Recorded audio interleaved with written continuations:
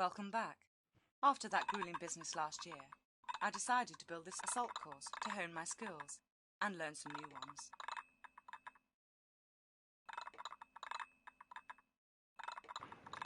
Hello and welcome to Tomb Raider 2 Remastered. I finished Tomb Raider 1 Remastered yesterday, and now we're starting Tomb Raider 2 Remastered. The original version came out in 1997, so for a while there, the Tomb Raider games were actually released one per year. Tomb Raider 3 was 1998, Tomb Raider 4 Last Revelation was 1999, and Tomb Raider Chronicles was 2000, and then after that you had Angel of Darkness in 2003, so that broke the cycle of having a game released every year. And this second entry also has the Croft Manor level. They've added a lot more stuff to it though than what was in the first game's Croft Manor.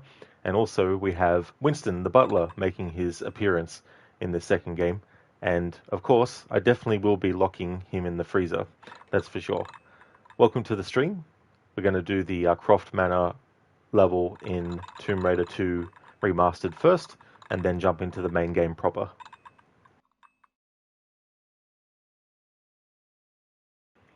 Hey there, Lucas. Welcome on in. How's things going, dude? For bigger gaps, I'll need to do a running jump. Back to the start. For bigger gaps, I'll need to do a running jump. Back to the start.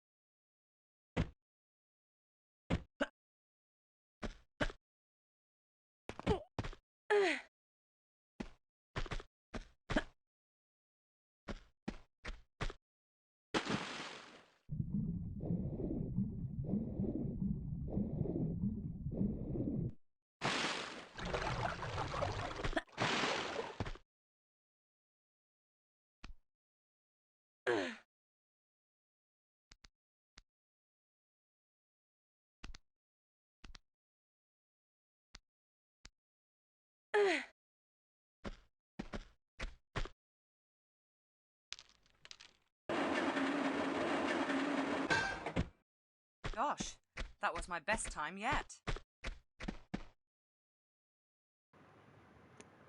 Lucas, you're going good. Oh, that's excellent. Glad to hear that, Lucas. As for me, I'm doing well, having a good day today. Dr. Darling, you're wondering if Lara can rest in peace during this part. Oh yeah, there's definitely a way to do it. I can have Lara jump from a great height, or we can have her drown as well, because there's some water here. Hey there, Mr. Goatee. Welcome on in. I hope things are going well. Thank you for redeeming the rest in peace, Lara. So what would you like to see? Would you like to see Lara drown, or do a dive from a height, breaking the neck? How about jump from a great jump? Excellent. That I can do. I did, Dr. Darling, yeah. Yeah, it is an interesting theory. It is funny how that happened several times throughout the games, even in the first Alan Wake as well.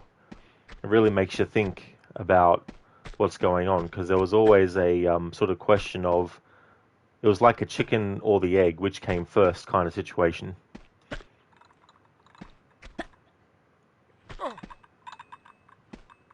Winston's like, oh, what are you doing?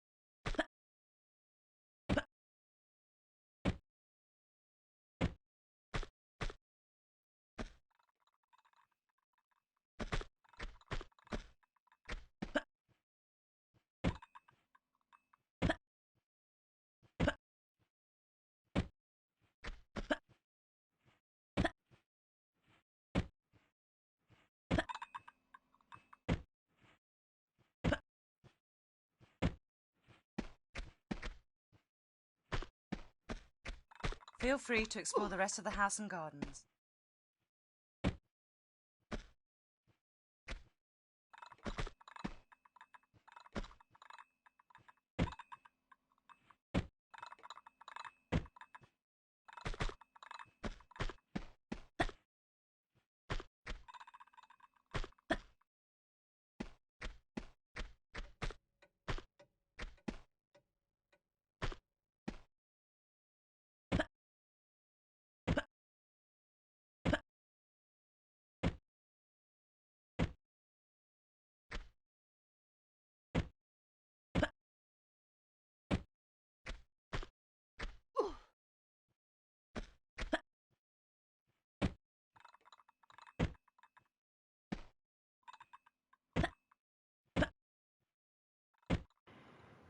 Alright, so we finally got up really high. Now, time to do a leap of fail from this height.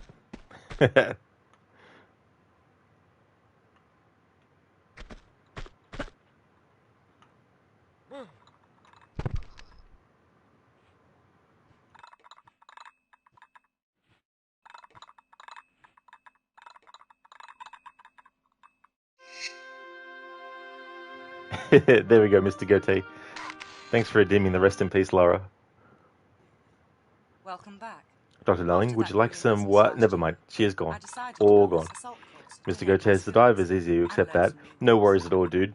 Yeah, I just had to find the right spot to do the glitch to get to the top of the roof. Dr. Darling, you were going to finally play Ghost of Tsushima, but now you have to choose between that, Alan Wake 2 New Game Plus, and Silent Hill 2 Remake New Game Plus. You got a lot of options there. If you can't decide, just play an hour of each one.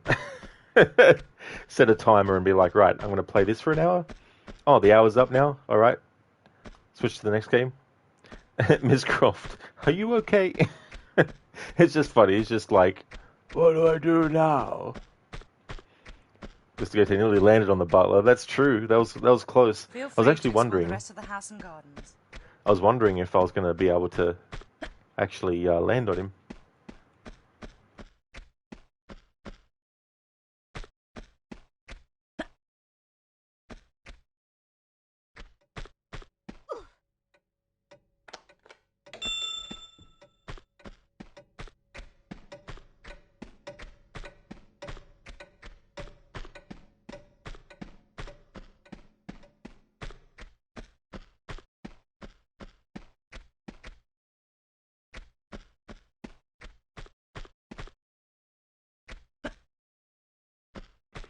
Mr. Goatee, can we do a test dive on it? I would, but it takes a while to get to the spot again, because in this part of the game, there's no way to save. So it'll just take too long.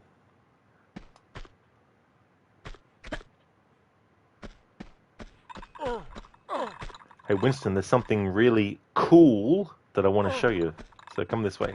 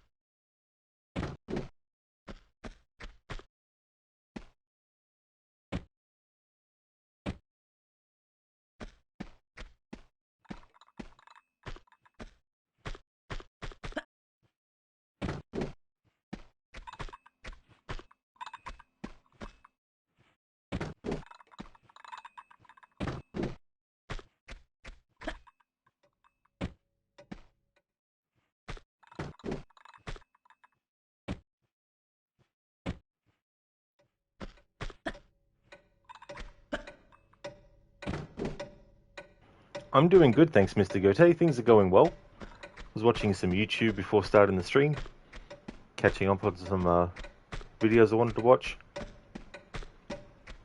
But there was one I actually forgot to watch, which I just remembered now. There's a video by the YouTuber Fishy of Assassin's Creed Syndicate's Jack the Ripper DLC. Pardon you, Winston. Farting. Jeez. Living up to the moniker, an old fart. How's things going with you today, dude?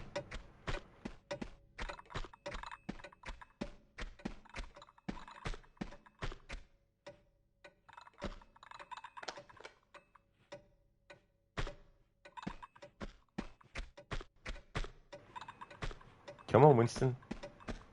This way. Where you going, mate? This way.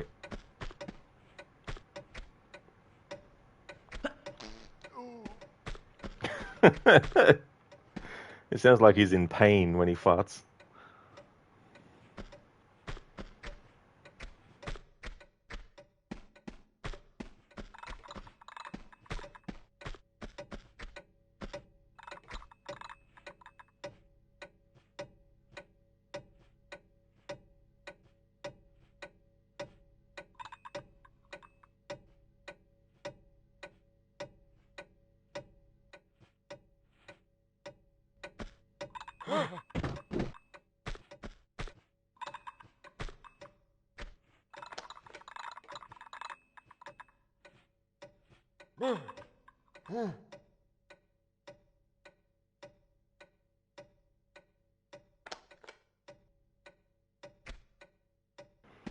In this remastered version, they actually have him look like he's an icicle.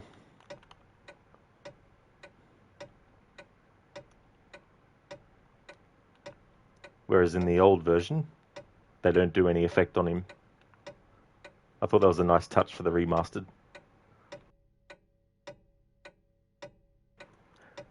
Mr. Gote, good. You did gym today, boxing, walked there and home again. You're up to a boss in Resident Evil 4 Remake, the one that spits acid at you. Sounds like a very good and productive day, dude. That's awesome. I'm glad to hear that it went well.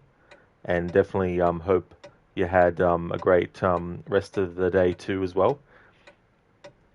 It's time for this old man to freeze. Thanks for redeeming that Arnie impression.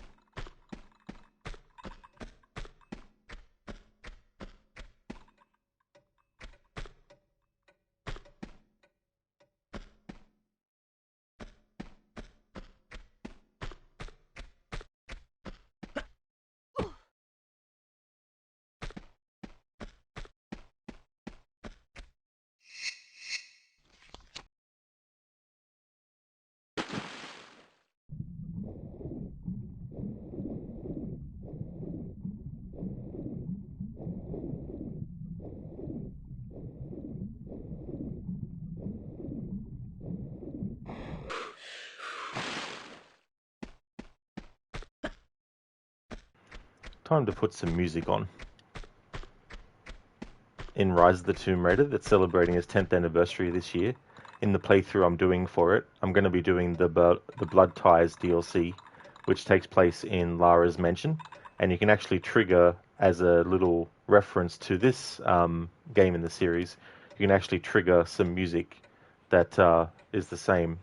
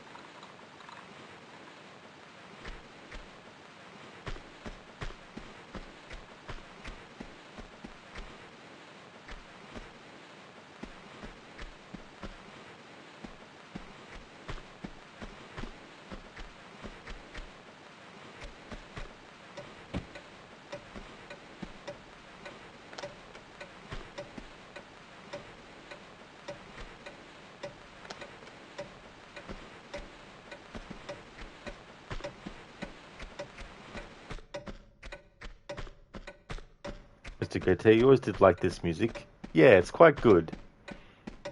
I'm not really big into classical music, but I do respect it because there's a lot of movie scores that, without classical music existing and composers actually being fans of that classical music, we wouldn't have some of the most, classic movie soundtracks like, the Star Wars theme, for example.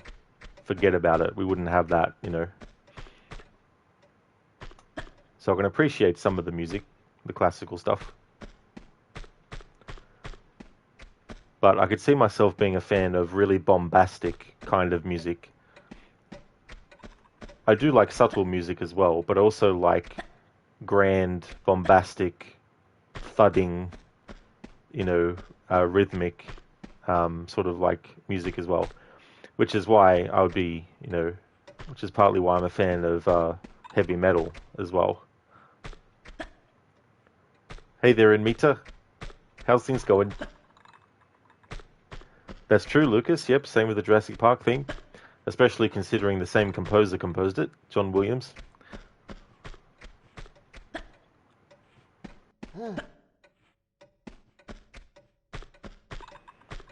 Nice, Inmita. That's good, dude. Glad to hear that it's going well. I'm doing good myself. How was the rest of your stream of Resident Evil 3 Remake? Did you finish the game?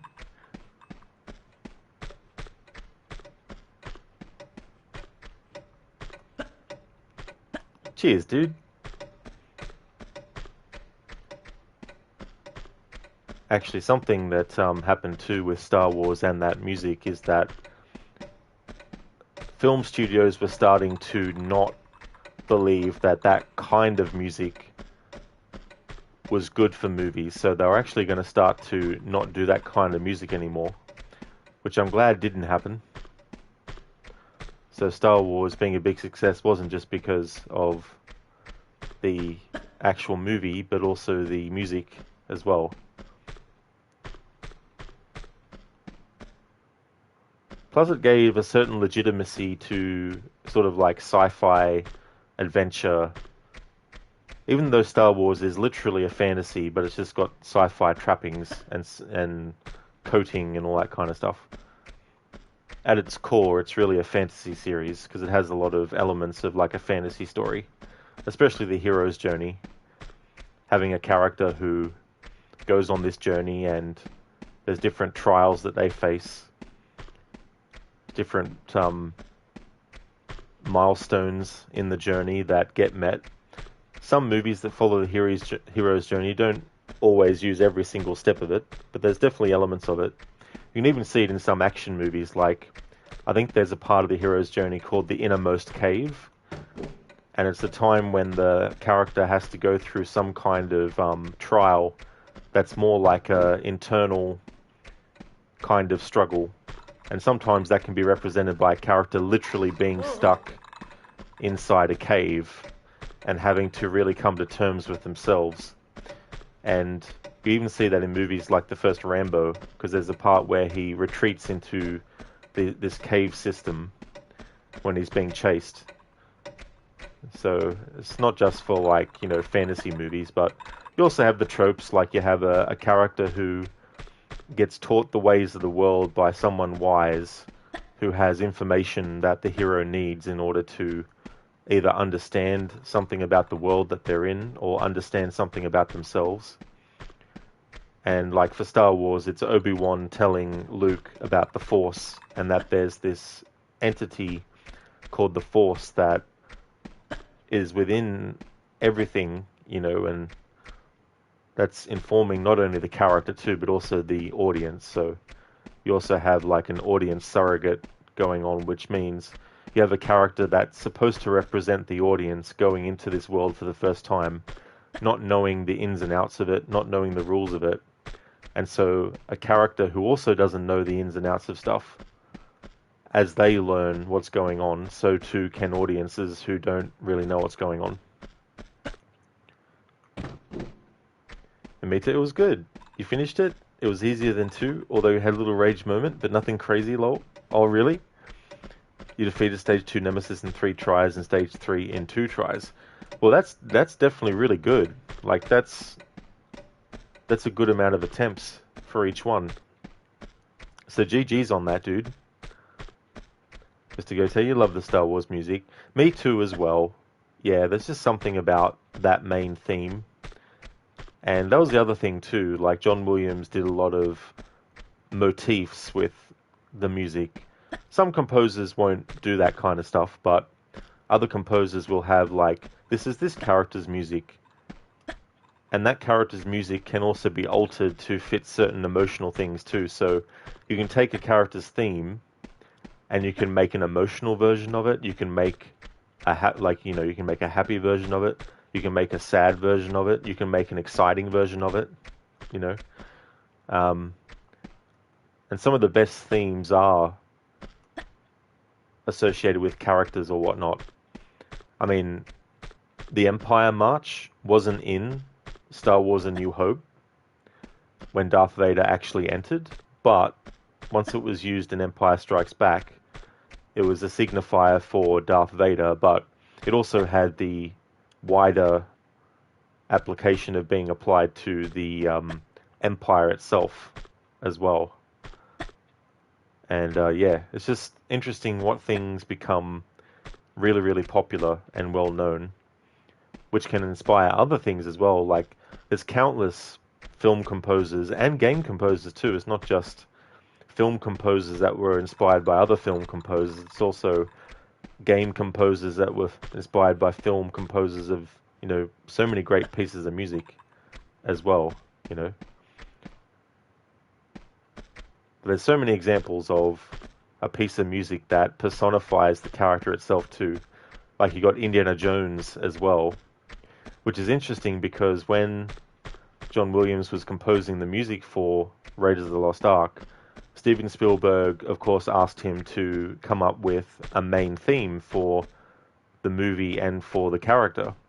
And he actually came up with 2 examples, and he played both of them for Spielberg, and Spielberg said, how about we actually combine the 2? So that's what happened. 2 of the individual themes that John Williams composed for Indiana Jones were actually combined into the one, and then we get the classic kind of Indiana Jones theme from it.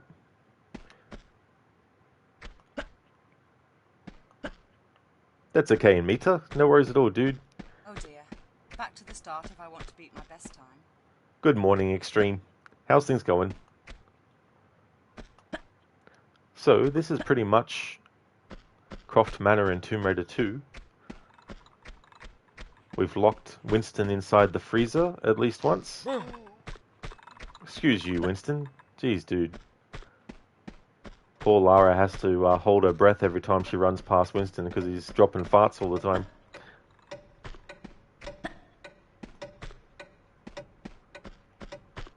And I've played this classical music. Hey there, Stan. That's so rude, man. Poor old servant.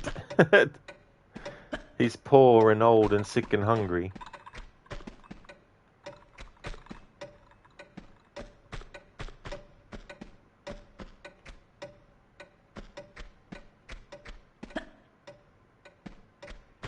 Extreme, you don't take a drink from Winston?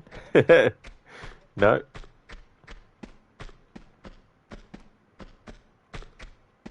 Winston's just roaming around everywhere.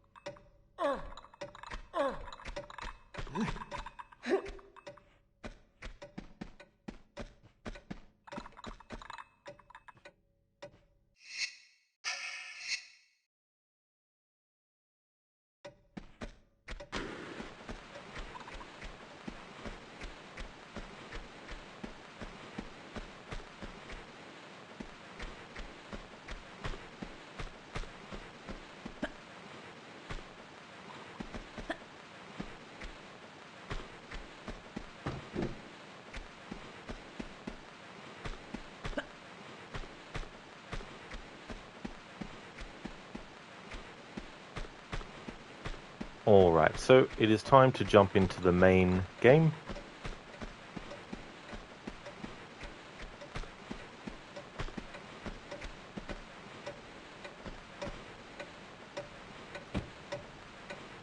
Hey there, Keone.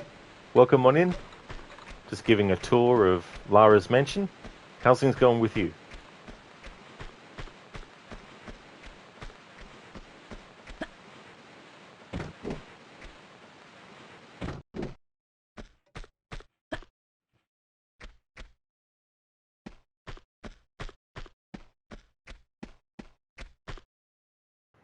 Oh, nice, Keone. That's good. Glad to hear that you're going well.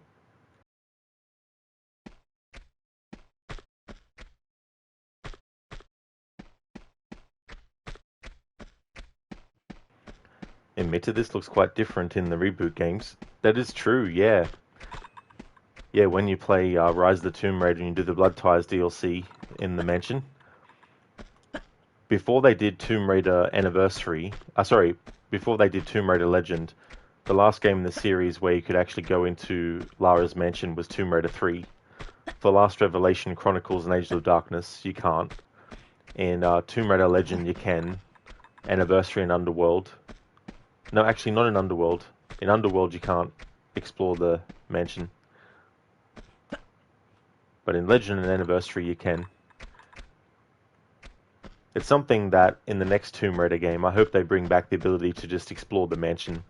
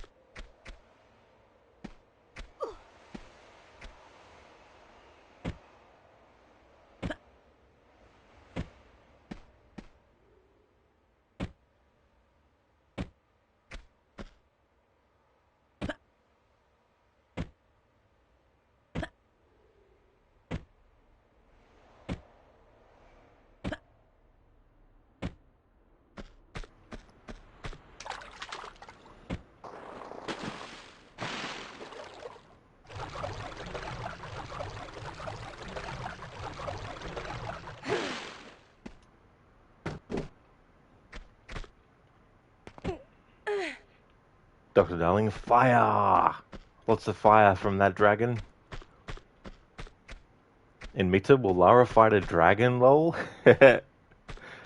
Well, spoiler alert for a game that came out in 1997.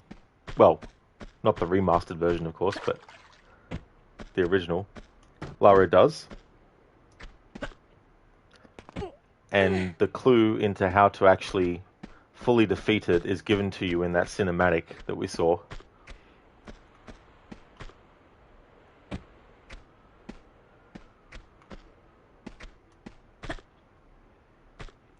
In terms of my favorite games in the series, I can't really rank them all in order of most favorite to least favorite.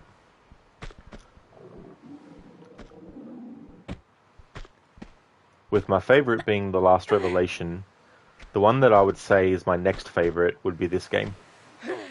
I really like the story, having this cult that's after this dagger that will turn the person into a dragon, but you'll be immortal. There's also similarities to my favorite Indiana Jones movie, which is The Temple of Doom.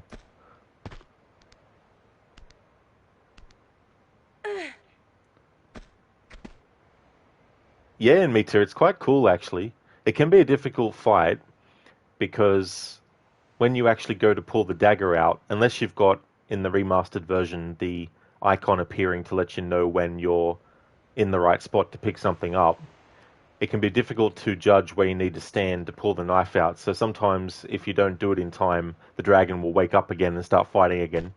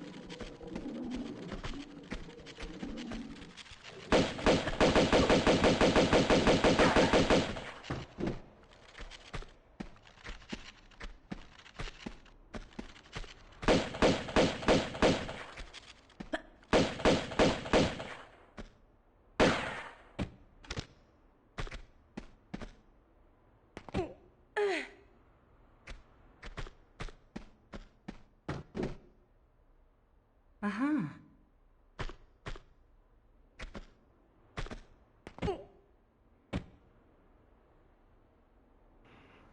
In Mita, the Eye of the Tiger. It's the thrill of the fight. rising up to the challenge of our rivals. Whenever you see a tiger, it reminds you of that song. I don't blame you, dude. That is such a great song too as well. It's so funny because it's understandable when people think of that song and think, oh, that's the Rocky theme. But the actual Rocky theme isn't that, but it's definitely a song that has a lot of, has a strong connection to the character of Rocky, that's for sure.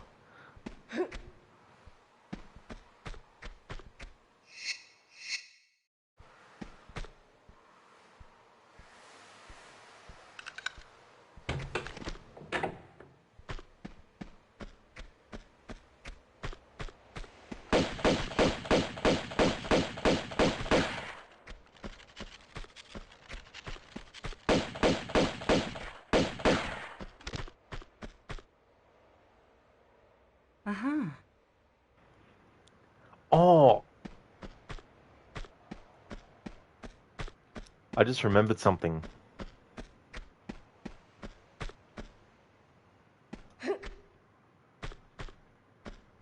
I don't know how many ahas I've had.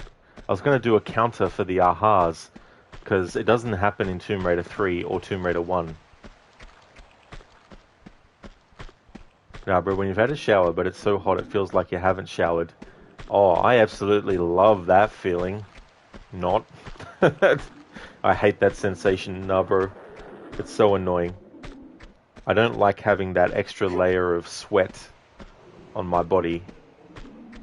It's like an extra layer of skin that you just want to be taken off.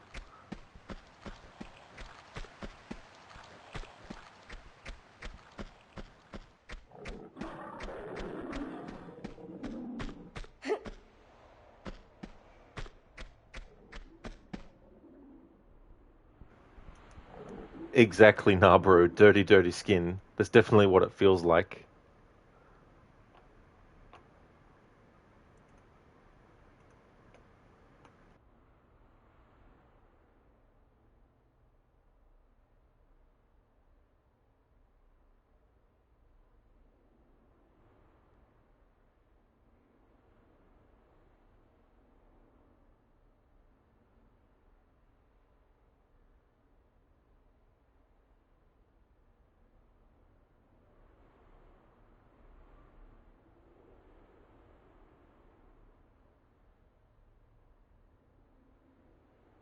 Nah, bro, can't wait for winter.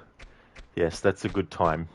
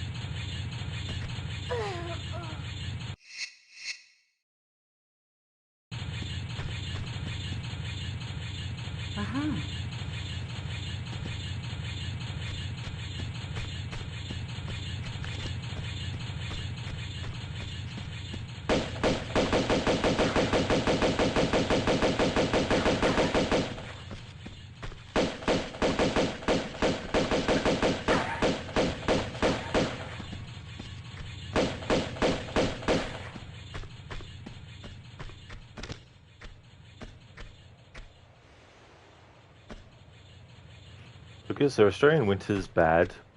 Oh, yeah, I mean, I guess sometimes it just depends on each person. Like, if you hate winter, then they could probably be considered really bad if you hate the cold. And meet weird customers, they just enter the chat, say something, and then end it. Like, what? Or more like, why? Yeah, why would definitely be a great question to ask in those scenarios. It's like, why?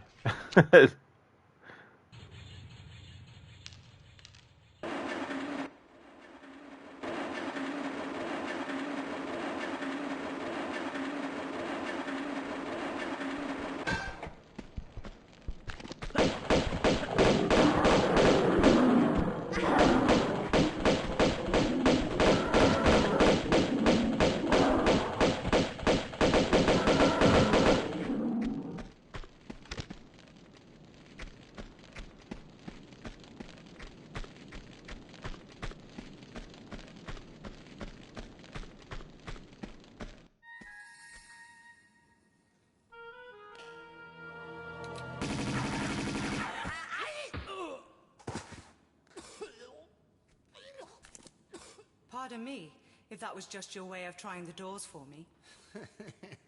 With a Tommy gun on my keyring. Though not anymore. So after you.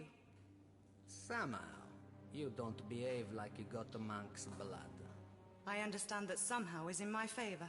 So indulge me about the dagger. I'd be indebted with your life. These doors are waiting for the right one. The right time to arrive. And then the dagger's blade will honor the hearts of those who believe. So unless you pledge your loyalty as well... And which one is that? To the sins and fortunes of Marco Bartoli.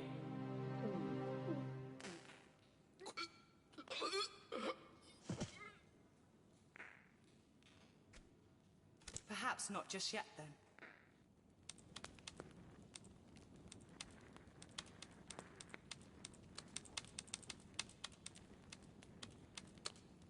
Aha, Gianni Bartelli, Via Caravelli, Venice.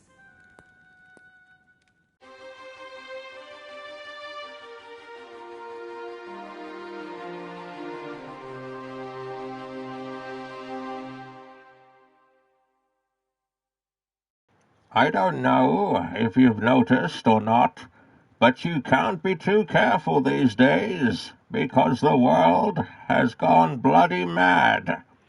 Yes, thank you, Alan. What you got there is a HK USP 9mm extended mag. It's my personal favorite. You like that? I do. I'll take two. Thank you so much, Dr. Darling, for redeeming that from Tomb Raider, the 2018 film adaptation of the 2013 reboot.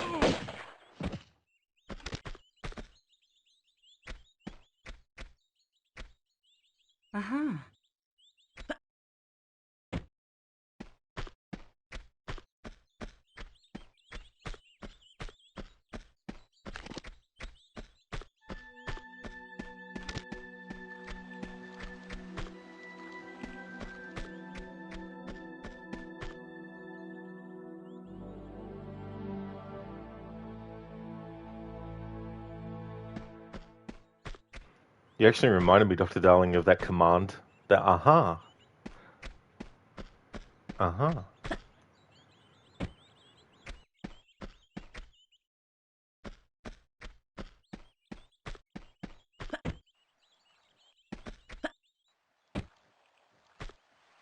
Uh-huh.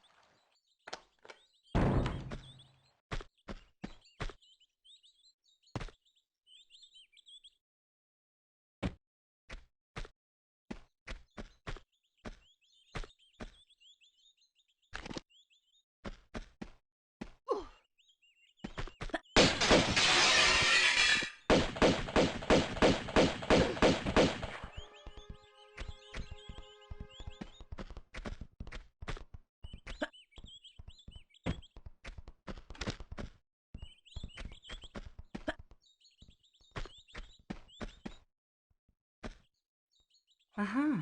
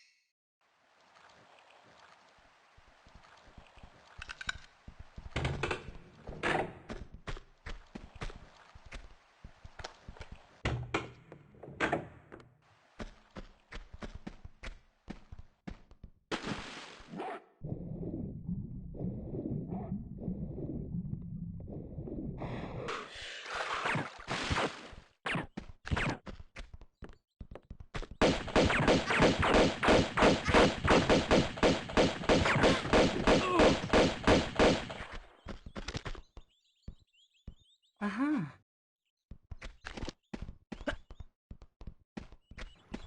The annoying thing about the enemies in this game that have guns is that if you need to climb up onto a ledge out of water, they get so many opportunities to shoot you before you even get Lara onto the ledge. It's just so annoying because you can't actually shoot while underwater.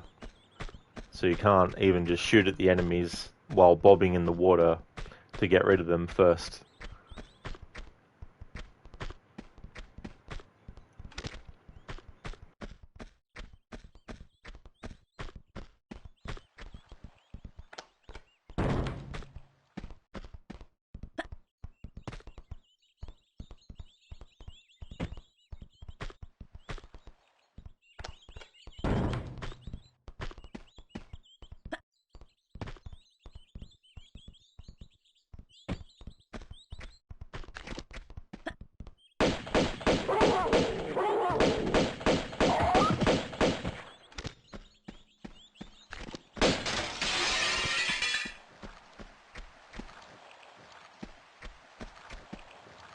I like the logic that you can't shoot these windows that are seemingly made out of glass. You can only shoot these particular glass windows. So I guess you could say that the other glass windows are actually bulletproof.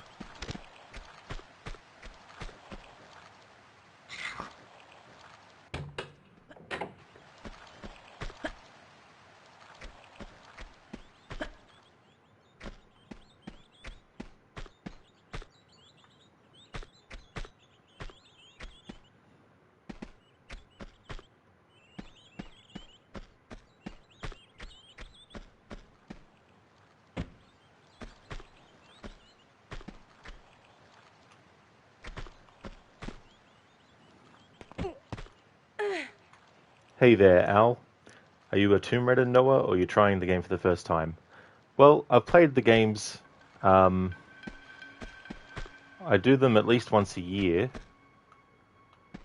The 12 entries, like the classics from 1 through to Angel of Darkness, then Legend Anniversary and Underworld, and then the reboot trilogy. So I do those at least once a year.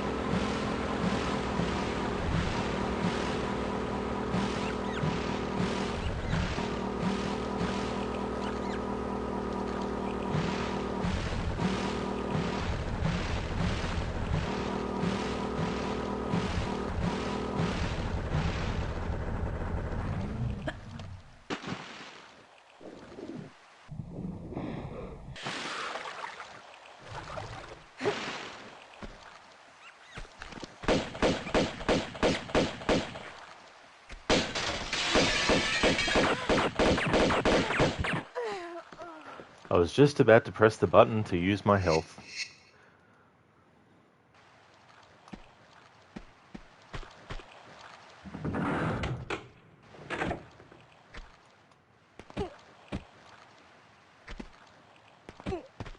Doc Darling, Rod playing Tomb Raider? Never. Admit you agree, Rod is a noob when it comes to Tomb Raider. I mean, to be fair, not everyone knows if I've played all the games before. But I will say that, like with a lot of games that I play a lot, there's still some things that when I try to do it, I might not get it done the first time. And stuff. But yeah, I know you're just joking, Amita.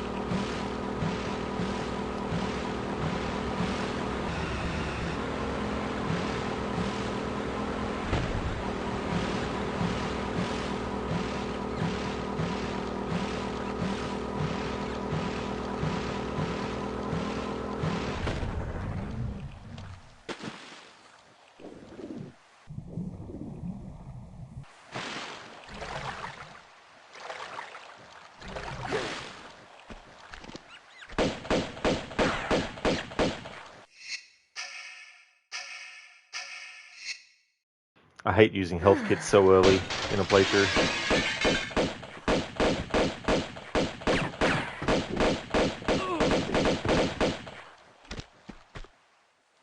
Uh-huh.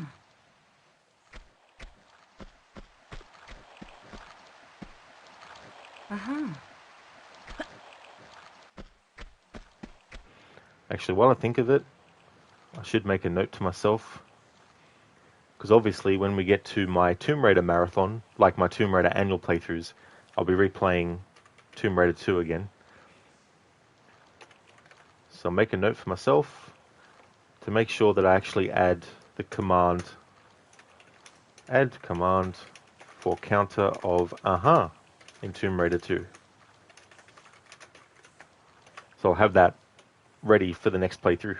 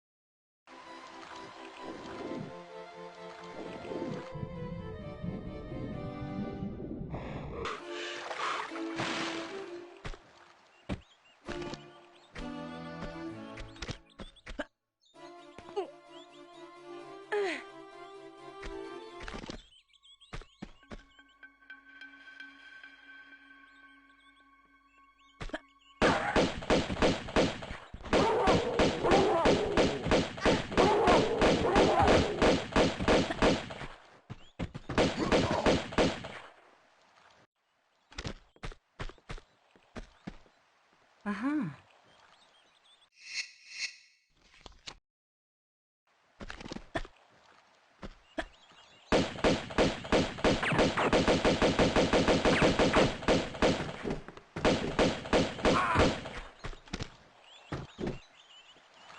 Uh-huh.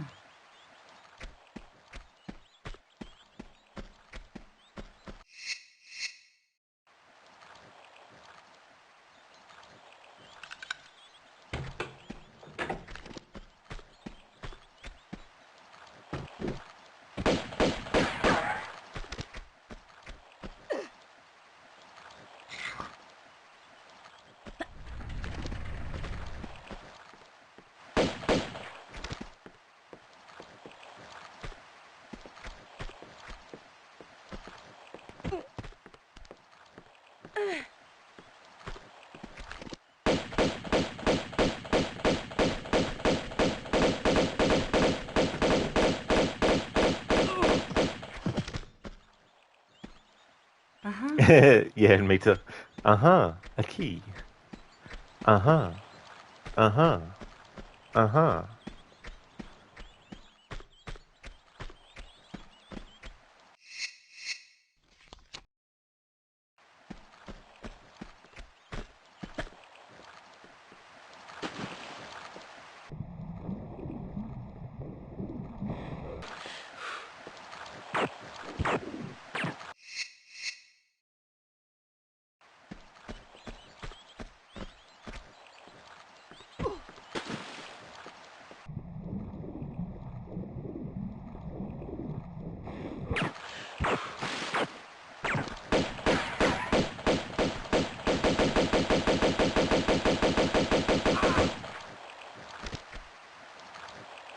Uh-huh.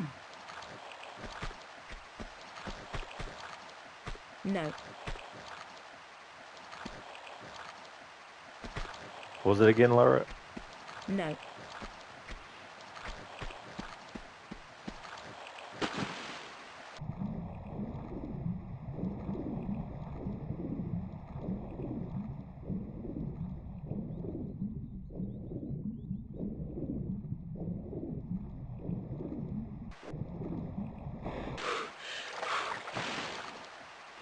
Lucas? No.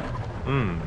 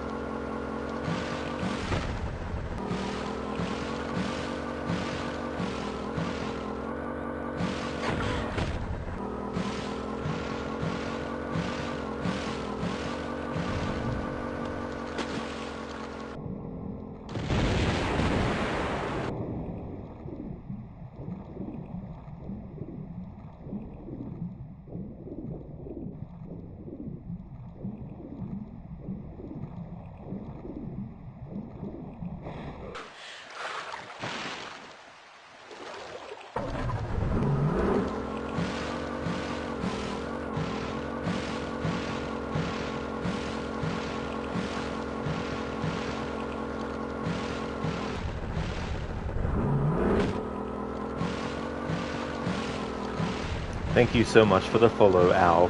Thank you very much.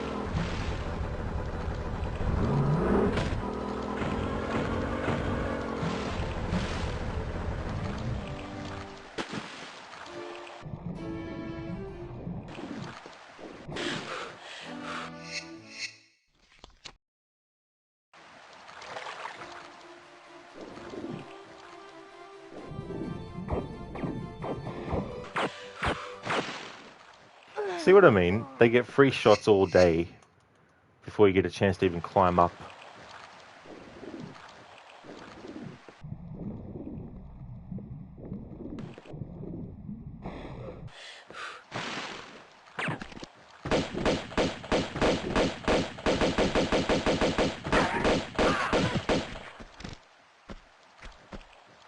Uh-huh.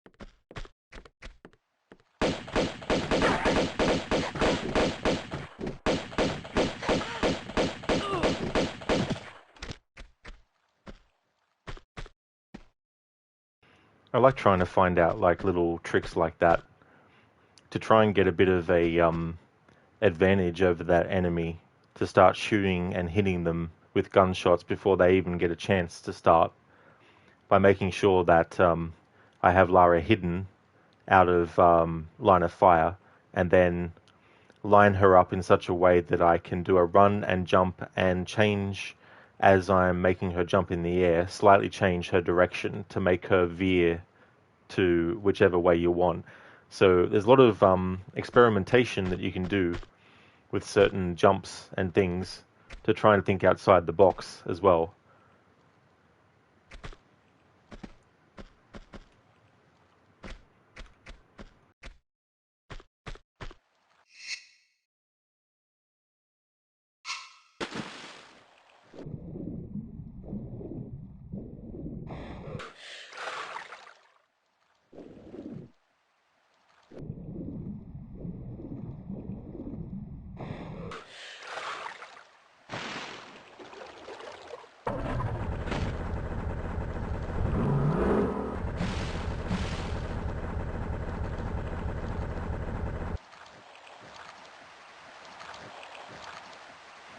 Photo mode is also great in the remasters to be able to go back to an area that you were before to double check whether or not you have actually picked up an item or whatnot.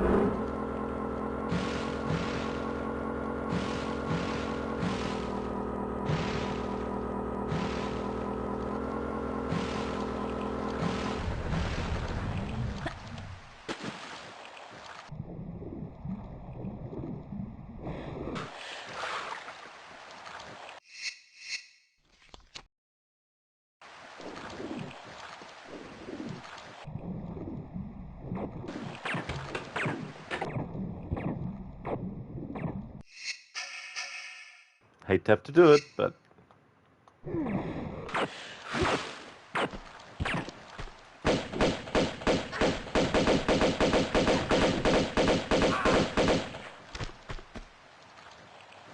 hate using health kits too early.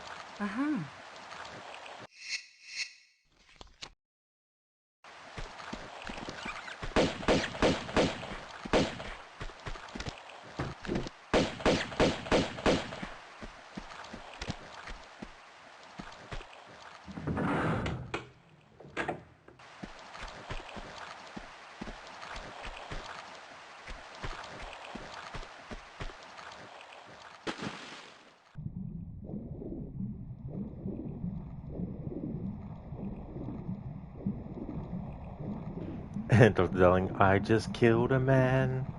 Aha, loot.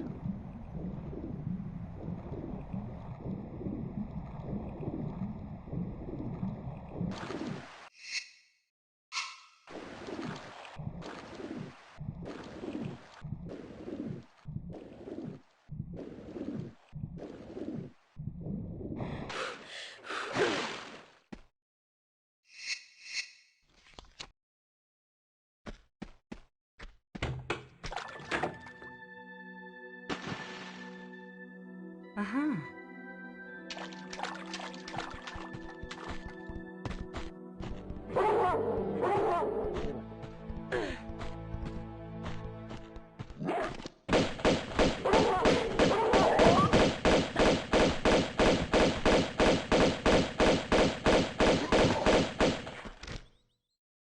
Uh-huh.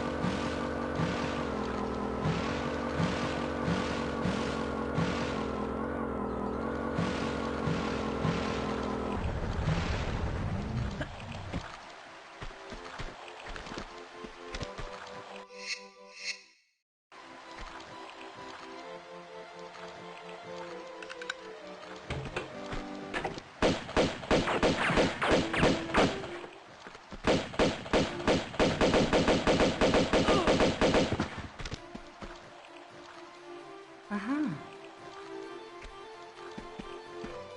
It's like take a shot of alcohol every time Lara says says uh-huh. Get drunk real quick.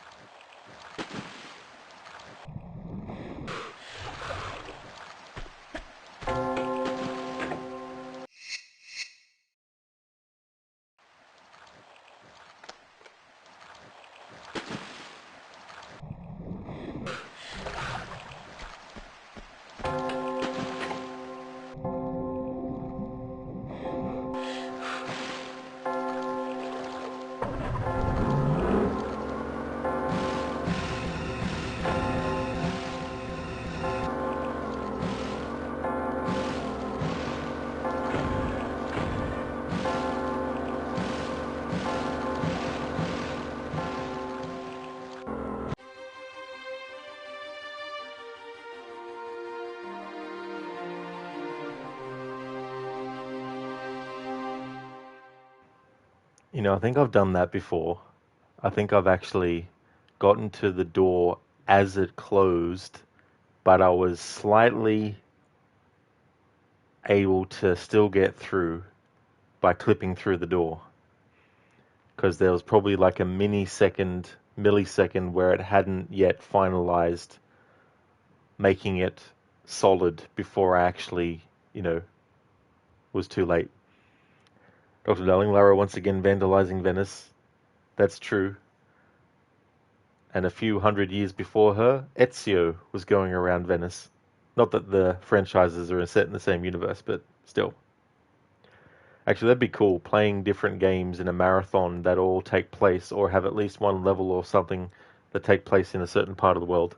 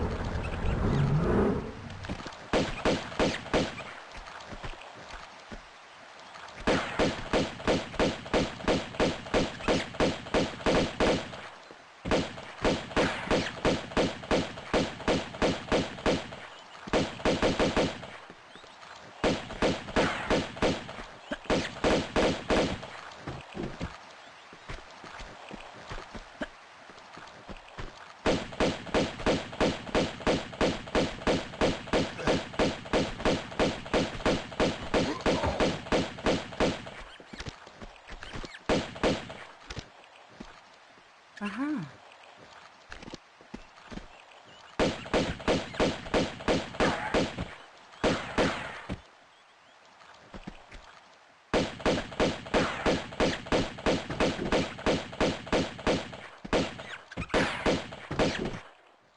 Jeez, how many bullets do these rats need? Bloody hell.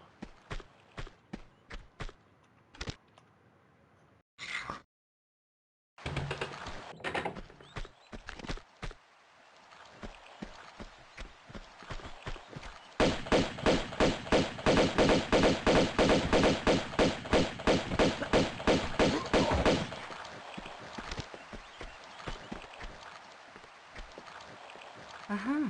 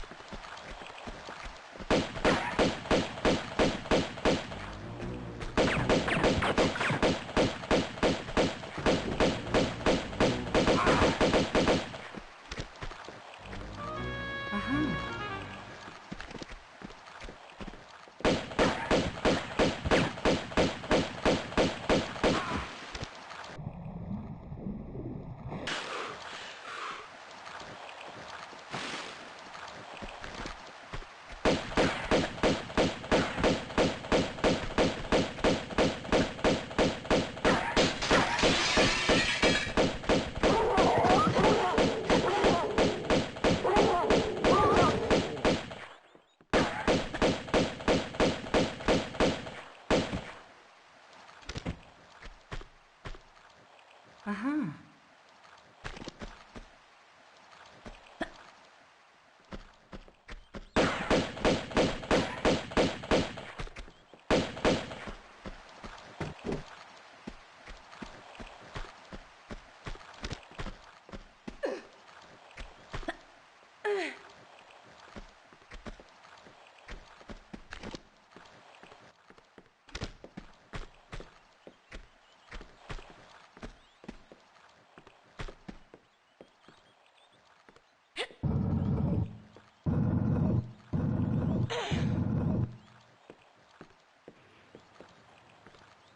Tickets, players.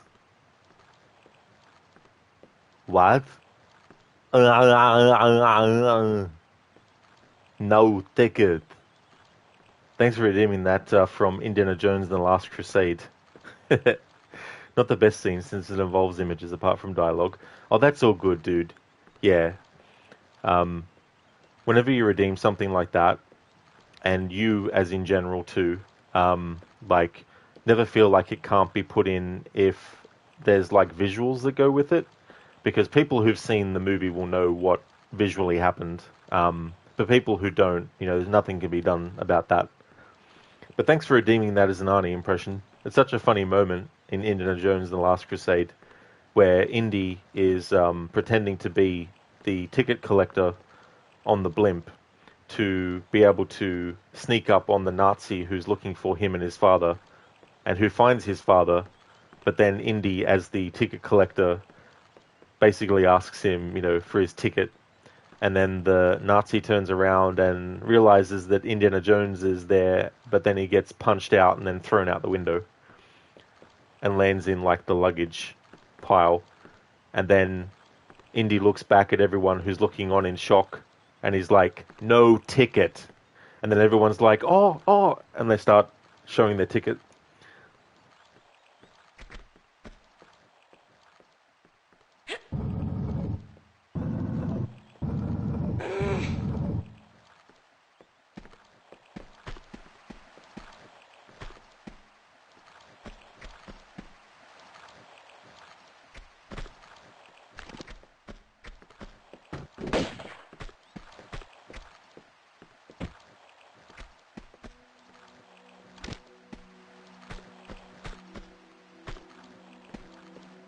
Uh-huh.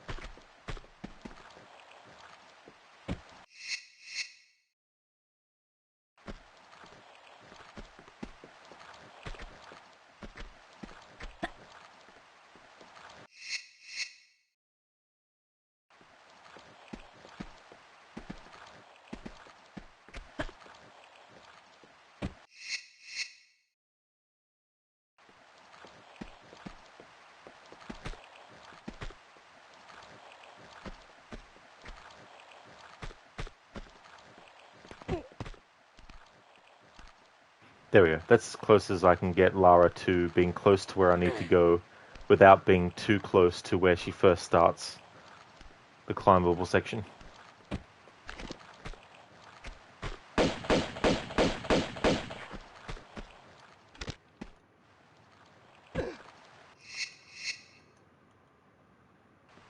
Whereas you normally have to start from here if you want to do it properly.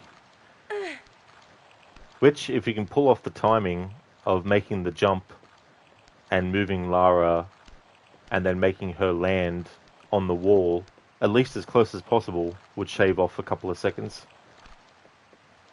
Even maybe just 1 second, if you're doing a speed run, maybe. But I don't know what the tactic is that people do here as a speedrunner. Maybe they do that, maybe they just basically do the climb. Maybe it's actually quicker. I mean, if you pull it off on the first attempt, then it wouldn't, be an issue. But if you fail it and then have to retry it, that's obviously adding more time on top of your speedrun.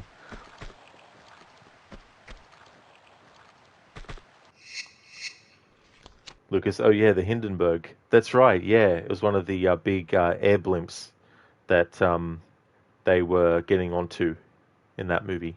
Dr. Darling, you tempted to buy Kingdom Come Deliverance when you can afford it. It looks like Oblivion minus the bugs.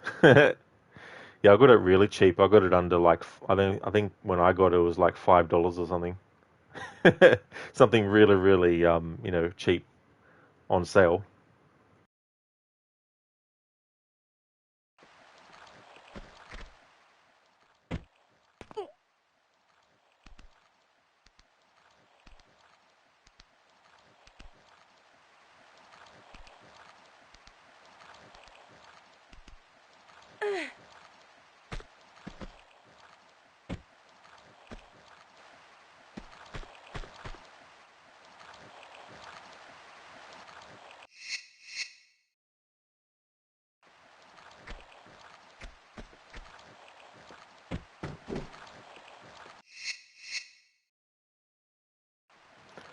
I was so focused on trying to do that jump to the climbable wall that I forgot that I need to, actually go this other way first.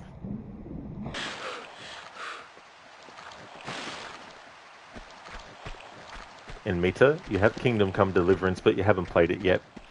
Yeah, it took a while for me to actually buy it. I was sort of like wondering if I would even bother with it because I saw the Cinder play through it, and there was a part of the game that I could see myself getting really, really bored and impatient with. And I think it was to do with tempering a sword. Like, you can't just, get the resources and then interact with the sword and the kiln or whatever it is, and then a cutscene plays and it does it for you. You actually have to do manually a lot of stuff. So I think in those moments I'll just use a guide. Because I don't have the patience for that shit. And now the second game is out when you haven't played the first. Yeah, I already know what happens at the start of the second game. So I kind of already know what to expect. Lucas, Oblivion minus the bugs with brand new bugs. And then more bugs on top of that. Bugception. And Mita, that's fair. Yeah, I might give it an attempt. Like, I won't just try it for 5 seconds and then give up. But if it takes me half an hour or more to get something like that done, I'll just be like, nah, fuck it. Look up a guide.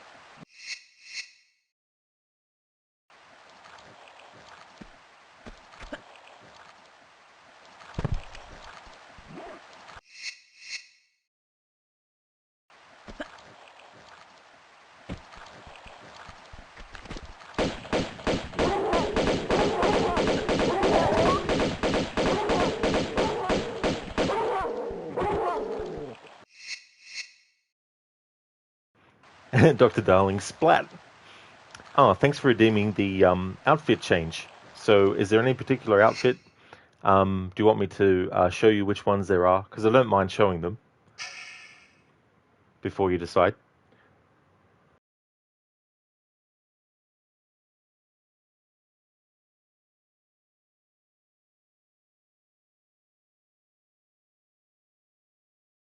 Certainly. Alright, so it goes without saying that Classic 2 is what is already there. Classic 1 is pretty much the same, except the neck is much, much higher than with Classic 2.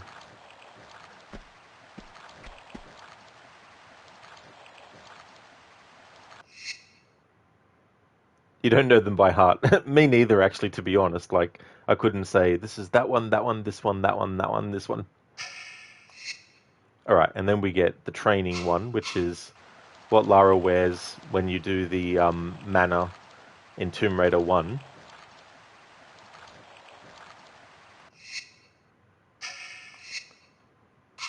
Oh, Classic 2 is the one that we have by default. Training 2 is the version that Lara wears in the Croft manor in Tomb Raider 2.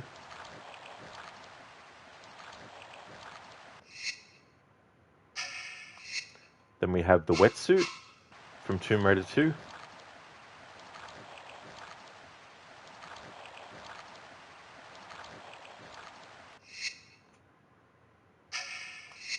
Then we have the bomber jacket from Tomb Raider 2.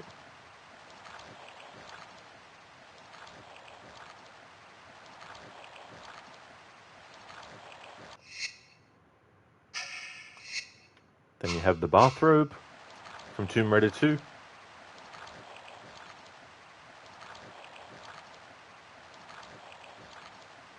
Doc Darling, you think Lara is in a casual mode, so use one of the training outfits? Okay, cool. Yep, so there's also the training outfit from Tomb Raider 3.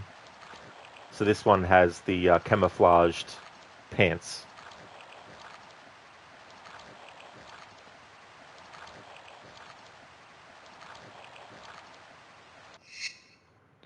So do you reckon that one, or one of the other training ones that are more...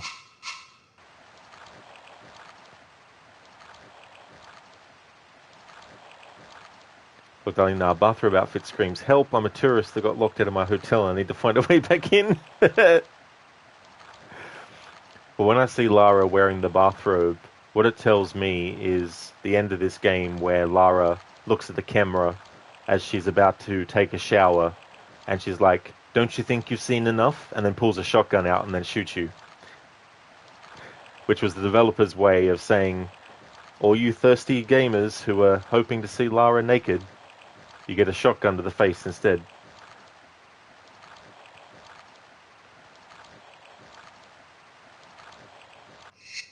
So that's training 2, and then that's training 1. Oh, I can choose whichever training one that I want. Okay, cool. Well, we'll go with the training one for Tomb Raider 2, Tomb Raider 1. This one here. Now, do you want sunglasses or sunglasses off?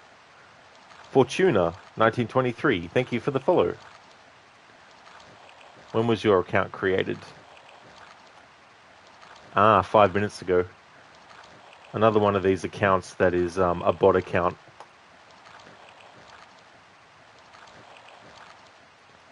Look, darling, nah, it's cloudy, no need for sunglasses. No worries at all. Thanks for redeeming that.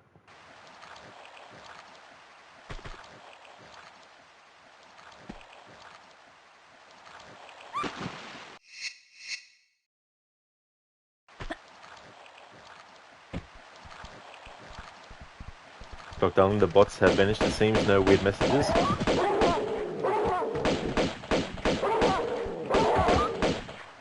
You start to see a pattern because I had someone follow me yesterday that had the username. If I go and have a look,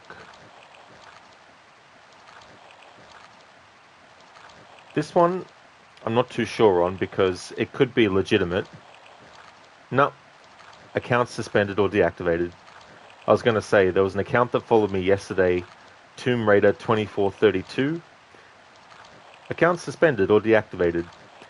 The icon that they have is the same icon of the person who just followed me called Fortuna 1923, so goodbye. That's right, Dr. Darling, yeah, the ones with malicious links, yeah. But they'll be back though. They'll eventually be back, unfortunately.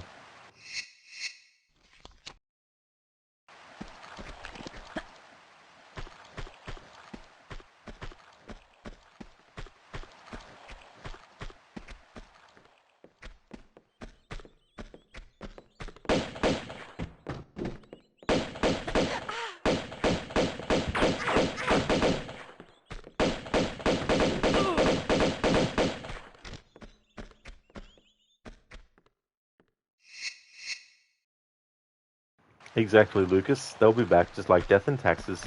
That is true.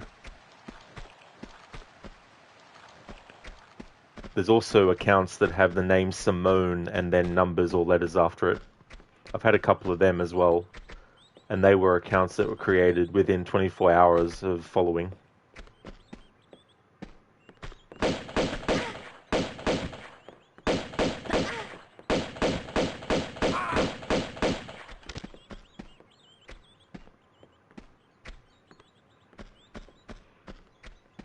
That's why, if anyone wants to become a streamer on Twitch, if you're suspicious about a username, just click on the username and then it'll come up letting you know when they created their account. Now the thing is, you can't always look at when it was that they created it. Like, there might be genuine people who haven't actually signed up to Twitch before that will see your stream and they'll be like, oh, I want to actually, follow this streamer. And so they'll create an account and then follow you. So you can't just think that every single account that was created within 24 hours is a bot. However, if you start to see patterns like they use the same username, they have like a lot of letters or numbers in their username. Now granted, some might do that just because they don't really want to come up with a name. They couldn't be bothered coming up with a name, so they just do a random name. So that's a possibility too. But when you start to see the same accounts with similar names and the same icon for their profile picture, and they were created within 24 hours of each other, then you definitely can chalk it up to being, a bot that someone set up. Now, I think that these bots, I think some of them are also activated by someone who's actually watching your stream at the time. I don't have any proof of this. I'm just assuming that there is the possibility that some people who create these bots actually actively go into someone's stream and then they might tailor the bots accordingly. For example, that account that followed me yesterday that had Tomb Raider in their name.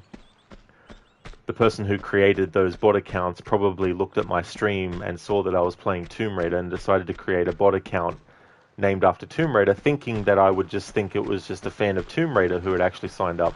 Now, it could have been, but if you look at patterns and all that kind of stuff, and the fact that the account that I looked at that had Tomb Raider in the title had the same icon as the account that yesterday followed me, then it's like, yeah, that's a bit suspicious. Lucas Simone, you remember that follower?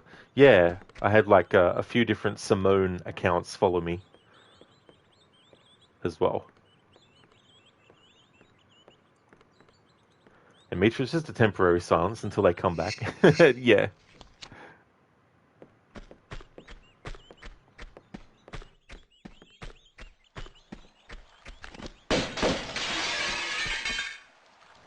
Because the account that followed me with Tomb Raider in the title was literally created 5 minutes before the follow happened, so...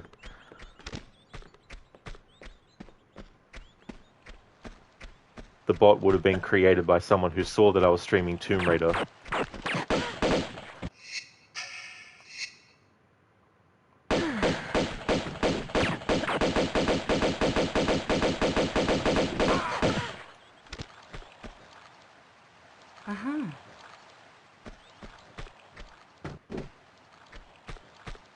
like to explain those things now on stream because some people watching might think, oh, he just got a follow and he's not even saying thank you or anything to the follower. But when you get like suspicious accounts, there's no point in not banning them.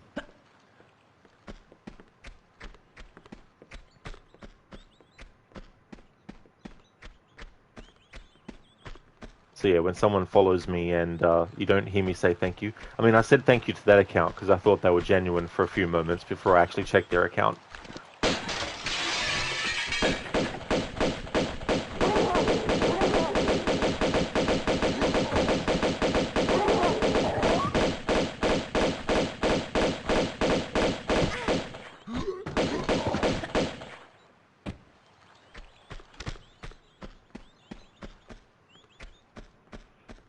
But that's just my personal feelings on it. Like, some people might not care if someone follows them that's a bot or whatnot, because in their mind it might just be like, oh, the number of followers that my channel has increased by 1, you know, but I'm one of these streamers that I don't think bots should be given any kind of, like, lenience or anything like that.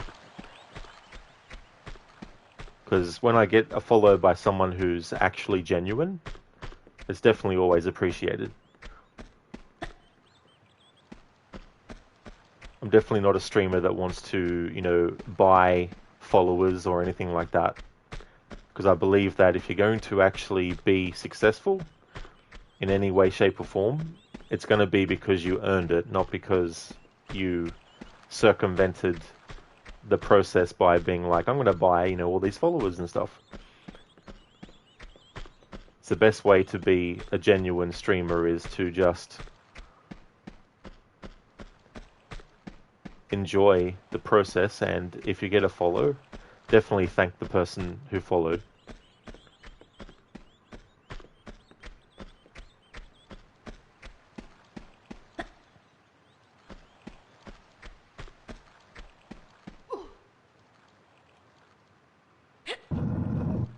And Mita, what you have started to hate are graphic designers, although you haven't seen them in a while. Oh yeah, and Mita, that's the other thing too, you know. That's a good thing to bring up as well, because I feel like there's a lot of streamers who might be new to streaming that might get one of those people coming into their chat. Now granted, not every single person sees it as a bad thing to have someone come into their channel with the sole purpose of actually trying to get work as a graphics designer. But it's one of those things where there are streamers who are like, no, don't want that kind of stuff. And the thing is, the person who, or the people that often come in, what they'll do is they'll say, hi, how are you? And you'll respond. And then they'll be like, do you like this game? How's the stream going? You know, because what they want to do is they want you to think that they're genuinely there just to watch your stream or give you a follow or whatnot. What they're actually there to do is make it seem as if they're not, and try to make it as natural a transition as possible to go from saying hello, how are you, and asking questions like that to, do you have a Discord? They'll often ask that too as well, you know. So they'll ask, how are you doing? How's the stream going? Do you like this game? Do you have a Discord?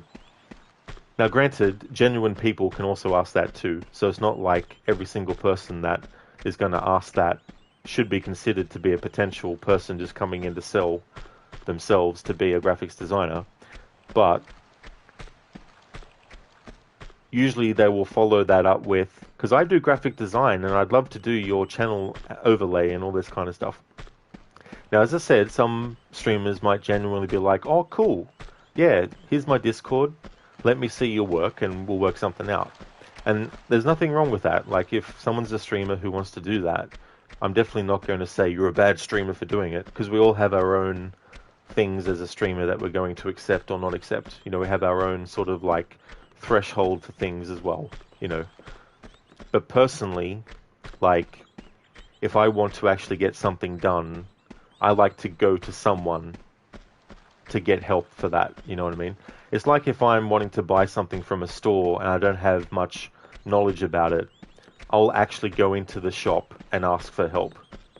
You know, so I'm a believer in, if you need something or if you'd like to have something done, then you'll go to the person just naturally because you want to actually go to the person.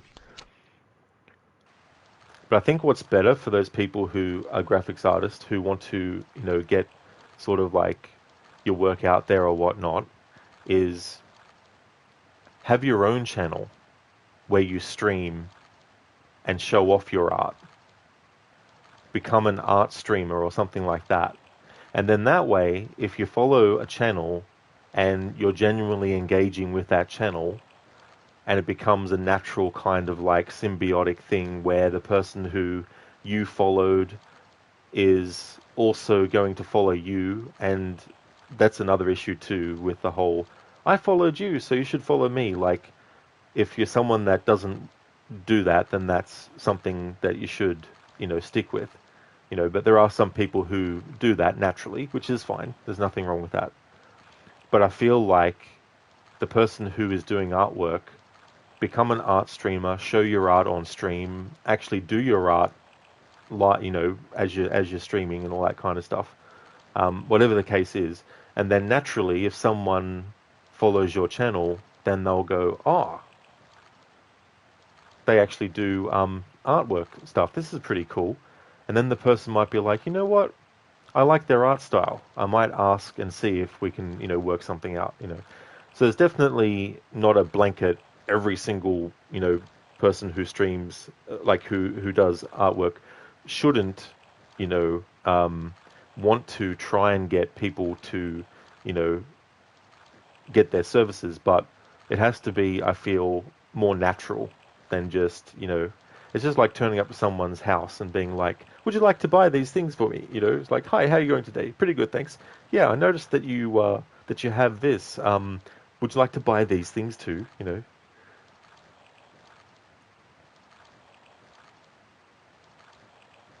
Lucas, you were just remembering when you first got Twitch, as with most new things, you had no idea how to use it. That's definitely fair too, Lucas, as well, you know. A lot of stuff can be trial by error as well. And some things don't pop up straight away as a thing to have to consider, you know, until later. And me too, yeah, true, and the same. Yeah, exactly, you know.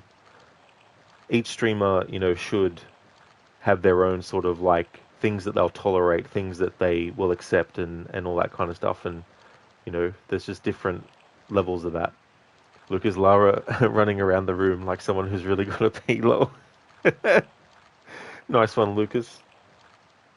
Hey there, Mr. Epic. Good morning to you. How's it going? Dr. Darling, stream buffering?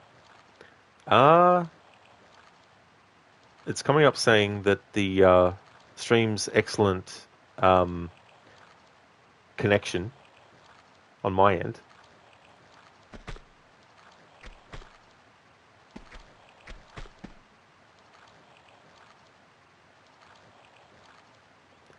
MAT, yeah, there are other ways of promoting your work without bothering people. Exactly, yeah. You know, there's definitely a few alternate methods and all that kind of stuff as well. Mr. Epic, did you hear the news where EA said what the reason was that Dragon Age Vanguard failed? Get this, you won't believe it. They're thinking it was because it wasn't a live service game. Well, I mean, I don't know too much about the Dragon Age series, but if it wasn't a live service franchise to begin with, then I don't think turning it into one is probably what fans would have wanted necessarily as well. You know, so... Anonymous Gifter, thank you so very much for giving those gift subs. Thank you, I really appreciate that a lot. Congratulations to Dale Bastion, Actual CFC, Foxenheim, Cyberwolf Omega 7, and Dr. Hermit. Congratulations on getting those gift subs. Thank you so very much, Anonymous Gifter. Really appreciate that. Dr. Darling, it was buffering for 2 to 3 seconds. Must have been on your side then. Oh, that's fair enough, Dr. Darling.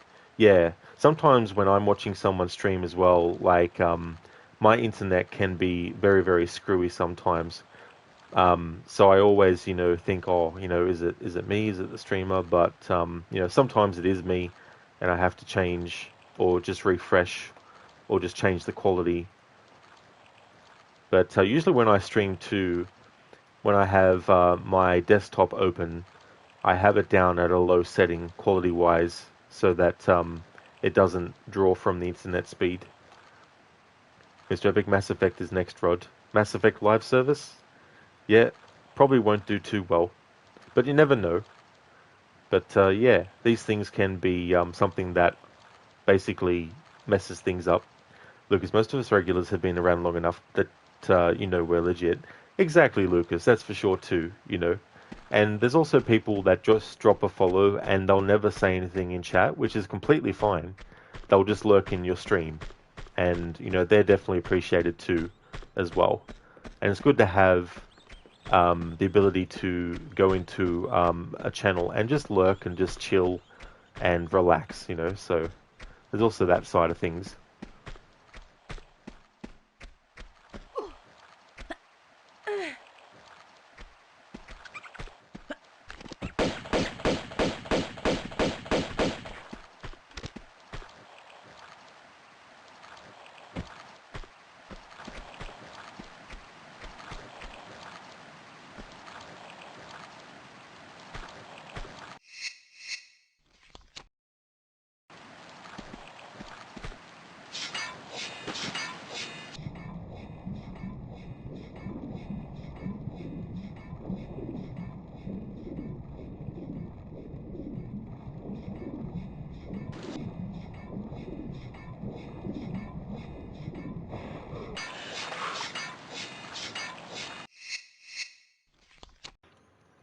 Hey there, Tech. Welcome on in, dude. Insert meme. That was legitness. Legitness. The legitness test. Instead of a litmus test. Legitness test. How's it going, Tech?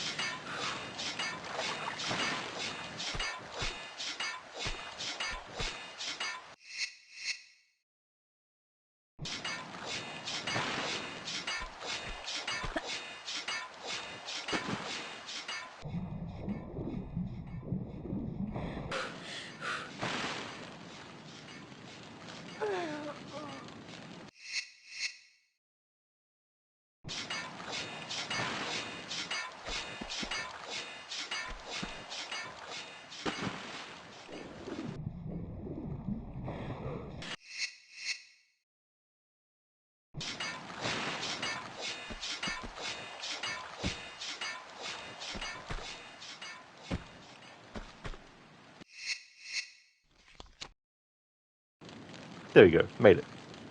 Mr. Epic, it's funny that in this game, Lara can shimmy to the left and right. That's true, yeah. I mean, there are moments in the newer games where you can too, as well. But yeah. Thank you so much for that hype train as well, anonymous gifter. So we've unlocked that button mash animated emote. Cool. That'd be good to actually have in chat when there's like a moment in the game where you have to button mash something. Especially in like when I do streams like Detroit Become Human or The Quarry or Until Dawn and all that kind of stuff. Tech, you're good. You've been watched Batman as a series from the beginning. So you started with the 1943 movie, then TV show, then the 1966 TV series, etc. For now you're on the 1992 animated series. That'd be so wild to see that progression from the 1943 movie to the show, then to the 1966 show and all that kind of stuff. Seeing all these different eras of Batman and also what things they might have, either altered or added, things like that.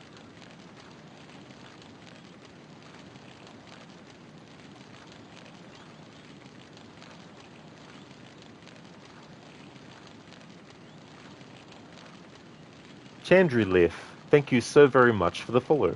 Thank you.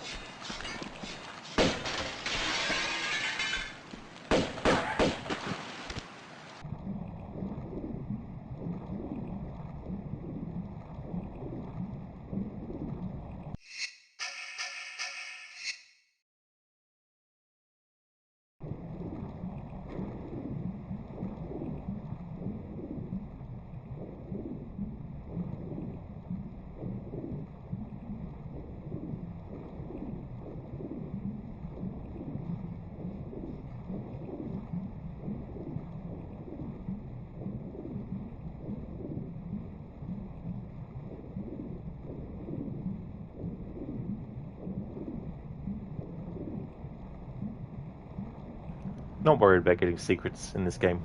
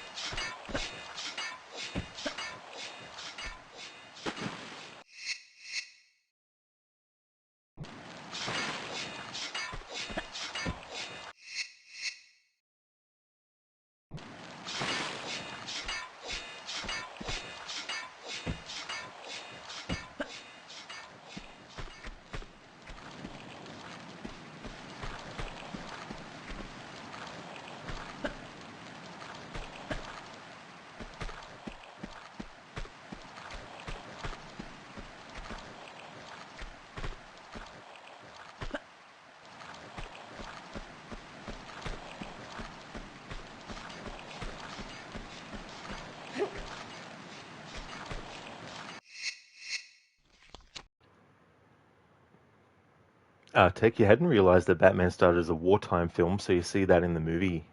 Oh, really? So, do they have like Batman? Like, is it like it's still in Gotham, right? But it's definitely like got a lot of like I guess propaganda is probably the word to use, is it? Mr. Epic. Asura Wrath is a good button masher. Strange they never remastered it. Wish that game was on PC without going through the trouble to emulate it. That's actually a game I never played. Yeah, Asura Wrath. I used to I thought that was part of some other franchise, but I can't remember now what franchise I thought it was a part of. Lucas, that was weird. Your Wi-Fi cut out for a few minutes. Oh, I hate when that shit happens. That's really annoying. Dr. Darling, you hate underwater sections in every game. The oxygen bar terrifies you. At least in the latest trilogy, you can't see it. Yeah, although the screen will indicate to let you know Lara's about to die from lack of oxygen, you know. But that's definitely fair too. Sometimes when you have like an indicator that's ticking down, it's like when you have a certain amount of time to get something done in a game before something closes or whatnot. Tech, yeah, the villain in the film is Japanese as an agent to make way to invade the USA. Oh, I got you, Tech, yeah. Yeah, I mean, that's definitely understandable, you know, when there's like a war going on in a certain time period in the past. You know, it's definitely understandable that they had, you know, movies and shows that, you know, whichever side of the conflict they would have the other be, used in movies as the villains and stuff. There's a piece of music that I really, really like a lot that plays in this section. So what I'm going to do is make a save, and I want to hear it without all like the sound effects and all that kind of stuff happening. So I'm just going to temporarily go in and change the volume on this.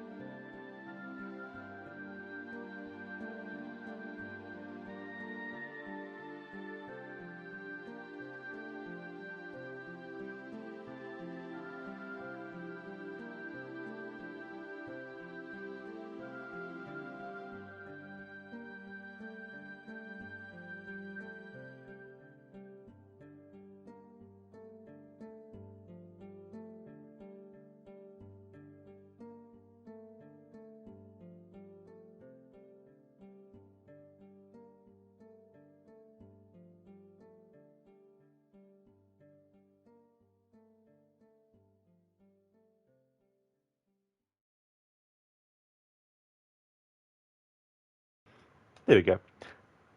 Whoop. It's one of those pieces of music that can easily get drowned out by the other sounds, and I really like, because I think there's only either once or twice that music plays in the whole game. So now I'll turn the volume back up to what it was. I think it was around there that I had that before.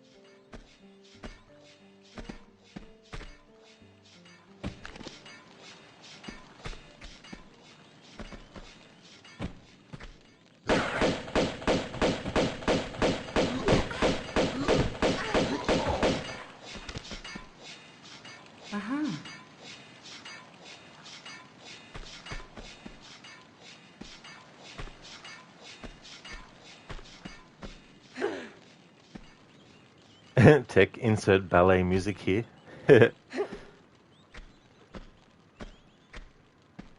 It's a shame that piece of music is so short, because it's got a lot of, oh my god, Rod. Sometimes I should just shut up and not actually talk while I'm playing a game in certain parts, so I actually, don't die like that.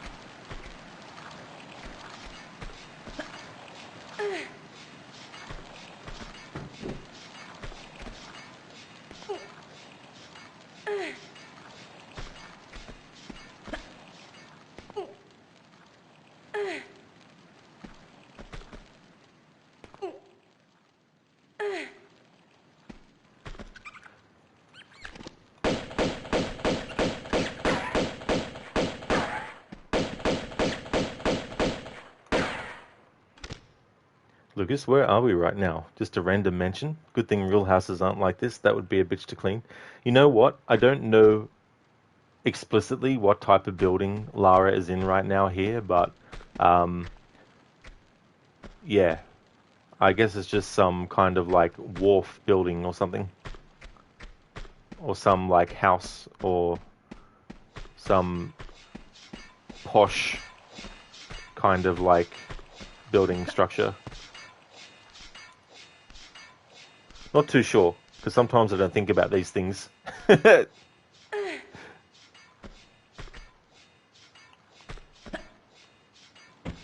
Unless it's like a very, very specific thing. Like you go into an opera house in this game, you go to the Great Wall of China,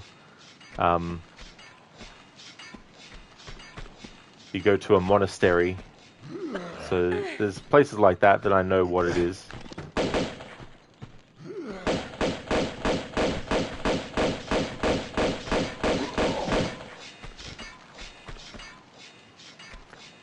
Hey there, Placenta. Welcome on in.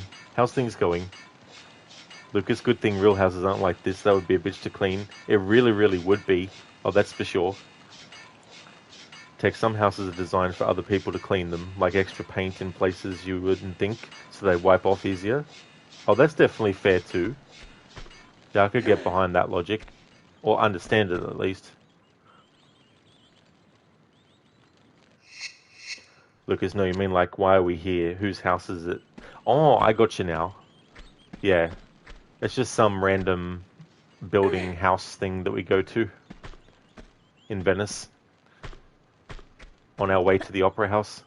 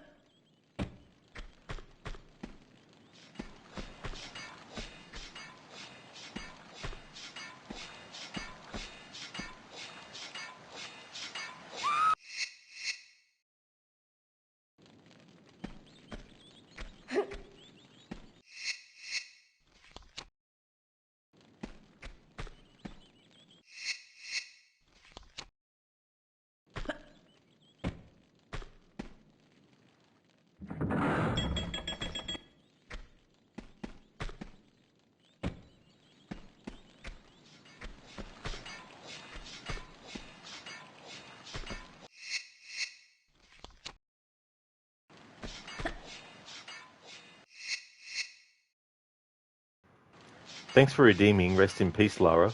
So there's some options here, Lucas. Do you want Lara to die from drowning, to die from breaking neck, or to die from fire?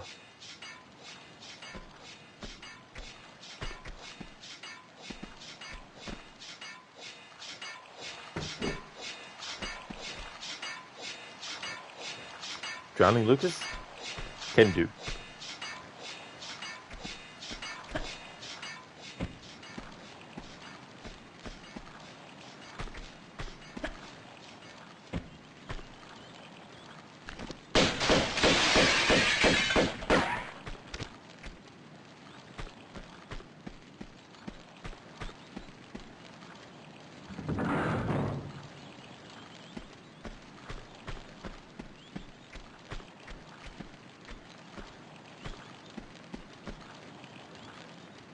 The Placenta, talking about ambiguous buildings, even as a kid you wondered what the purpose of the most of the rooms you came across actually function as.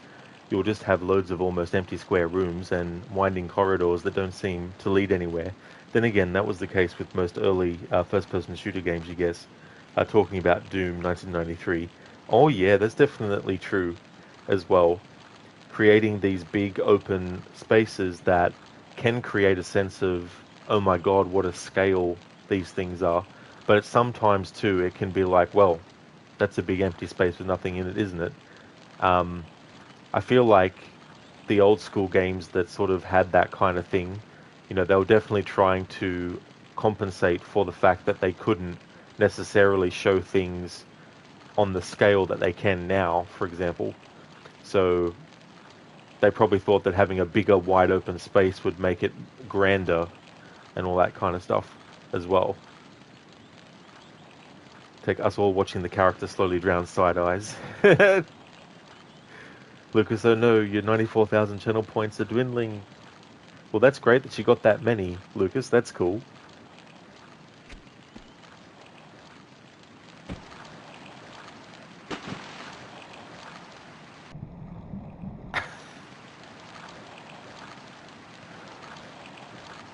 I wasn't actually intending to do that. Oh, I don't know how many times so far in playing these remastered Tomb Raider games I've thought I've saved, but I haven't.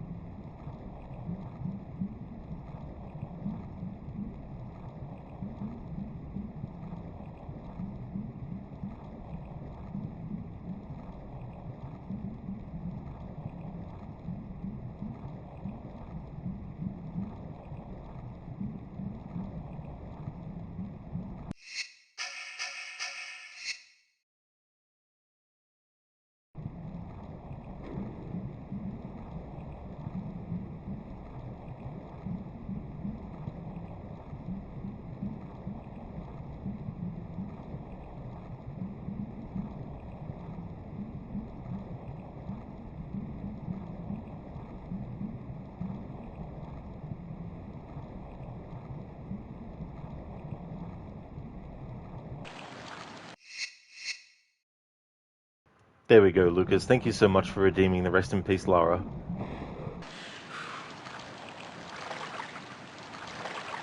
Hey there, Shaky. Welcome on in. How's things going, dude? Oh, nice and meaty. You have 192,000, getting close to 200,000 points. That is so cool.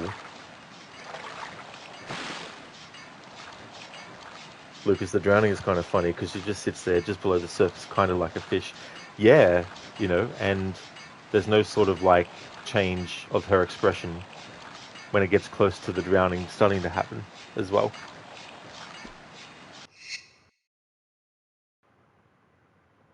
Alright, so we're now going into a library. So yeah, part of this building, Lucas, is a library.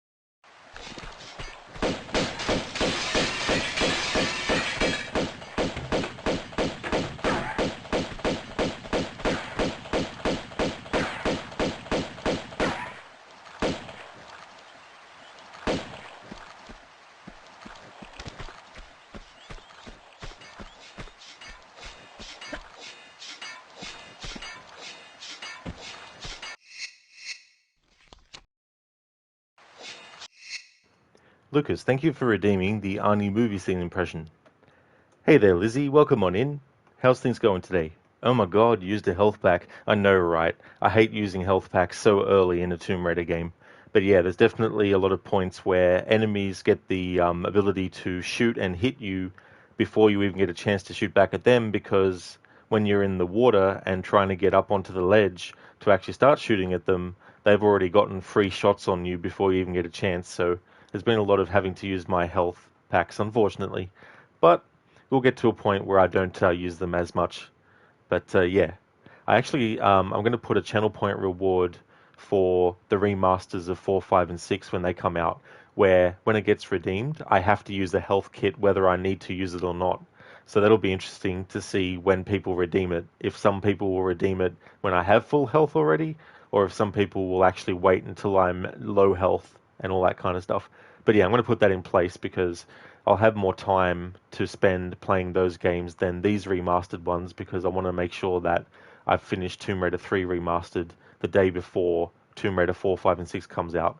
Because then, after midnight on the 13th of February, I'll be able to gain access to Tomb Raider 4, 5, and 6, and I want to be able to start a stream of Tomb Raider 4 Remastered not long after it becomes available to me to actually play. So that'll be like an after midnight stream start for me when that comes out. But yeah, I've had to use health quite a bit, unfortunately, early on in the game.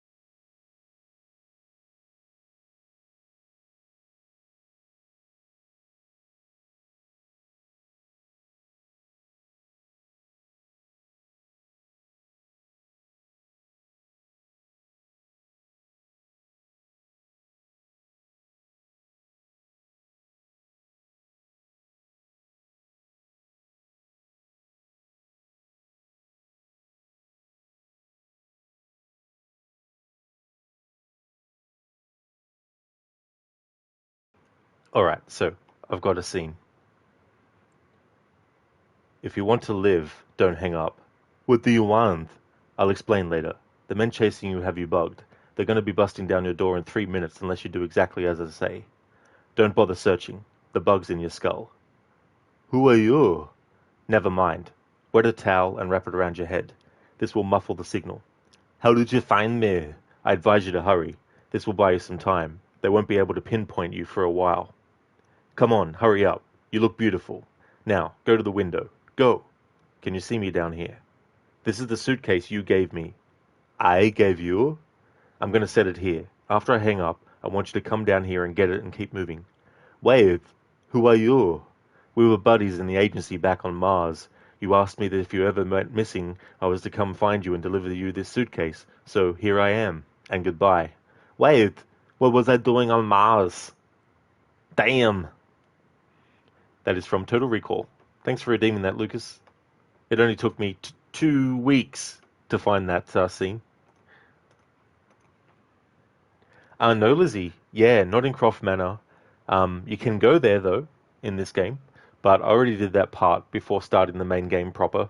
But this is sort of like a building that also has like a big library and stuff in it as well.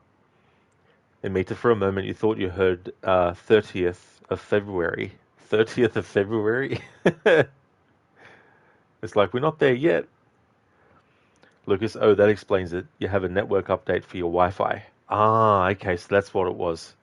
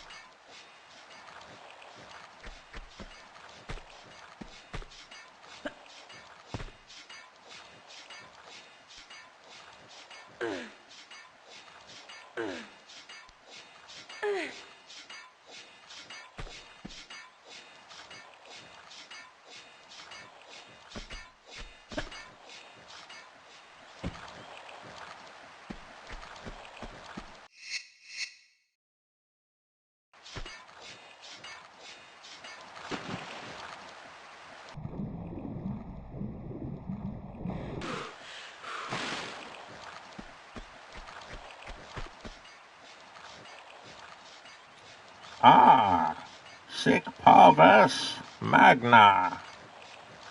Thanks for redeeming that, Mr. Epic, as a Bane impression. I don't know what that's from. I may have actually heard it before, but I can't remember where I might have heard it from. Is that from one of the Uncharted games, or is that something different?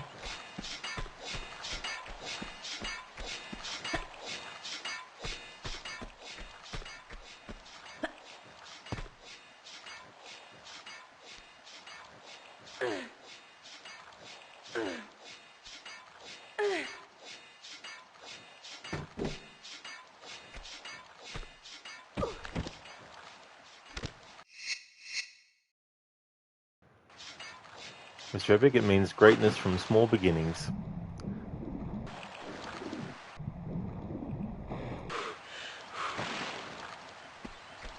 I definitely want to play those games again.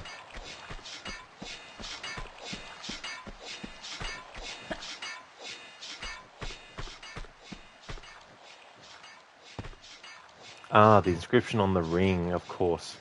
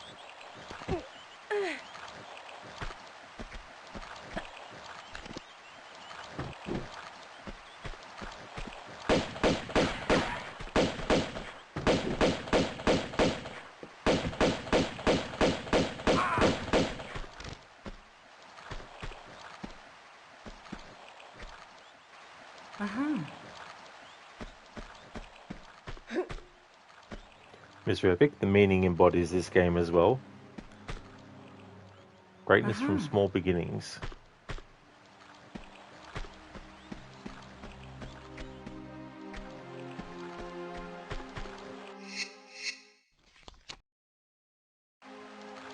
Hey, Crooked Toad, thank you so very much, dude, for the raid.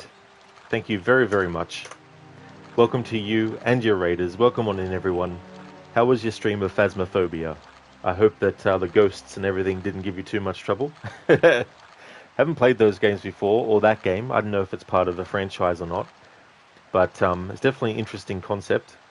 I hope you had a great stream. Hey there, Cliffy Show. Welcome on in. Thanks for joining the raid. Muchly appreciated. Thank you to everyone who joined Crooked Toad's raid. Yeah, Tomb Raider is going really good. Yeah, I started my playthrough of Tomb Raider 2 Remastered today. The plan is to time it so that when 4, 5, and 6 come out, I can actually start doing the playthrough of 4 pretty much after midnight here in Australia when it actually becomes available to me. So I'll be doing a very late for me stream starting after midnight. I'll probably go till like 6 in the morning or something.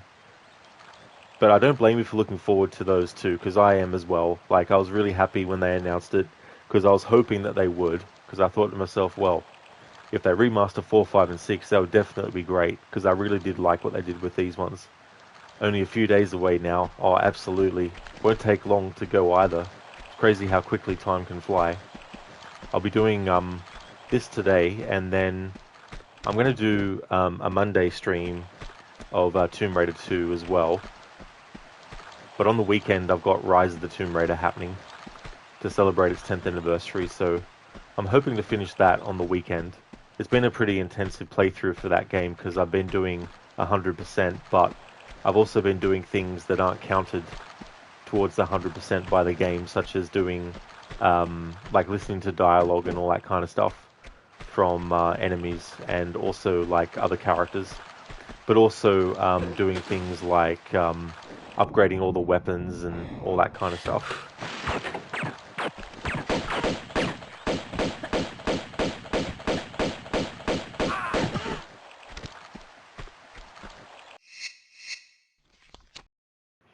I hate using health kits, but I'll use this one because we're going to be able to replace it with this one.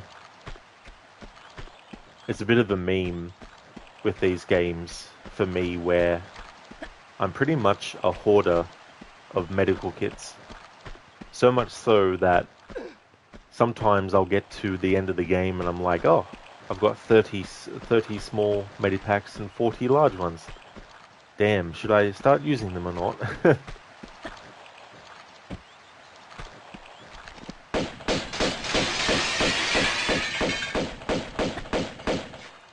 Clippy Show, very surprised they're doing remasters of 4, 5, and 6. Those aren't as beloved.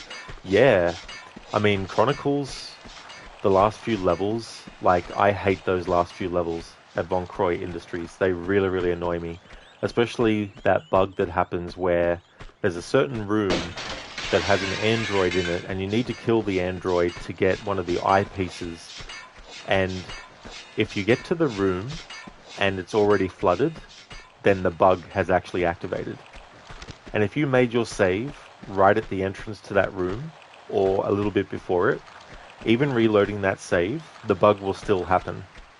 So what you need to do is reload a save from a little bit earlier before you got near the vicinity of that room, and reload that save file to undo the bug. So if you've only used one save file, and the only save file you've got is the one directly before the room, you're pretty much fucked. So I'm hoping they actually fix that for the remasters. Angel of Darkness, fans have done a lot of mods and stuff over the years already to really improve it. But I think for console players who never played the PC version and never took advantage of the mods, if you remember playing like the PlayStation 2 version, then it'll be good for you to be able to experience the game again on a console with the remastered version of it. I hear they're actually adding cut content back into the game as well, so I'm very curious about what that'll entail. Like, I know some of the stuff that exists that was cut out, but I wonder if there's anything that they've been able to find that wasn't widely known as something that was cut. So I think that'd be quite cool. And I hope that they actually decide to make some more retro, old-school Tomb Raider games with the remastered graphics and do sequels to Angel of Darkness. I think that'd be quite cool to finally, after all these years, have a continuation of that storyline. Because originally they wanted it to be part of either a new trilogy or to kick off a whole new part of Lara's storyline. So I'm very curious to see how things are going to pan out for classic Tomb Raider in the next couple of years. Mr. Epic, Uncharted 2 and 3 will always be your favourite. The desert and the airplane scenes you will never forget. While you like Tomb Raider, the story wasn't so deep as Uncharted for you. When you said Angel of Darkness, it reminded you of the hardcore song Angel of Darkness. Don't think I've actually heard of that song. Maybe I have. Sometimes I hear songs but don't know what the title of them was as well. But yeah, it's definitely understandable. I mean, the classic games don't really have like a really deep story because they were still made in a time where story for games weren't necessarily in a major way for the majority of story-based games really in depth as well. Like you had Metal Gear Solid, of course, in 1998, which was, you know, very, very much a cinematic experience and all that kind of stuff. But there's not really a whole lot of plot in the older Tomb Raider games. It's pretty much just, here's the setup for why Lara's where she is. This is the artifact that she's going for. Here's the villains. Boom, go to the next location. And all that kind of stuff. Not to say that there's nothing good about that. I don't mind it myself. But there's definitely a lot more story information added to the game series when Angel of Darkness came out. Clippy Show, you wonder if Crystal Dynamics will shove a trigger warning at the beginning of the game like they did with these remasters. Yeah, I mean, I'm one of those people that it doesn't bother me because it's not something that changes what they did in the actual game. But I can understand why people don't like those sort of disclaimers to actually happen because it feels like they're afraid to just let the games be as they were back when they came out. So I don't, see it as much of a problem, but I can definitely understand why people would as well. My thing is, as long as they don't, censor stuff, because I feel like things should be able to be like they were as well. With modern audiences these days, you see big boobs, you're getting triggered. Well, I mean, that's a whole other sort of like topic of discussion, which I don't really want to get into because this channel is not really a thirst channel or something like that. But if you like video game characters in that way, then it would be understandable if a game censors that stuff, that it would be a disappointment.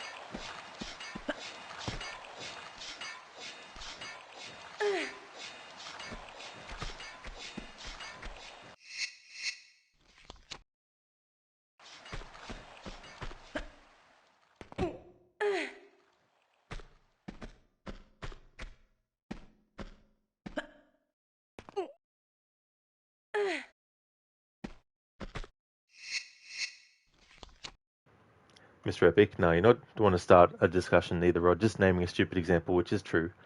Yeah, I mean, at the end of the day, though, everyone has their own sort of like threshold for what they'll accept and what they won't, as well. But yeah, like, there's so many different like body types that exist in the world. Some women have small breasts, some have large ones, and some people prefer one over the other. Some don't really mind, either way, and all that kind of stuff. But yeah, sometimes people get a bit adolescent when they're faced with something that, for some people, it's just a natural thing. Like,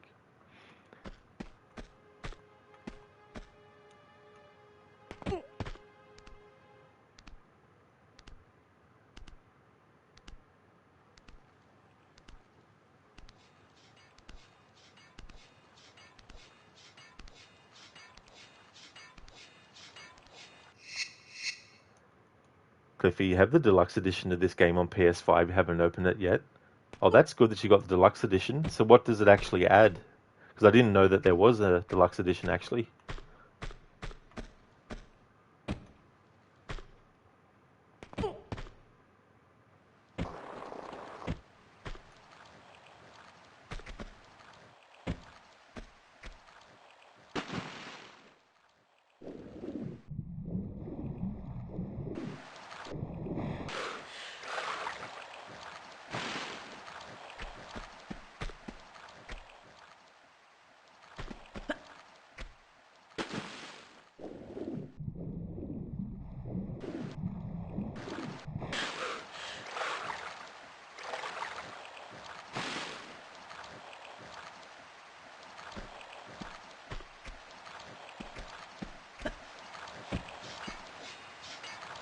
Cliffy Show, not sure, honestly. Oh, that's fair enough.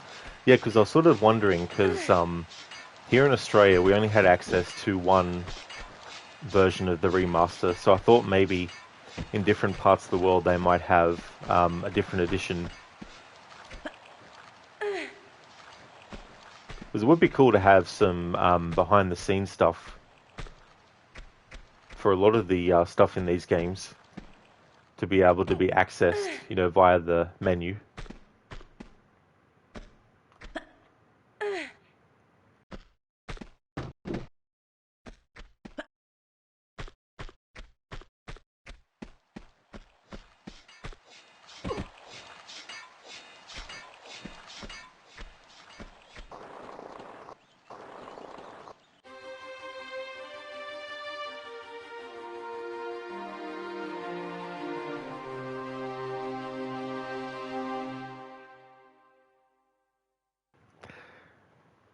So Lucas and Lizzie, Bartoli's hideout, that was what that whole thing was. Like, I had a feeling that there was like like an actual name that they gave the level, but I couldn't remember what it was, because thinking about what type of building it was made me not think about what the name of the level could have been. So there we go. That was Bartoli's hideout. So that whole location was just the hideout of the mafioso Bartoli.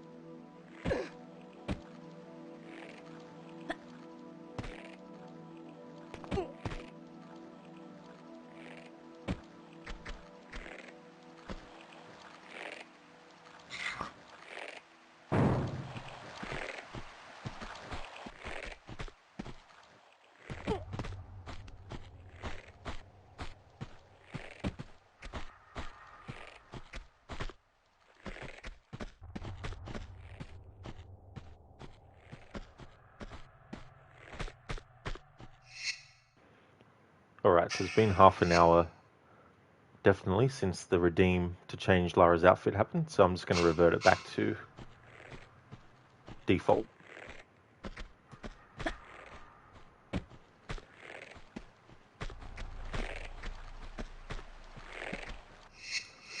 Cliffy, with remasters of the other games coming out, you're a little hesitant to open it.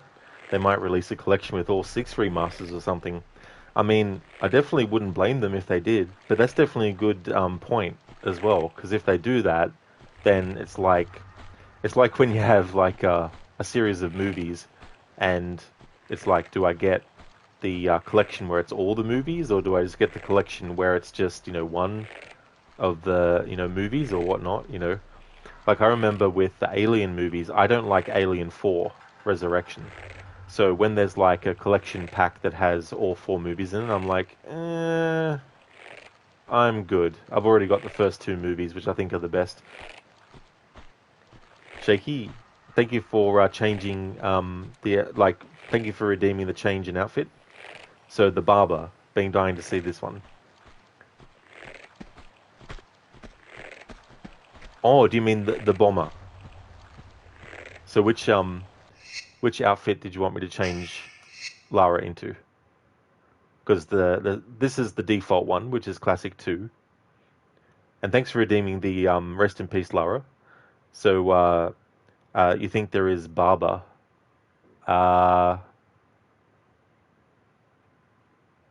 There's Bomber, Bathrobe.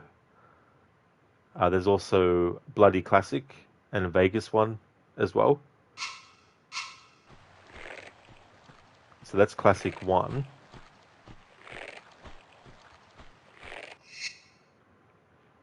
Oh, Bomber. The Bomber one.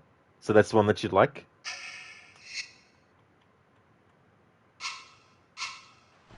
And would you like the sunglasses or without sunglasses?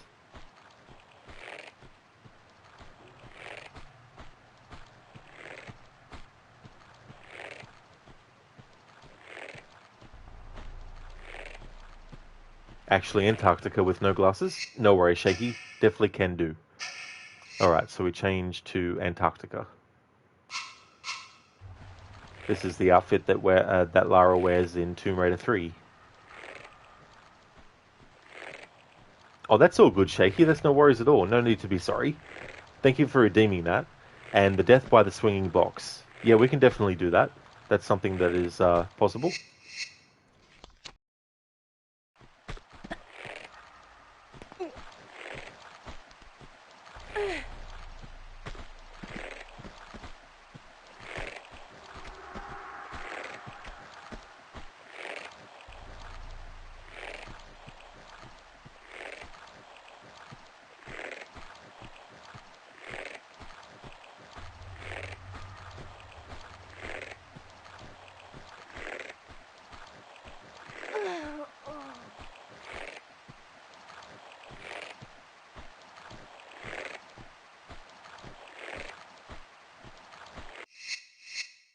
There we go, Shaky. Thanks for redeeming the Rest in Peace, Lara, as well.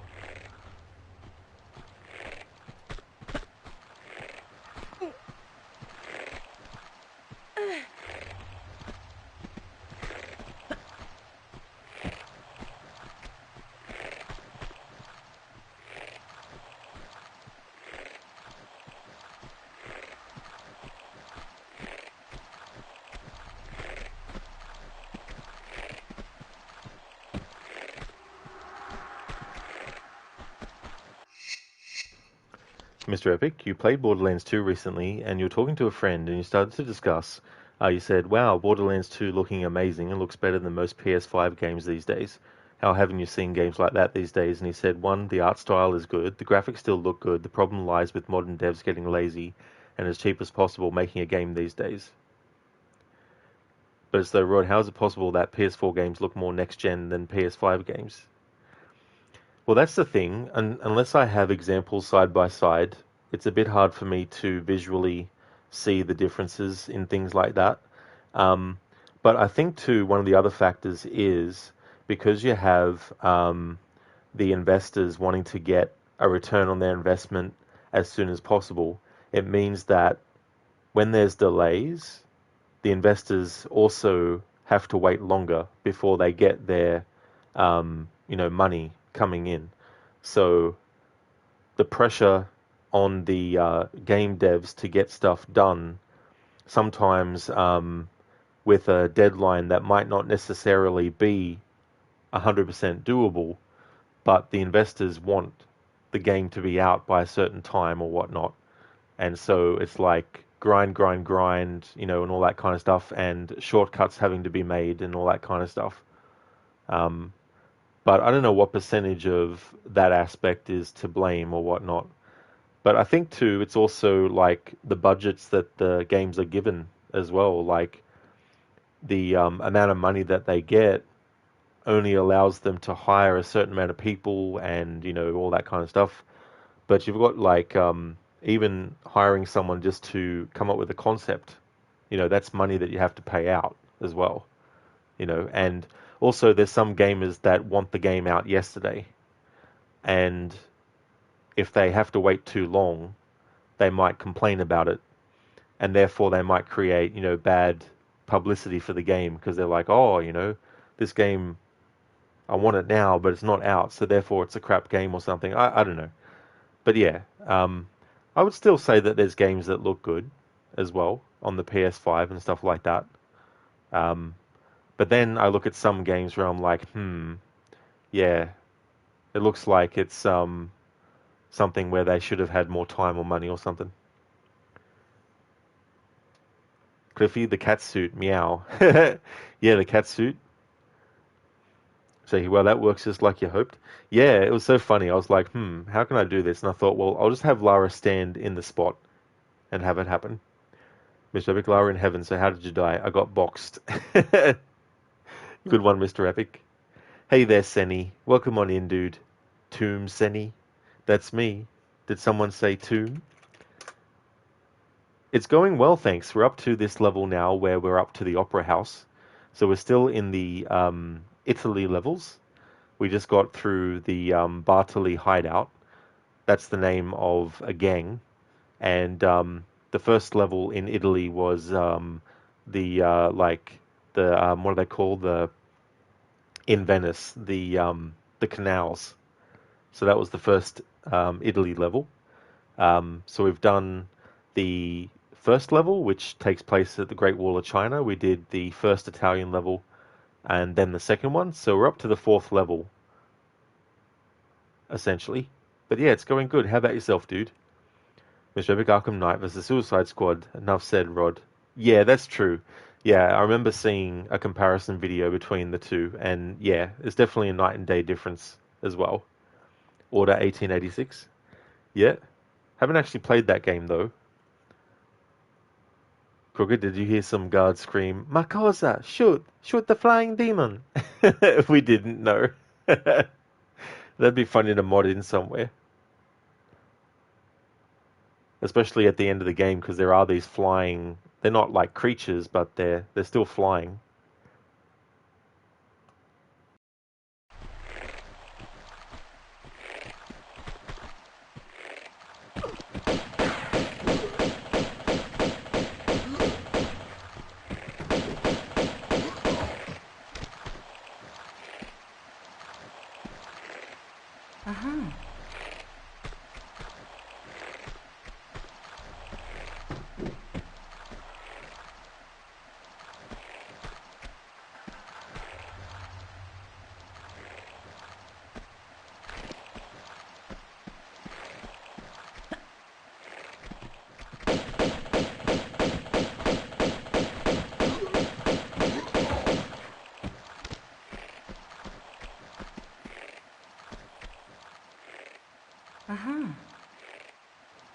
Crooked, you're doing well. Decided what game you want to play next once you finish the last two Stronghold missions, but it's going to be a surprise. Oh, dude, I love surprise streams of games. Definitely curious to see what it will be. A great plan, though, too. It's definitely good to do that once in a while. Have like a bit of a surprise of a game that you don't want to announce until you're literally going live with it. I'm glad to hear that you're doing well. That's great, Crooked. Mr. Epic, best mod you ever saw was Thomas the Tank Engine in the Skyrim. I remember that in Resident Evil 2 Remake. It was so funny seeing all the mods when they went crazy with Resident Evil 2 mods for the remake. They had Thomas the Tank Engine as Mr. X instead, and all these different other ones.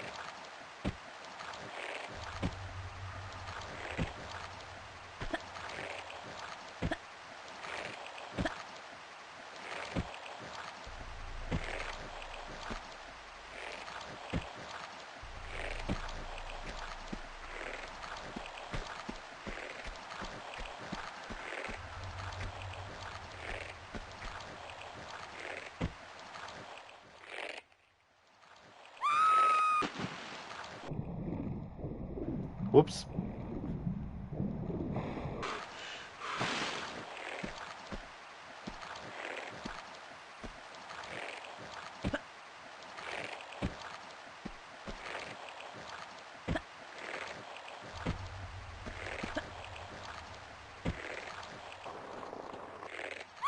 Ah, no wonder why. It's got a curve. That's so funny, because I always thought that you couldn't do that trick if the top of the structure had a slope. But no wonder why Lara kept sliding off. I thought I might have actually pressed the jump button one too many times and made Lara jump forward.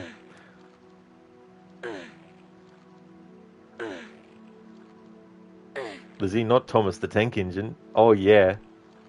Yeah, Thomas the Tank Engine has had a lot of unexpected and unofficial cameos in a lot of games.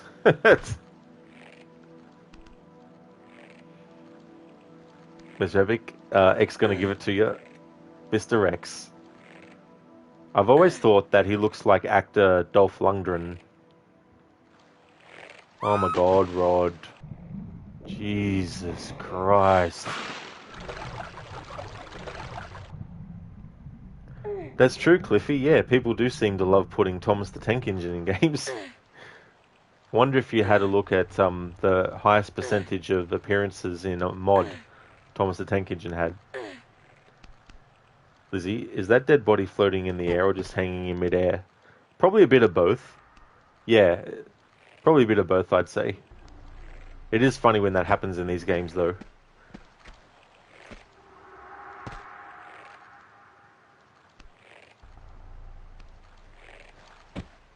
That's better.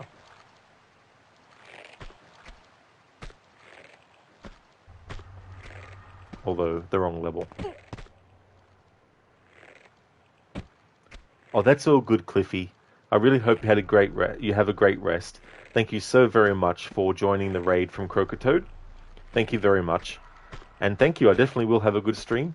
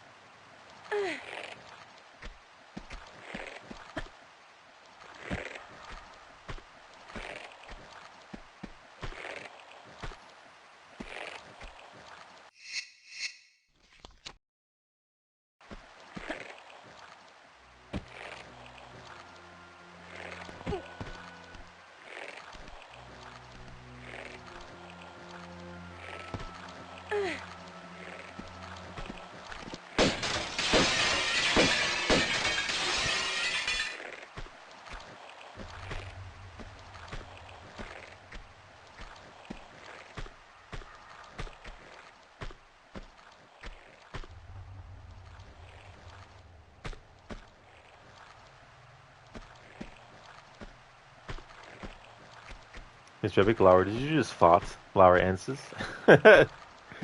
Mr. Epic must have been the wind. It's funny though, because earlier in the stream, I did the mansion, and Winston the butler does a lot of farting.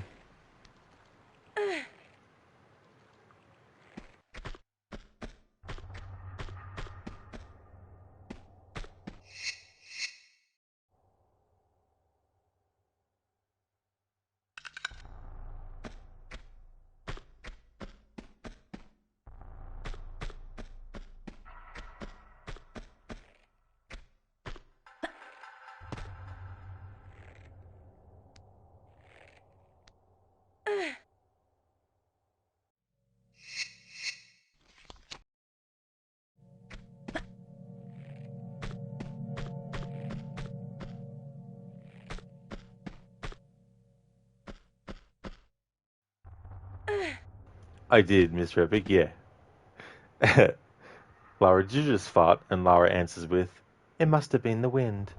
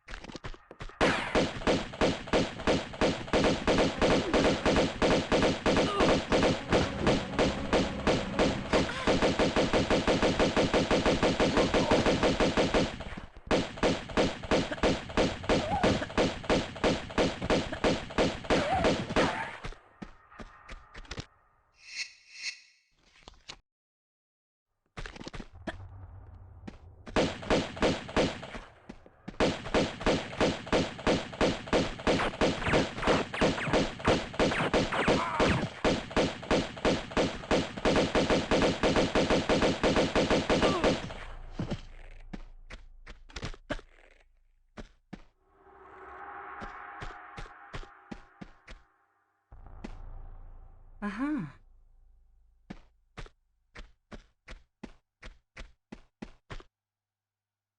Uh-huh.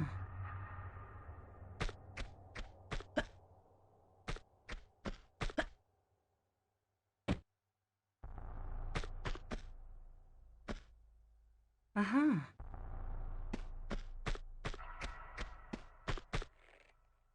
Uh-huh.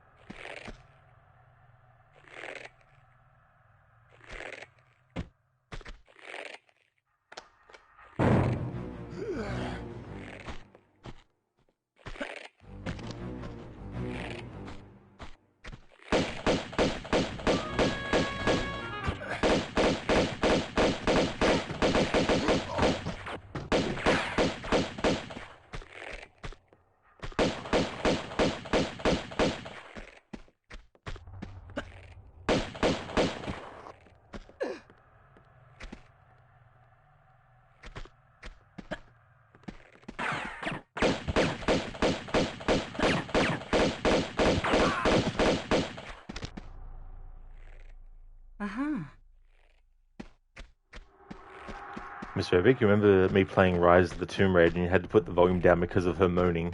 Oh yeah, doing all the running, sprinting, and all that kind of stuff. Sort of creates like a bit of a beat as well, like a little bit of a remix. Things like that.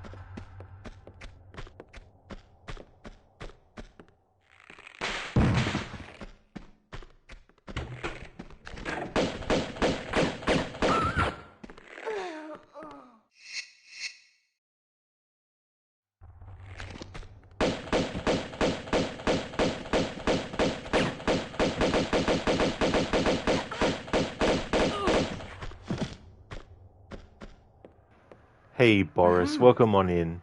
Thank you so very much for the 7 months of subscribing. Thank you very, very much. That's awesome of you. How's things been?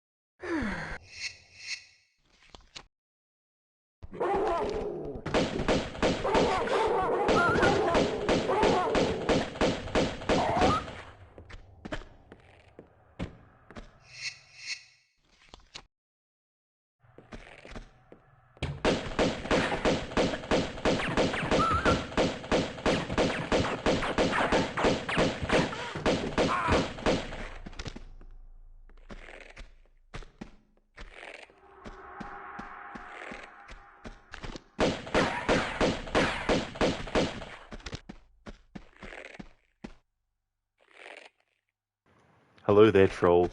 How's things?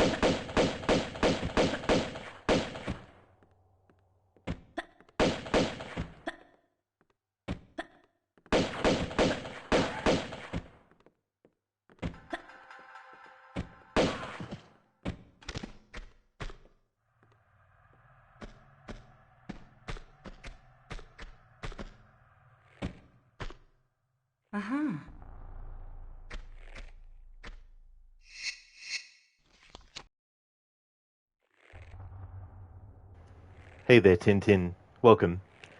2 isn't my favorite one, but it's probably my second favorite, I would say. My favorite is actually Tomb Raider: The Last Revelation, so I'm very, very much looking forward to the remaster of that when it comes out.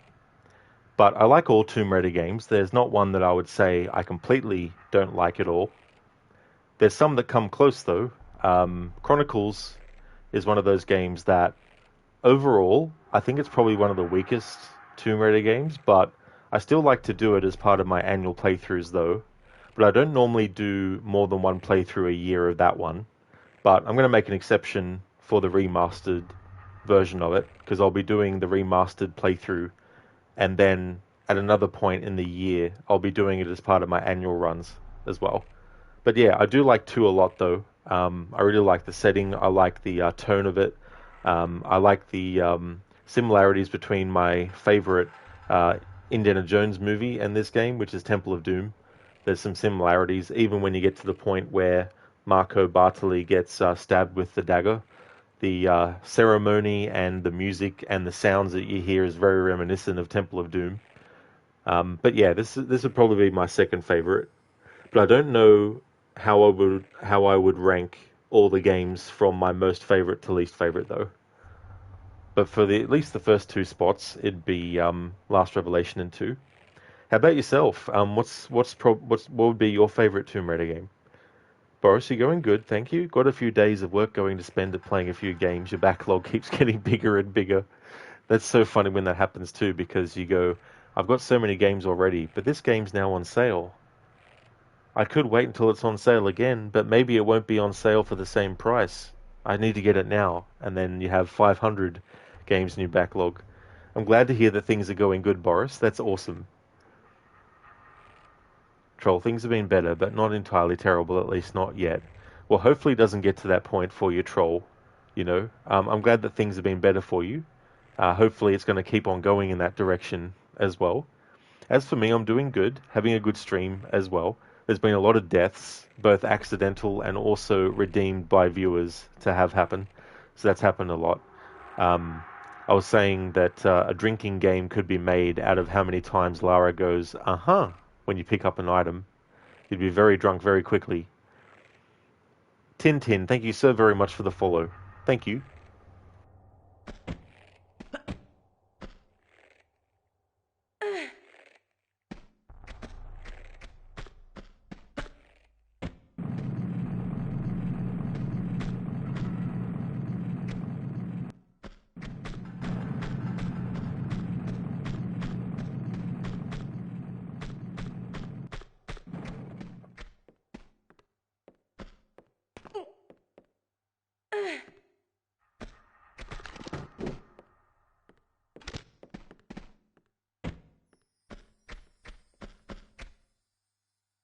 Uh-huh.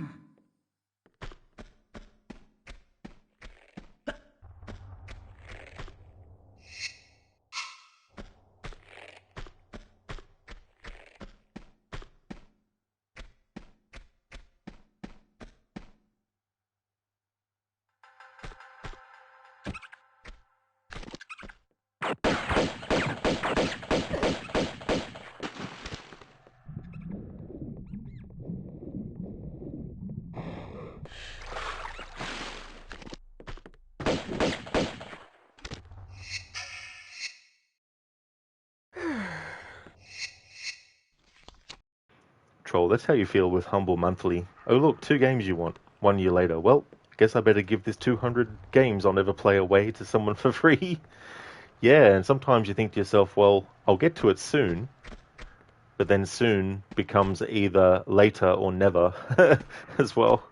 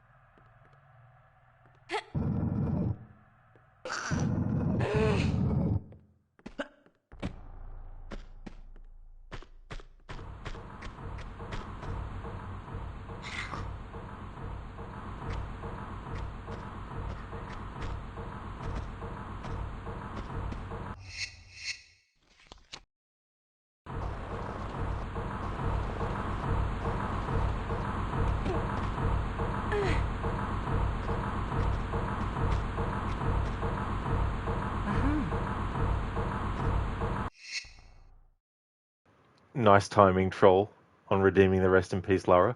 So I'm guessing you would like to see Lara become minced by these fans.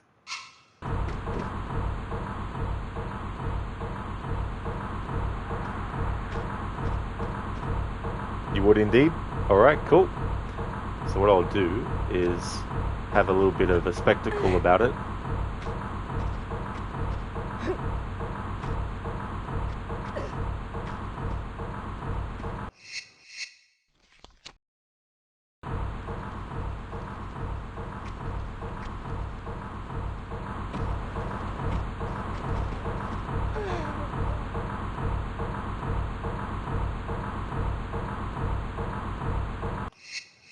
I'm not happy with that particular one personally, so I want to do it again, but do the different fan.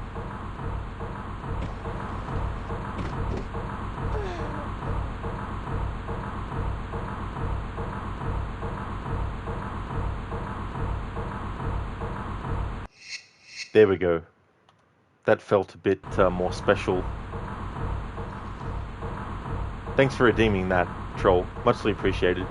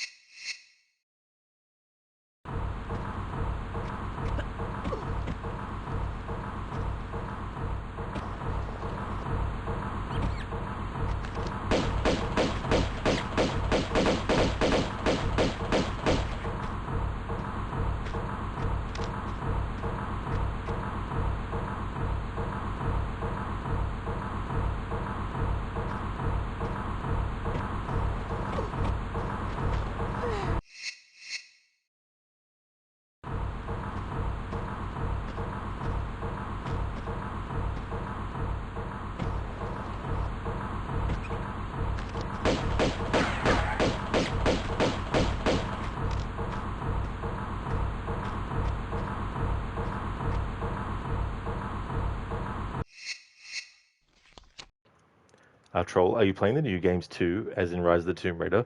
So I am doing a playthrough of that at the moment. That game is actually celebrating its 10th anniversary, so I've got that on the schedule for the weekend. I'm still working on that playthrough at the moment. I do an annual playthrough series every year of the 12 games in the series that I do, all the main entry ones, and so I'll be doing that as well this year. So there'll be a lot of Tomb Raider on the channel this year, doing these remasters, and then doing anniversary playthroughs of Rise of the Tomb Raider, and then doing my annual playthrough of the whole series and stuff. So yeah, there'll definitely be a lot of Tomb Raider on the channel this year, that's for sure. But what I'm going to do is I'm actually going to separate the playthroughs for my annual series. So I'll do all the classic Tomb Raider games in one block, and then I'll take a break from Tomb Raider and do other games and stuff. And then I'll do the games Legend, Anniversary, and Underworld. Do them in a block, and then do some other games, and then come back and do the trilogy of the reboot as well. Hugo, thank you so very much for the 3 months in a row of subscribing. Thank you very much, Hugo. I really do appreciate that a lot. I'm doing well, Hugo. Things are going good. I'm having a good Friday. How about yourself? How's things going? Thank you so much again for the 3 months in a row. Hey there, Biko. Welcome on in. You won't be long until you need to go out. You're having your breakfast and going out. No trouble at all, Biko. I really hope that you enjoy your breakfast. So what's on your menu? What type of breakfast are you having? It's a good idea to, have that. I'm shocking with breakfast. Like, sometimes I'll have breakfast, but other times I won't.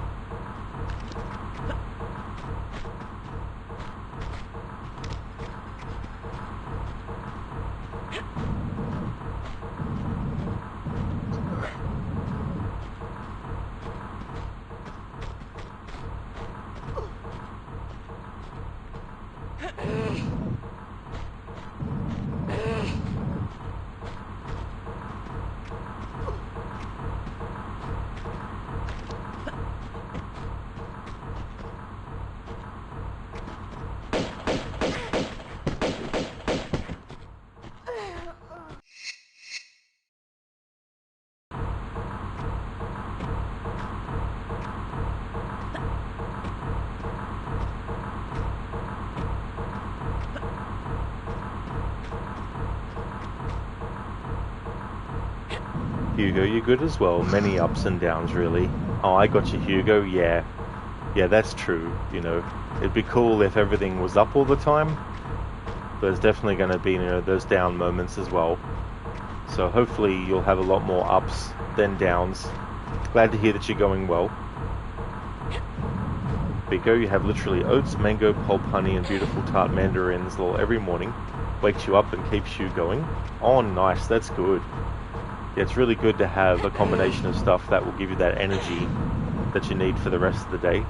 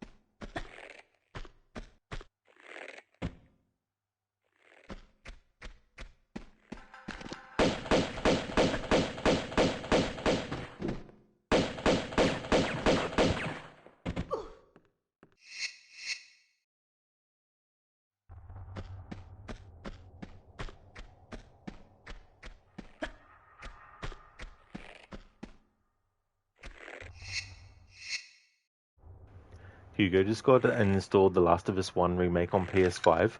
Hope to really get into it today. You've played that game a ton, but never the remake. Oh, nice, Hugo. That's cool.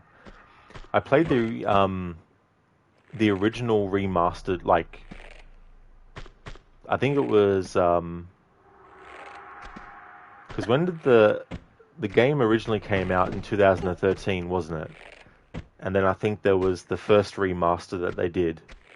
So I played the first remaster and played through that and really enjoyed the game. I felt it was such a great story and all the characters and just like the way the story unfolded and all that kind of stuff. I really, really enjoyed it. And I thought, well, when I eventually get it, I'll probably just wait until the remake is on sale and then play the remake version instead. Because I figured I may as well. I've already played like an earlier version.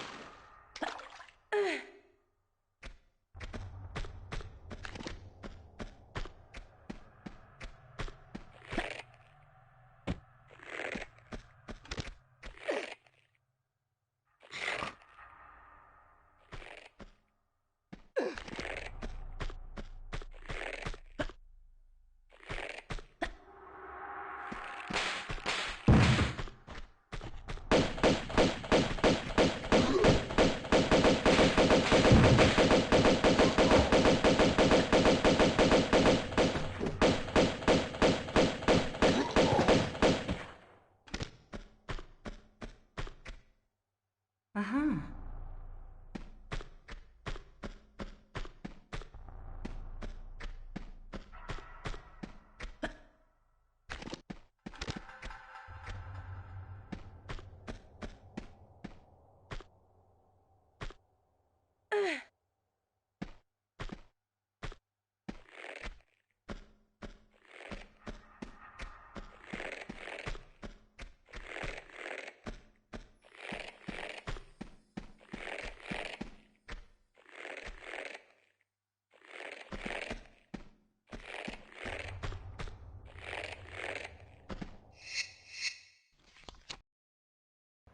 Hugo, yeah, I think the remaster for PS4 was in 2014, and yeah, the original was in 2013. It's crazy how there was only like a year difference between the two versions, but I could definitely understand too, because that was definitely when that generation of consoles was on the way out, and the next gen was coming in as well. Nah, bro, dude got shot in the back 16 times, didn't think to duck. Oh no, nah, bro. Yeah, he was just like, I'm just gonna keep on going. And that's the thing too. I remember when I first played Tomb Raider: The Last Revelation, which was my first game in the series that I did play. In that game, of course, you can like sprint and crouch and crawl. So when I actually went back after playing that game and then going back to Tomb Raider 1, I was like, oh yeah, I'll just do, and they're like, oh, Lara can't crouch or duck, and Lara can't sprint. So it wasn't until Tomb Raider 3 that they added the ability for Lara to crouch and crawl, as well as sprint. So I thought that was interesting, the evolution. There was one move in the original version of Tomb Raider 1 that you couldn't do, which was the roll in midair. You couldn't actually do that in Tomb Raider 1, the original version, but they introduced it in the original version of Tomb Raider 2. So I like for the remaster of Tomb Raider 1, they actually put that into the game so you can actually do a roll in midair. But there was also something that I didn't realize about the series was that originally Tomb Raider 3 was the game where they intended to let the player do the whole dive roll out of like a crawl space. Instead of having to back Lara up to the edge and then lower herself down, they added a move in Tomb Raider Chronicles where you could actually have Lara facing outwards from the opening and just do like this little roll out of it. But I didn't know that originally Tomb Raider 3 was supposed to do that move. So for the remasters of Tomb Raider 3, they actually put that move in. So I like when they do that kind of stuff. It's really cool. So I'm very curious to see what they're going to do with The Last Revelation, Chronicles, and That Angel of Darkness in the way of, is there anything that was intended for the games before it that they didn't implement until then in those games as well?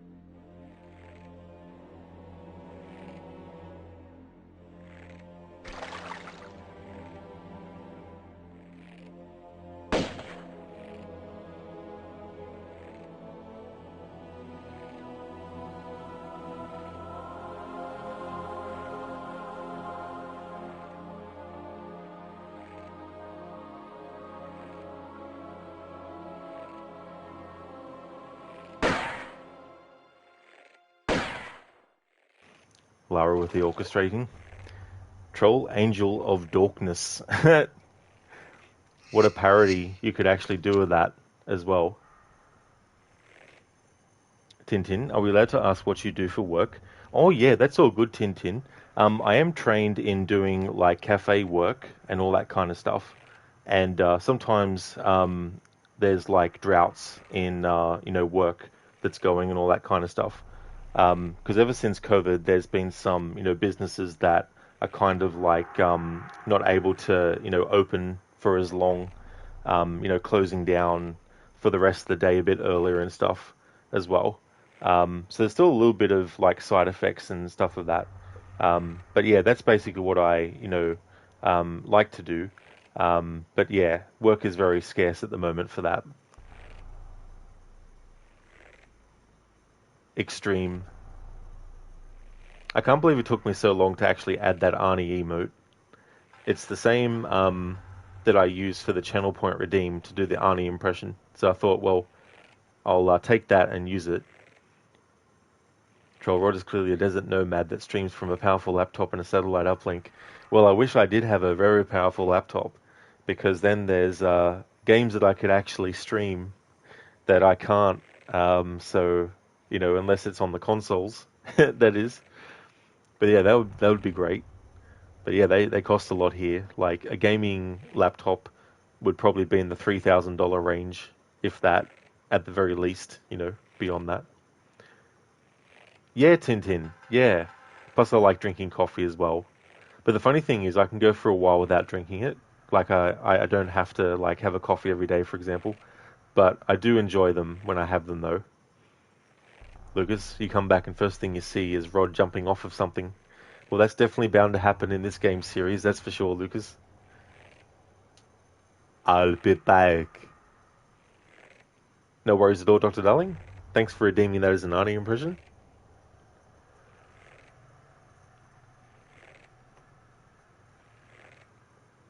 Tintin, the 50/90 cards are worth $4,100 to $5,000. M-Wave in Sydney. That is a lot of damn money. Like, holy friggin' shit. Troll, thank you so very much for being so generous. Thank you for gifting those gift subs. Congratulations to Finger Cheese, Alien Fodder, Baked ZD, Hitman Legend, and Dembai. Congratulations on getting those gift subs. And thank you so very much for doing that, Troll. I really do appreciate that a lot. That's awesome of you. Tintin, easy. Oh yeah. Be good to just click the fingers and be like, I've got $5,000 now.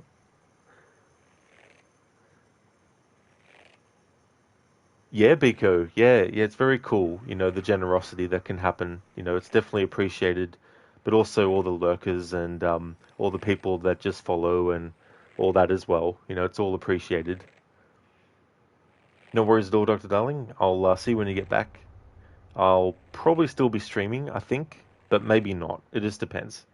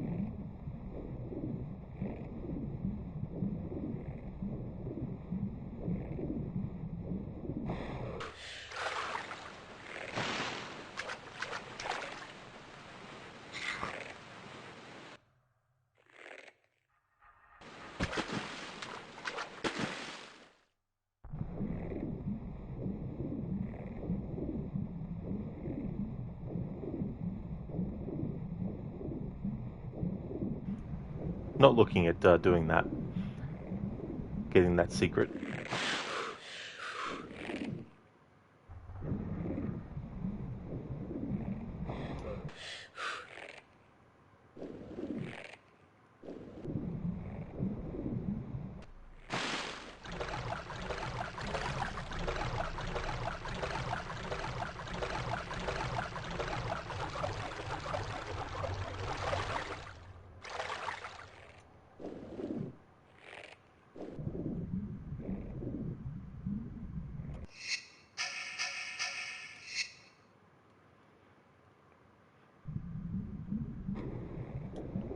Lucas, where I am is redacted.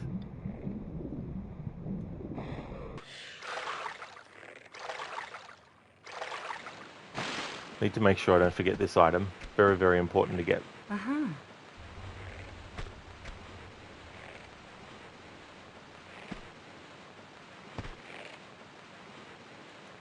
Troll, having a lot of money is not what it's cracked up to be. It's nice to not think about money, sure. Will you just have other problems? Yes. Well, that can be true too, for sure. Absolutely, you know.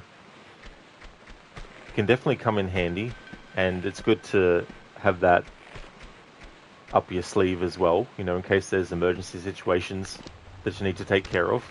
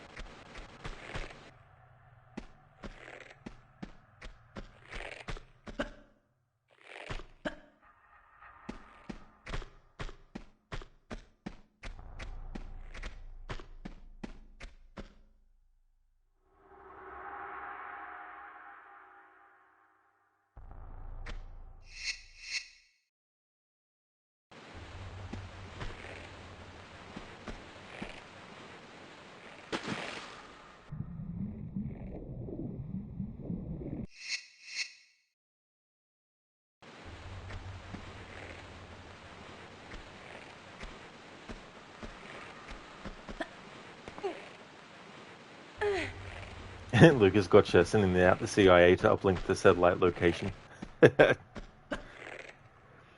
Troll can come in handy, but having a lot of money also breeds a lot of problems you would not otherwise have as well.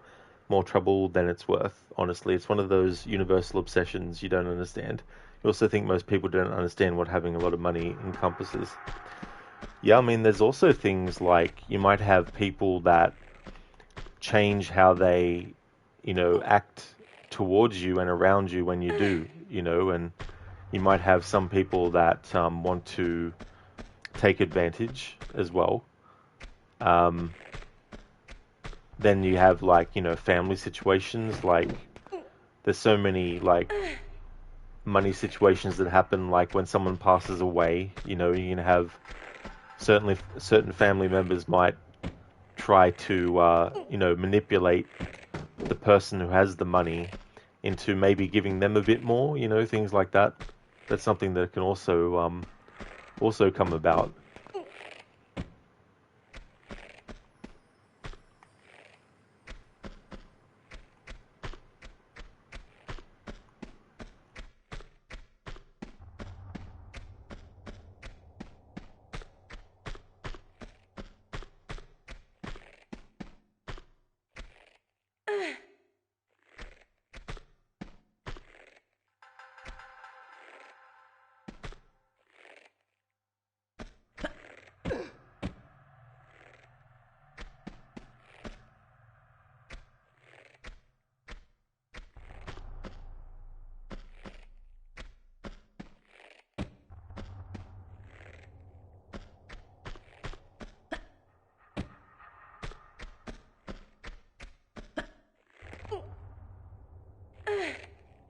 Troll, you'd much rather have anonymity over money. Being left alone is great.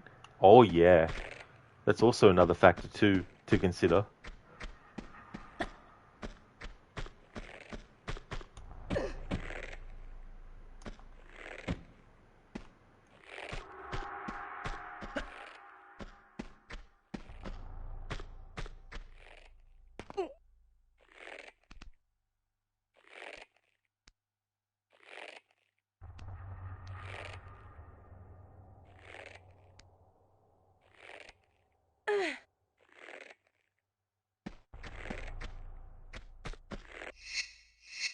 What am I doing?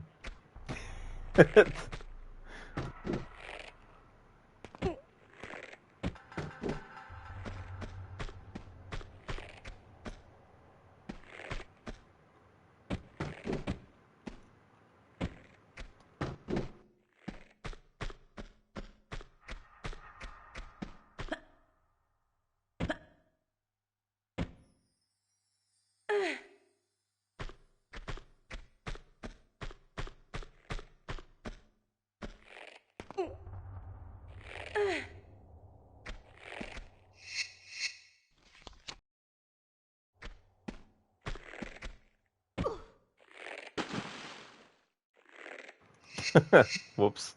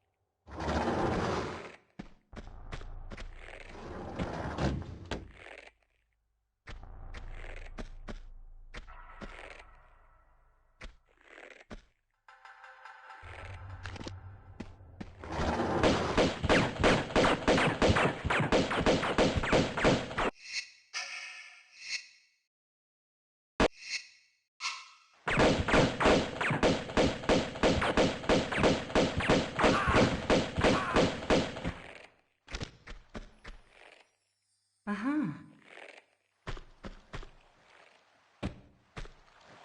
Uh-huh.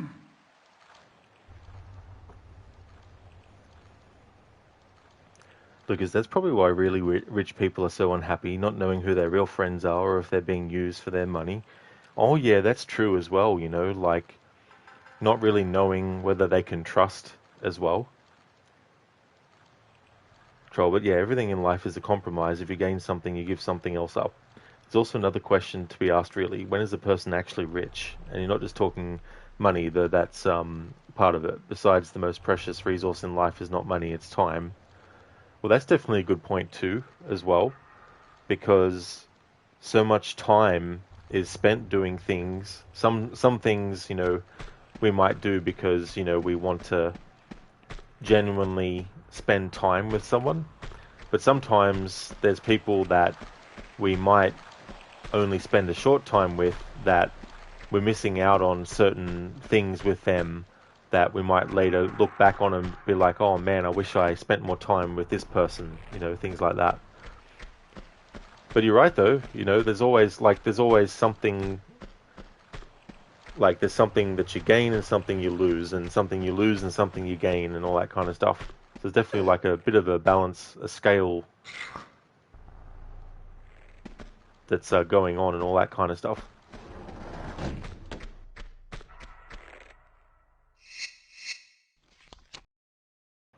In Mita, you personally don't want to be very rich. You just want to have that financial independence and have enough money to get by and have a little to spare.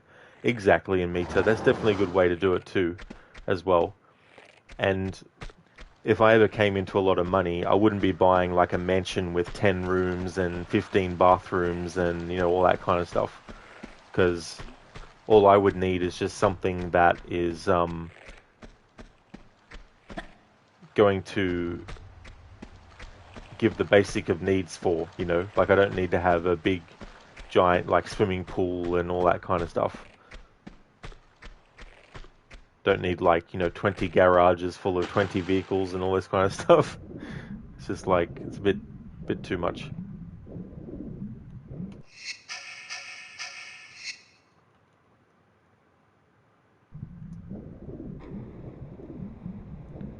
I'd probably also want to, put money into financing certain things, like if there's a project that someone's working on and, they're raising money for it, it'd be good to help out and all that kind of stuff.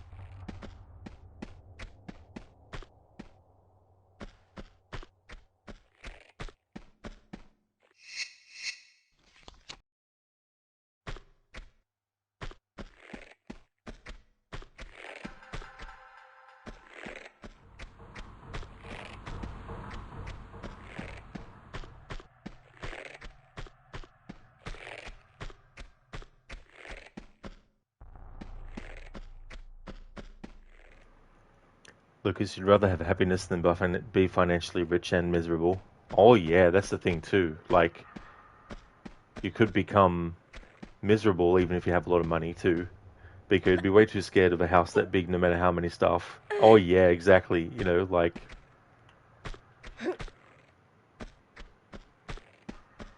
There can be such a thing as a little bit of overkill. Speaking of kill, whoops. Yeah, and me too. I don't blame you either, for being the same.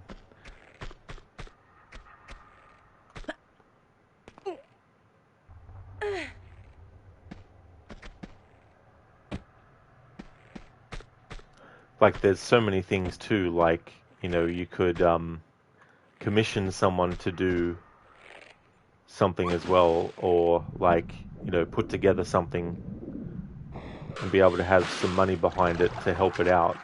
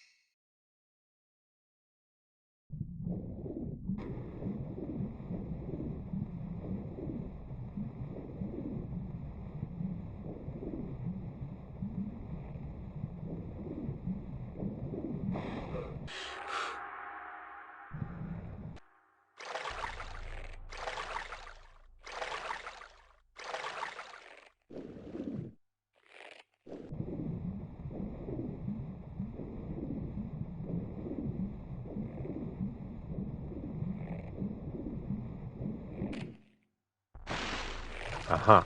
I knew I was missing something.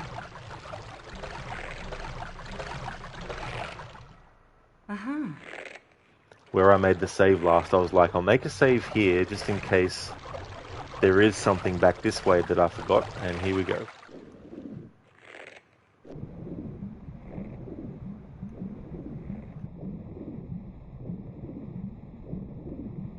Because I have actually forgotten to get that in a previous playthrough, and it took me a very long time to realize where I had to actually go to get what I needed, because I completely forgot about it.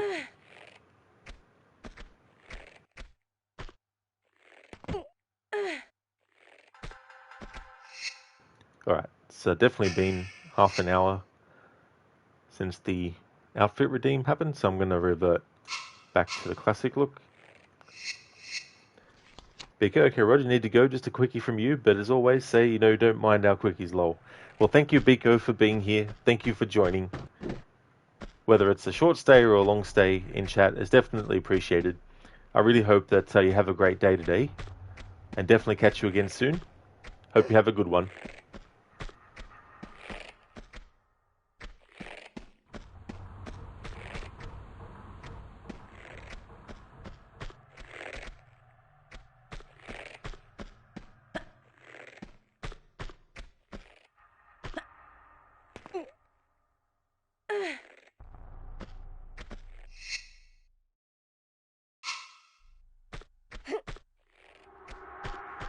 Alright, so what we have is the circuit board. So we take this circuit board over to this away. That's the thing about these old school Tomb Raider games for people who haven't played them. You don't have a mini-map, you don't have a main map. Sometimes when you interact with a switch or a lever, the game will actually show you what's opened or closed or what's been activated. But it doesn't always do that. Sometimes you got to figure out on your own where it was that something opened up and what happened.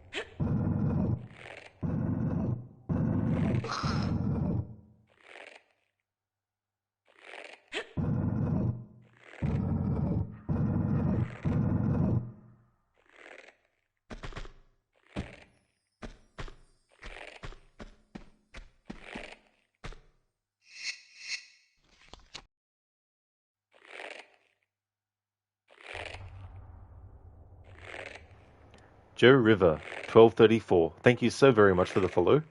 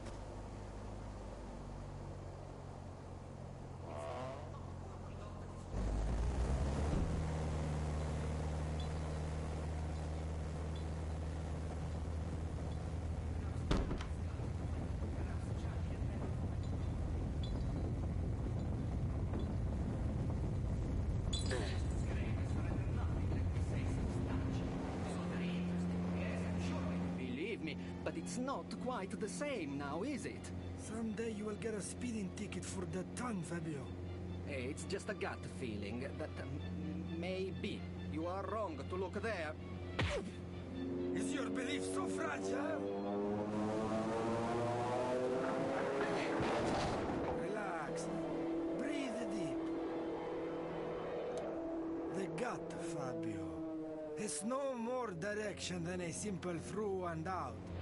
Honest, perhaps, but not entirely.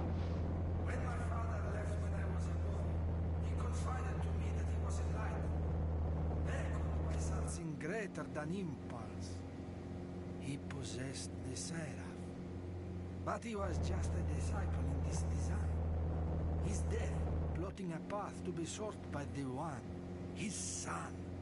You understand? Have faith, Fabio. Not gut rot. We are searching the right place. I know it. I believe it, Marco. Good. Heroes, have you fixed that rail yet?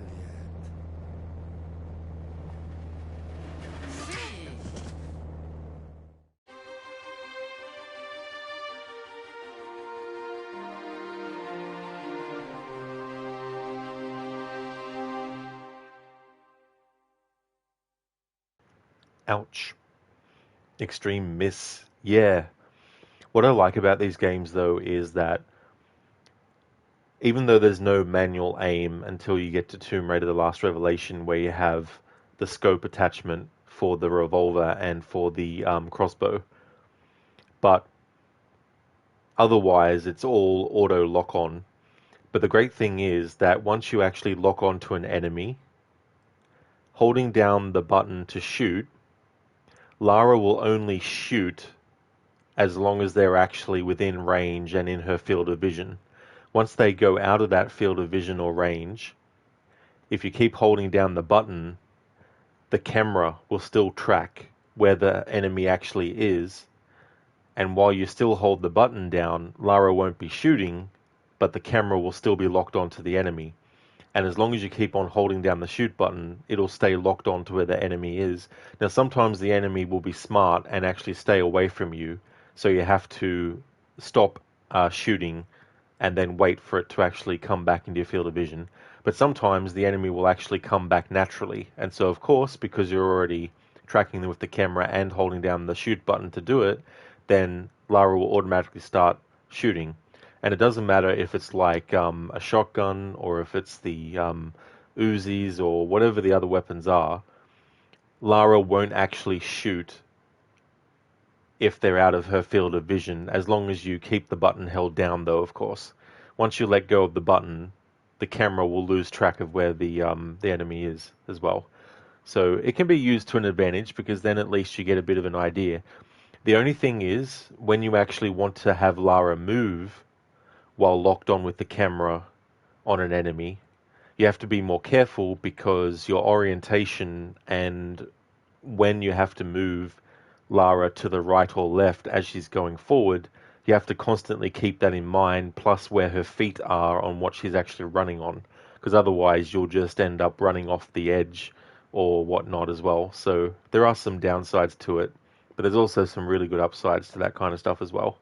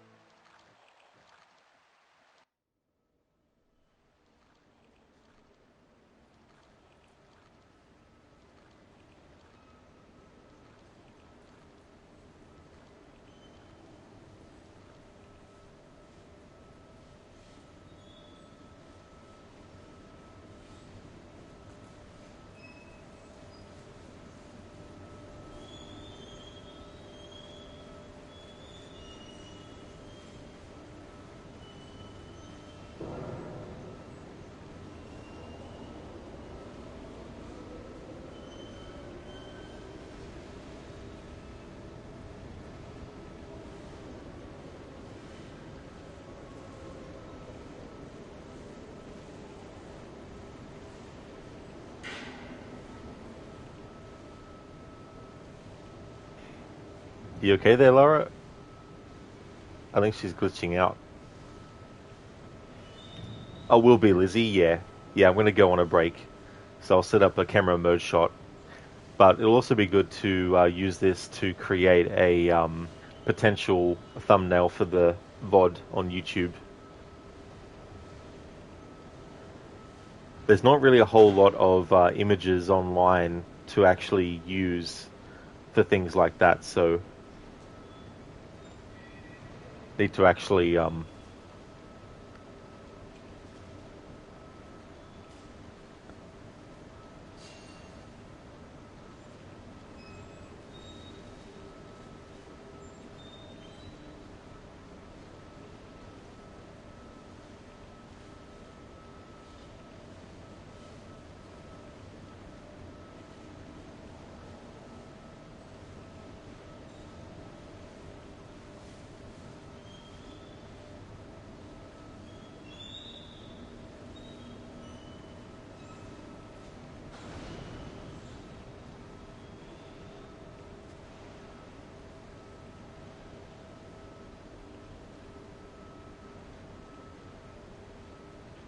Alrighty then, so I'll leave it on this photo mode screen while I go and take my break.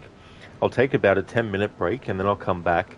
I don't know how much longer I'll be streaming for, but I want to at least do some of these levels that are related to like the underwater parts as well.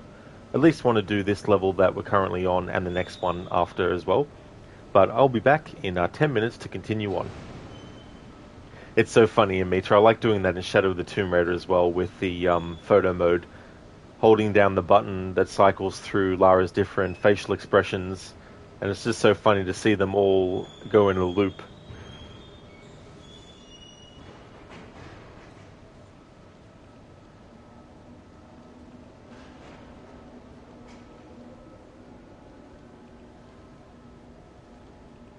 Thank you, Mitra. I definitely will enjoy the break.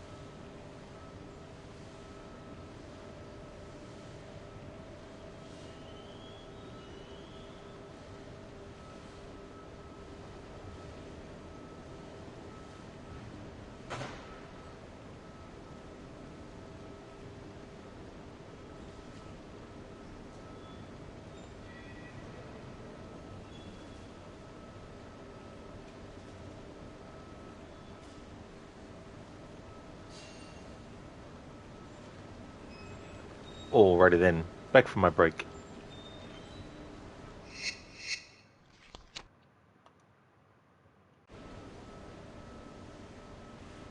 So we have another game in the series where Lara gets her weapons taken off of her. But you keep your health and also your ammo for the weapons that you've collected. And your flares as well. In the first Tomb Raider game, you reach a point where that happens as well. And then there's a point where that happens in Tomb Raider 3 also.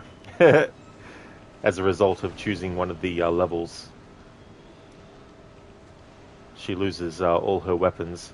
But in that game's case, you also lose the majority of... you lose all the ammo that you had to as well. Thanks for the welcome back in, Mita. Thank you, dude.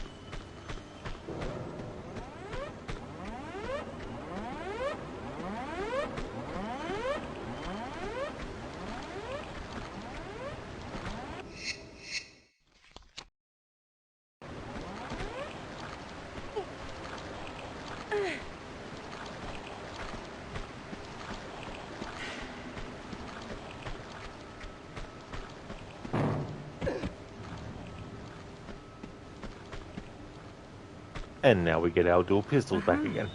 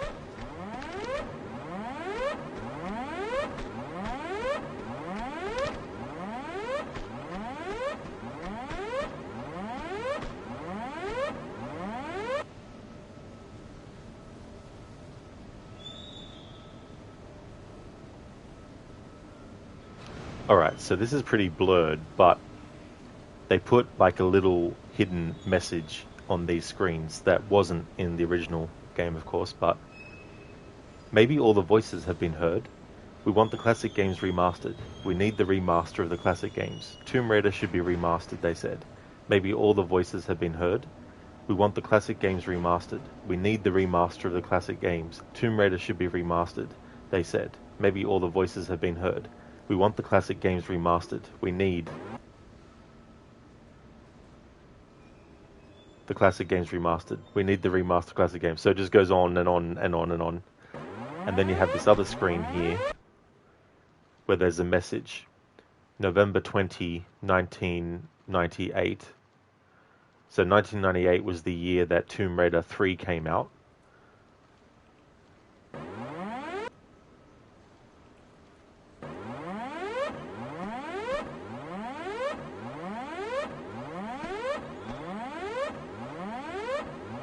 But it's got years that are cycling through, so it's got 1996, which is the first Tomb Raider game, 1997, which was Tomb Raider 2, 1998, which was Tomb Raider 3,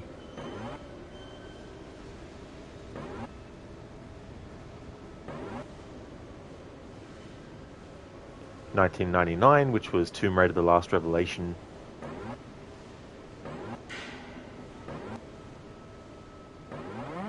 So that was quite clever.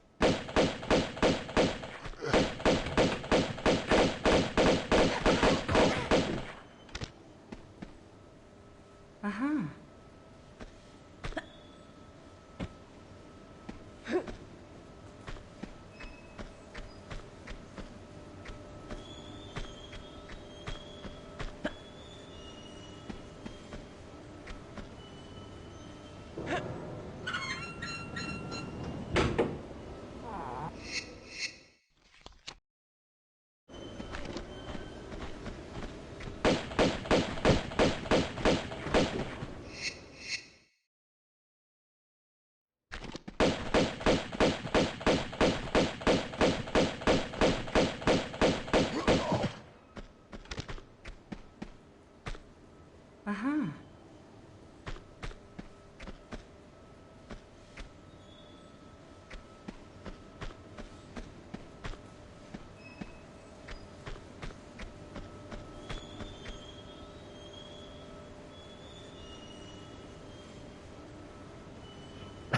What the fuck?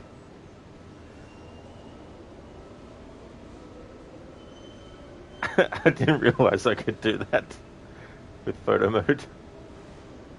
But maybe it's just because this is a tight space, and so the camera itself can't really move that far. Although, hang on. No, they've... Alright, this is just part of...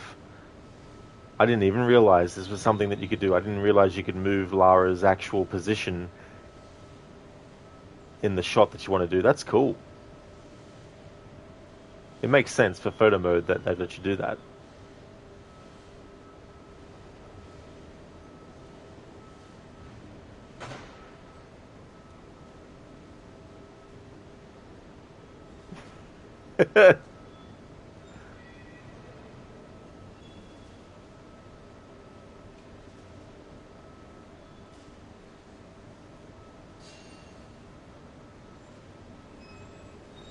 You spin me right round.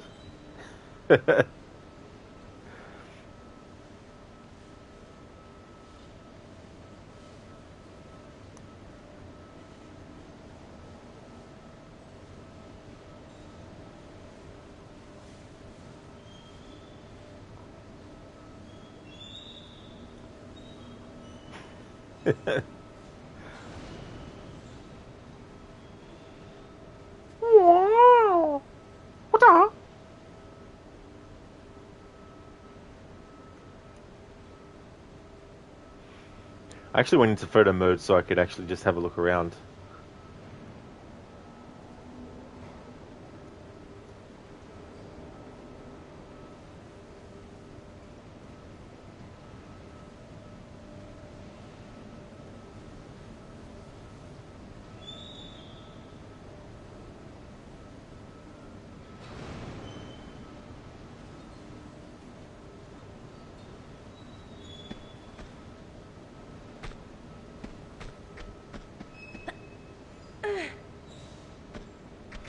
Hey Lucinda, good morning.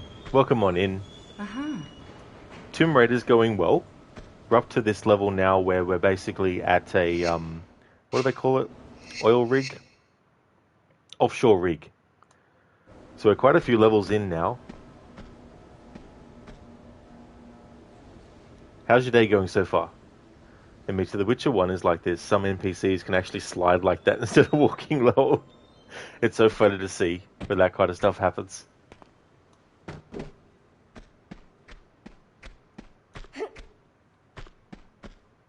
Going okay, Lucinda? Getting ready for work? It's Friday. Hell yeah. Oh, that's good. It's great to get to Friday. That's for sure.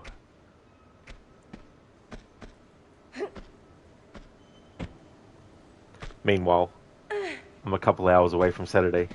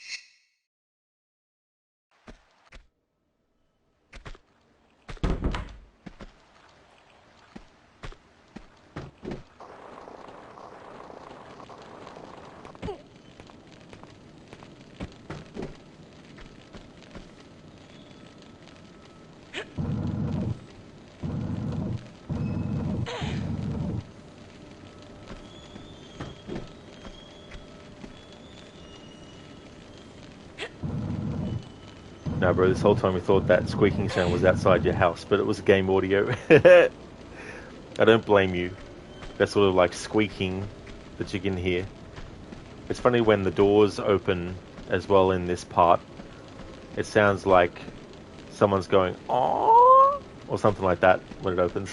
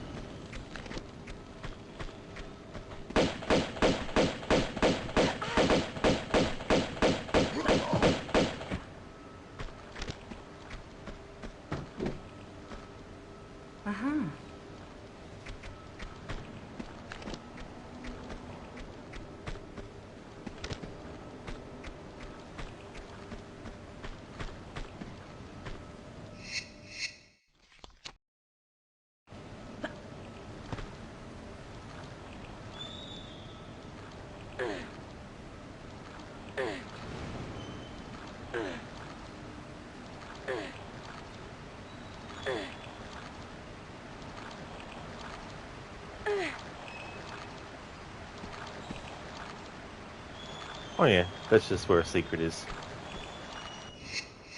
Get down the lazy way. Reload my save.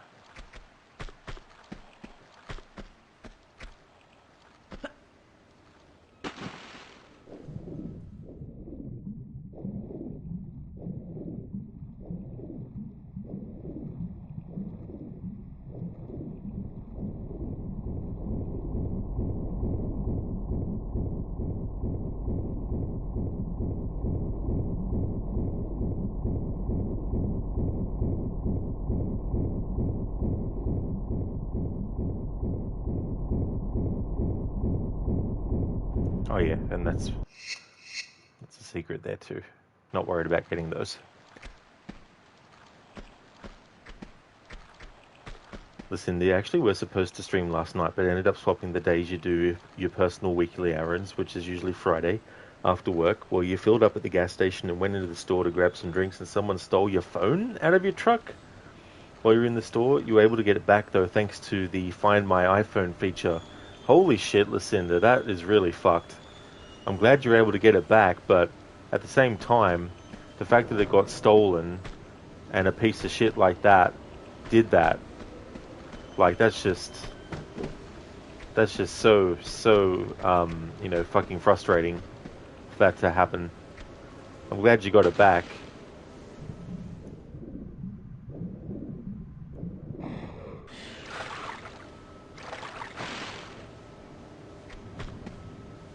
Yeah, Lucinda, a kitty statue. You just bought that phone in September. A new phone would have cost like 1,000. Shaking my head. Holy fucking shit. That's a lot of money for a phone. Like, holy shit. It's good you didn't have to spend that on a new phone. So, like, did they abandon the phone somewhere, or like how did you get it back? Like, did you have like the police with you to get it, or?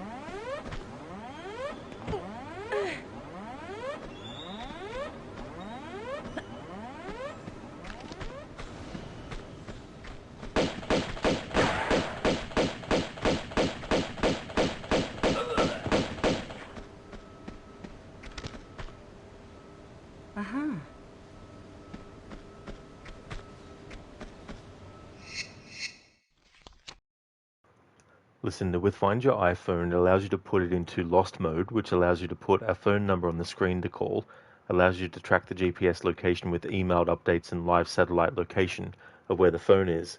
It also allows you to put a message on the screen. So you said, this phone was last seen at gas station at a very specific time. You saw them drive around with it for about 20 minutes, then return it to the gas station, where the gas station employee called you. They stole it while your truck was parked at the gas pump. There are cameras everywhere, and you had a gas receipt with a friggin' timestamp on it.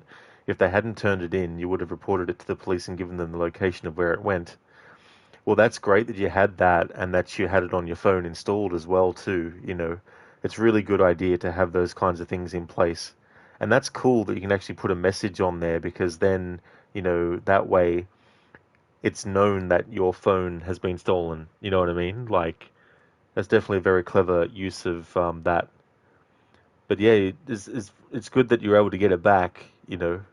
So they decided to use their better judgment, and good thing you had a passcode on it, so they couldn't use it anyway.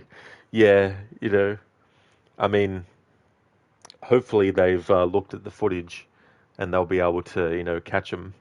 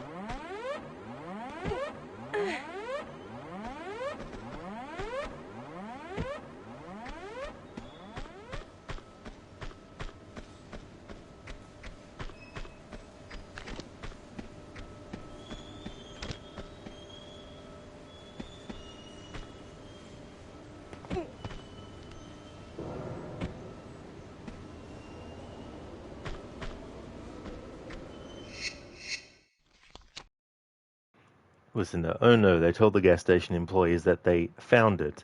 They didn't tell them they found it 45 minutes ago, then came back after they realized they couldn't use it. You're running around in a sliver of health because you don't want to use a medivac. Yeah, they're like, yeah, I found this thing that was missing. Um, like, I was just minding my own business, and all of a sudden, oh, there's a phone here that someone probably is looking for. So I'll bring it back to the scene of the crime. I mean, to the gas station that it was missing from. Exactly, yeah. And that's true, Lucinda, yeah. I'm trying to save as many of the health kits now, because I was using quite a lot in the first few levels.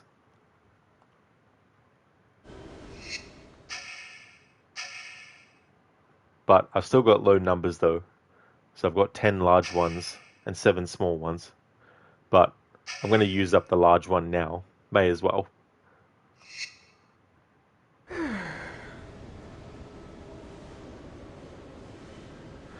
Yeah, Lara, the way that she sighed, that's how I feel when I have to use a health kit. Of course I need to use one.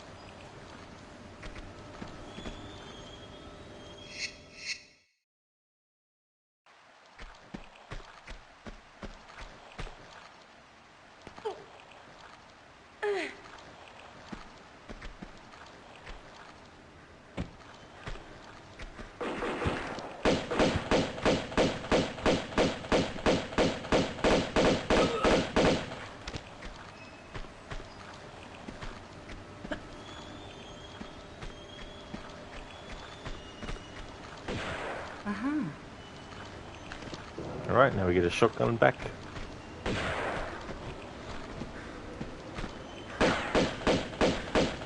Shit.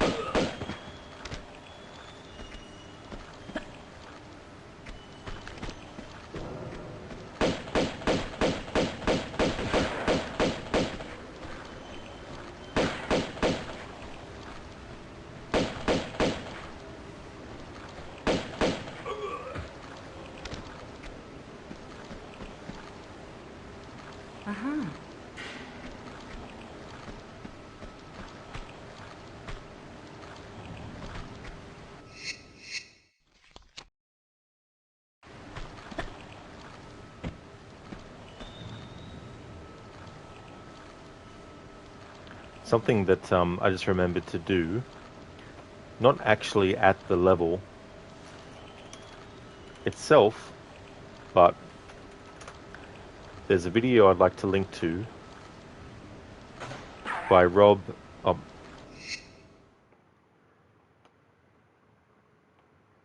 go into that screen before the enemy starts to actually hit us.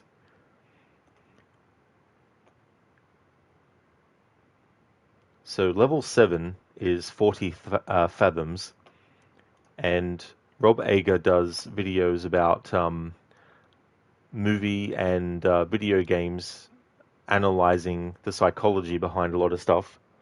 And he's doing a series of analysis videos of level design in some of the old school Tomb Raider games.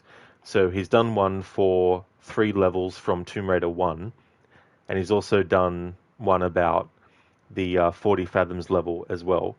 So I want to link to that video in chat. And it's a long video. It's about 1 hour and 7 minutes, so it really goes into a lot of depth about things like the different textures that are used and what they can convey and the atmosphere and all that kind of stuff.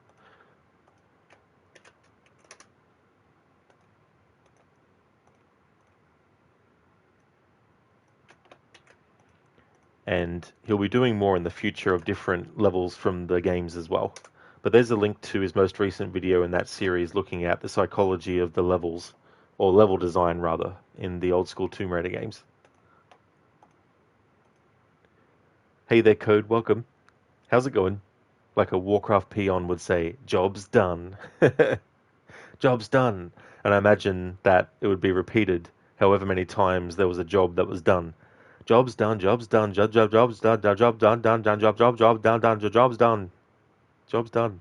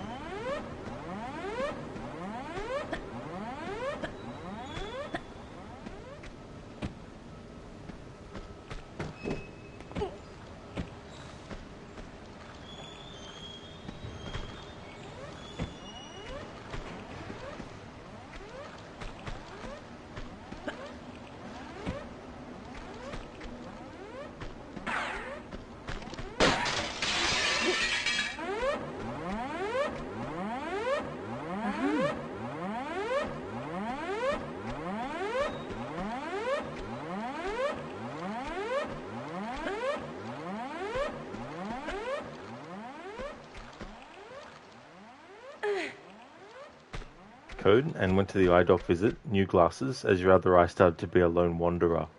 Oh, well, that's good that you're able to get some new glasses, Code. I hope that they work well for you and help you out a lot as well. Hey there, that guy plays. Welcome on in. Roll on next Friday. Not going to lie, it's going to be very difficult to not jump straight into the Angel of Darkness remaster. Oh, I know, for sure. Yeah, when the remasters of 4, 5, and 6 come out, I'll be doing them in order. But yeah, I don't blame people if they want to go straight to Angel of Darkness and see what things they've done for that, and also what cut content they've reinstated and all that kind of stuff too. Very, very much looking forward to seeing that, and I'm hoping that they'll actually do sequels to Angel of Darkness like they were going to do back in the day, but we didn't get them, of course, because the game wasn't, well, let's be honest, it wasn't ready to be released, but it was forced to be released when it was, and wasn't fully, optimized the way it should have been and all that kind of stuff, so. But I'm looking forward to the remasters of those games, and I'm hoping too they fix that bug in Chronicles in one of the last levels in Von Croy Industries where the android is in a room, and if you go into the room and the water is flooded already, then the glitch is active, and if you reload your save to before you enter the room, it doesn't fix the bug stays there. So if you only have one save file and you haven't saved for a very long time, yeah, it's going to be frustrating. But hopefully they fix that in the remastered version. I'd hope so anyway, because that was a really annoying bug and glitch in an already annoying set of levels. I don't really like those levels in Chronicles. They're probably my least favourite levels, I'd say. Hey there, Foxenheim. Welcome on in. Doing well, thanks. Things are going good. Working more on Tomb Raider 2 Remastered. How's things going with you?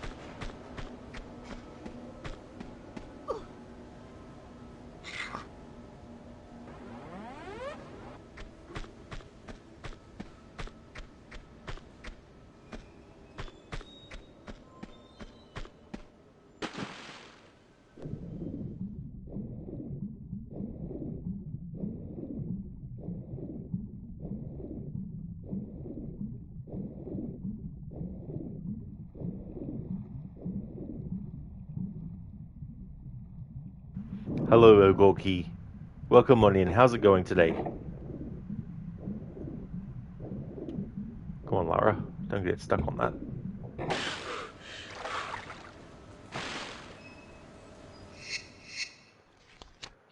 That guy plays. That would be so awesome. You have always said if there's one game in the franchise that deserves a full-blown remake, it's Angel of Darkness.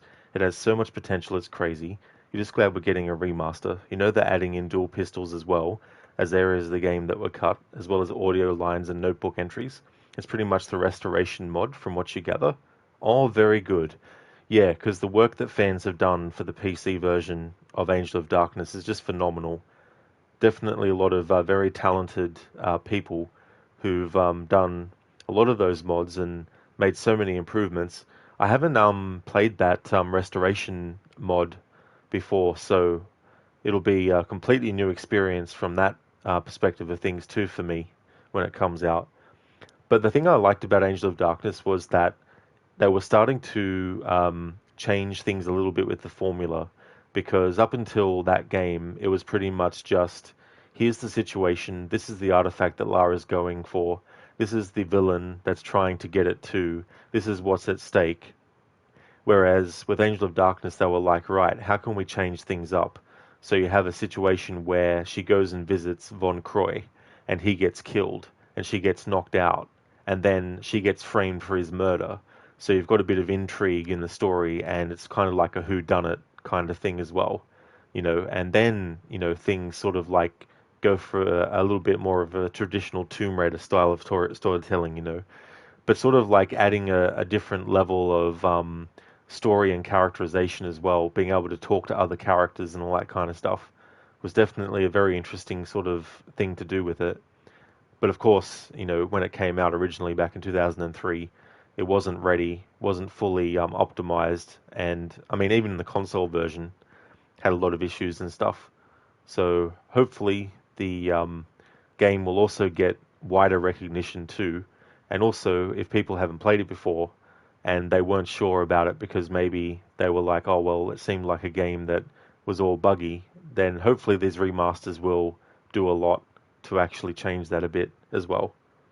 Because the thing I felt about that game was that there was always some really good things about it. It's just that it was bogged down with so many different other issues that were, unfortunately avoidable.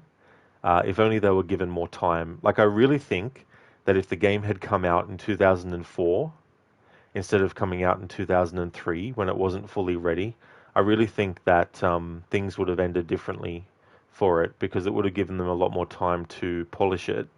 And the other thing was, because the second Tomb Raider movie was coming out the same year, the investors and the higher-ups were basically like, look, we need to get it out so that when the movie comes out, we can have like a cross-promotional thing and all that too. So that was also another factor that was why the game got released, as prematurely as it did as well. So yeah, I'm hoping that it's going to get, a bit of a redemption as well.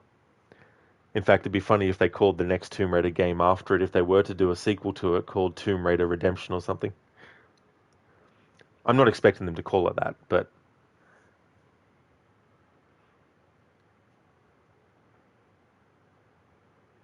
Foxenheim, ah man, you're a little worried about the AOD remaster. They did the Soul Reaver remasters too, and the PS2 Soul Reaver 2 had very little changes. The textures looked exactly the same to you. They didn't create them like with the PS1 game. It was just AI enhanced, but to me it looked too similar for a remaster. Well, that's definitely fair, Foxenheim. I never really took a good look at the remasters of Soul Reaver 1 and 2. But yeah, that's the thing, like, Soul Reaver 2 came out on the PlayStation 2, so that was still a very long time ago, so you would think that there would be drastic changes made to it as well. Oh, that's good to hear, Gorky. I'm glad that you're going good. Foxenheim, I really hope they do a lot of effort on AOD. It really deserves some love. You think they upped the quality of storytelling in AOD? The music was on an insane level of quality back then. Oh yeah, like having it actually be done by a live orchestra, that was really, really good. It's probably one of my favorite renditions of the classic Tomb Raider theme that guy plays. The restoration mod takes the game from a 4 out of 10 to an easy 9 out of 10. It adds a lot more context, and it doesn't feel so displaced, if that makes any sense. If they don't keep I Feel Stronger, I will immediately be disappointed. I feel stronger now. But Lara, you pushed something that you pushed earlier, but you couldn't push this thing because you hadn't actually opened up a door, because you needed to open up a door to feel stronger to push an object that you had already pushed the same kind of object earlier, that kind of stuff. But I do recall being told that they had to make a lot of shortcuts and changes to that mechanic as a result of the game being rushed out as well.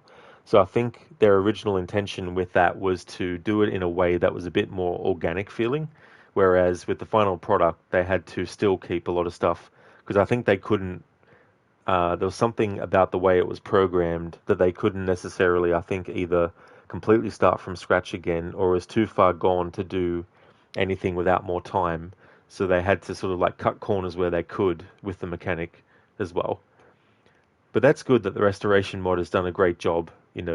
Hats off to fans who are able to do that kind of stuff, because there's so many games that are very lucky to have a fan base that are really invested in trying to, fix a lot of the issues as well. I mean, Core Design, like they still have their website, I think, and everything, but as far as being like um, making, their own games, or maybe they do. I don't know 100% if they do their own games now or if they, just still keep the website up and that. But it is cool, when franchises get that kind of recognition and also support from both sides, both the fans of the old school games and also those who worked on them. Yep, explained masterfully. Eidos got too greedy and was just in it for the money. If they just waited another, say, 6 to 8 months, then they would have made a lot more money than what they got. Oh, absolutely, And the thing about the second Tomb Raider movie is there's nothing in it that relates to the story of Angel of Darkness at all, So, like, I get it from the perspective of maybe if someone sees the movie, they might play the new game. And maybe if someone plays the new game, it might make them watch the movie. But I feel like trying to rely on that is not 100% reliable because sooner or later you're going to get to a situation where the actual film adaptation could actually potentially hurt the sales of the game and also vice versa as well. So I think it was a bit unfortunate that that movie was also one of the things that made them want to actually bring it out earlier than they should have. Foxenheim, you also hope they make levels load in the background for Tomb Raider 4 and Angel of Darkness. Back then it was awesome that there's large environments, but the constant loading is outdated and unnecessary now. The flow would be amazing. Oh, absolutely, yeah. Fixing that kind of stuff is really good too. The only downside sometimes is certain games in certain loading screens, if they're done on a newer system, the loading screen is instant, but there might be something that you want to read.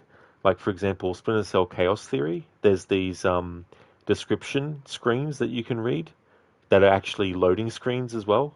But because the loading screen, when it's finished, automatically goes to the next thing, because they've actually got it backwards compatible on the newer Xbox consoles, what ends up happening is the loading screen that has the information about the mission that you might want to read instantly goes and you can't read it, so sometimes there can be like little downsides with doing or having something on a faster loading thing, but it's going to be great to hopefully have that for that game. Hey there, Sona, welcome on in. How's things going? Lucinda, okay, Rod, it's time for you to head off to work. I hope you have a great rest of your day. Thank you so very much, Lucinda. I definitely really appreciate that a lot. I hope that work goes well for you, and I hope that it goes quick so you can enjoy the rest of your Friday as well. Would like to highly recommend people check out Lucinda's channel if you haven't before. Lucinda is doing a playthrough of games like Thief. She's also doing a Resident Evil marathon at the moment as well. Also a big fan of Evil Within, The Last of Us, Dying Light, Dead Island, Dishonored, Bioshock, and the Fallout games as well, to name a few.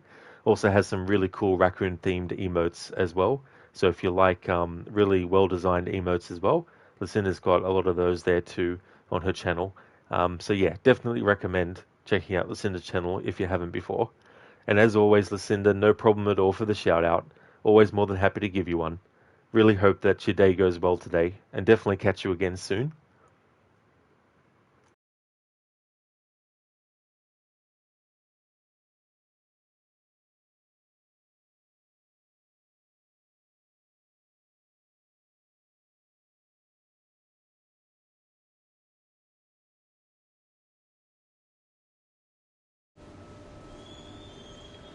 That guy plays. Yeah, they also had levels that had to be cut last minute. Castle Kriegler, you think it was called? You're supposed to go to Germany and Turkey, but instead Core thought due to the time they had to put, due to time they had to put it in the sequel, The Lost Domain, which never saw the light of day. So that's what the name of the intended sequel was. That's interesting.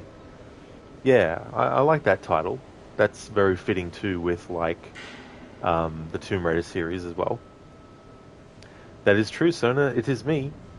Or maybe we're in an alternate reality now where there's a different version of me. And maybe there's a different version of me that's called you.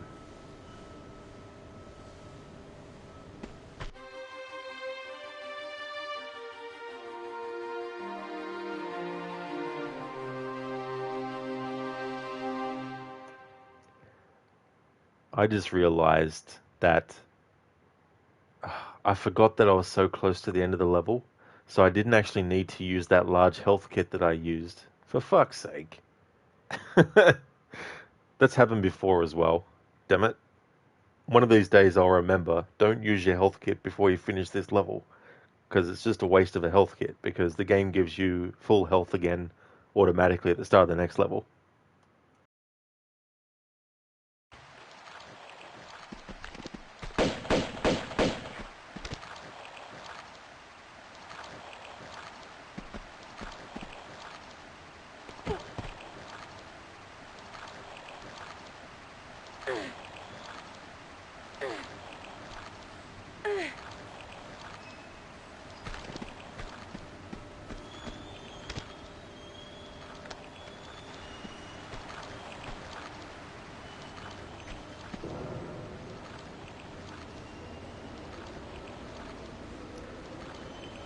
It'll probably take me, I think, at least half an hour to do this next level. So before I actually deactivate it, just want to give people a heads up that I'm going to deactivate the channel point reward for changing Lara's outfit, because I don't want to have someone redeem it and then waste their points. Not that I wouldn't give them a refund on the points though, but I mean to say, I just want to give a heads up that I'm going to deactivate the channel point reward soon for changing Lara's outfit, because that way the full 30 minutes of how long the outfit gets changed to will be able to be taken advantage of as well. So just a bit of a heads up. I'll just leave it open for a minute or two.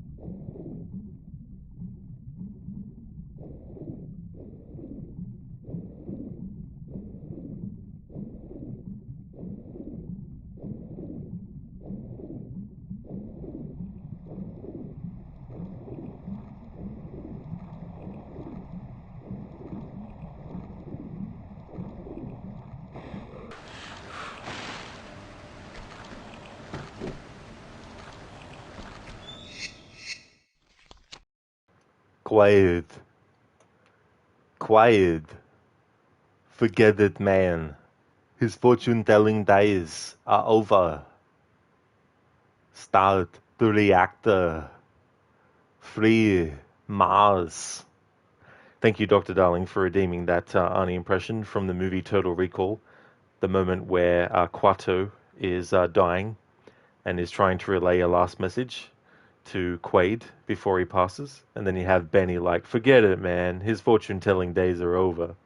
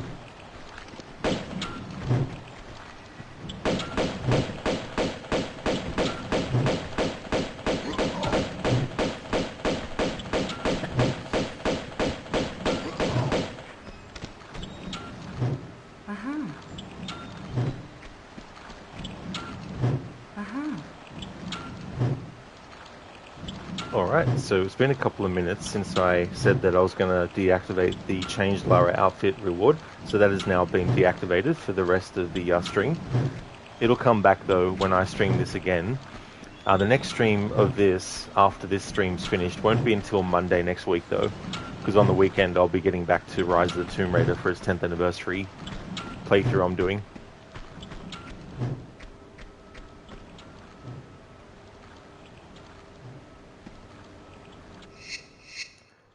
That guy, please. Also wish they would make the games hard again, just like 3 was. That game was like the Dark Souls before Dark Souls was even a thing. Yeah, Tomb Raider 3 can definitely be very, very tricky. A lot of tight spots too to try and get through sometimes.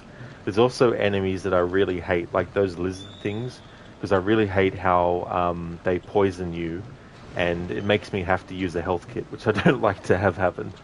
But there's a crawl space that you have to go through, and the lizard starts to shoot at you from a distance, so of course it's very easy to get poisoned by that particular lizard in that particular point.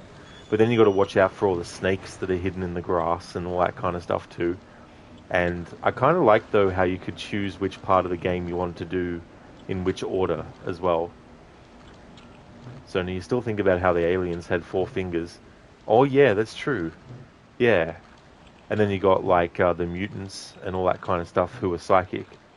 The interesting thing is, because Total Recall was based on a Philip K. Dick story, they were actually going to do a sequel to Total Recall with Arnie, and it eventually fell through as an Arnold Schwarzenegger sequel to Total Recall, but it ultimately ended up becoming the Tom Cruise, Steven Spielberg directed Minority Report. They didn't make it a sequel to Total Recall, but in the proposed sequel for Total Recall, they had these psychics that were able to predict when crimes were going to actually happen, so that the person who commits the crime could be arrested before they even do it. So they basically took that concept that they had for Total Recall 2 and instead put it into Minority Report and made it that there were 3, psychics that they utilized to determine whether or not someone was going to commit a crime. And would have been interesting though if it was a sequel to Total Recall with Arnie returning. But yeah, I don't know.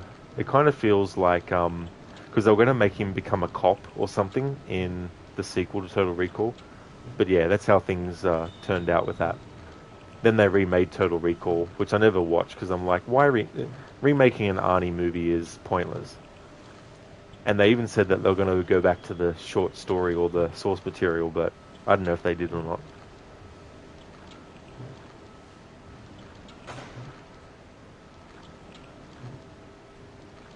Exactly, that guy plays, yeah, like if you choose Nevada first, it means that, if you pick Nevada last, it means that you're going to lose all your weapons and all your ammo for those weapons. And that is really annoying. That's why I always like to do Nevada first whenever I play through that game. So you think the primary was named Agatha? Oh yeah, the primary psychic was named Agatha. Yeah, it's been a long time since I saw that movie. I didn't mind it actually, Minority Report. I thought it was an interesting movie.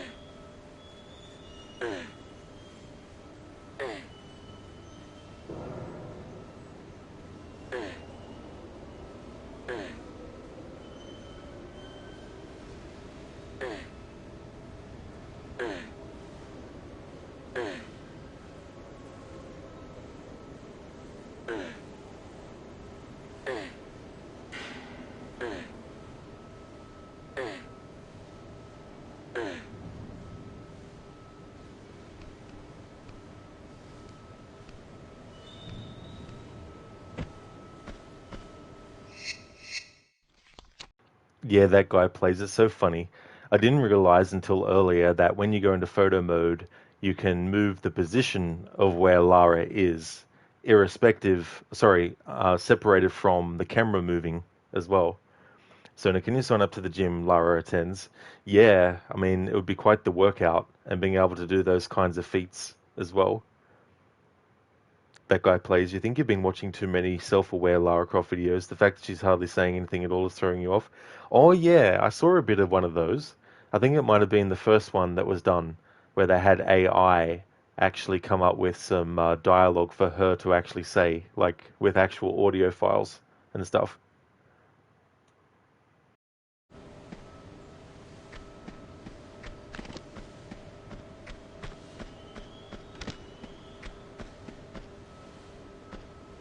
Uh-huh. Uh-huh.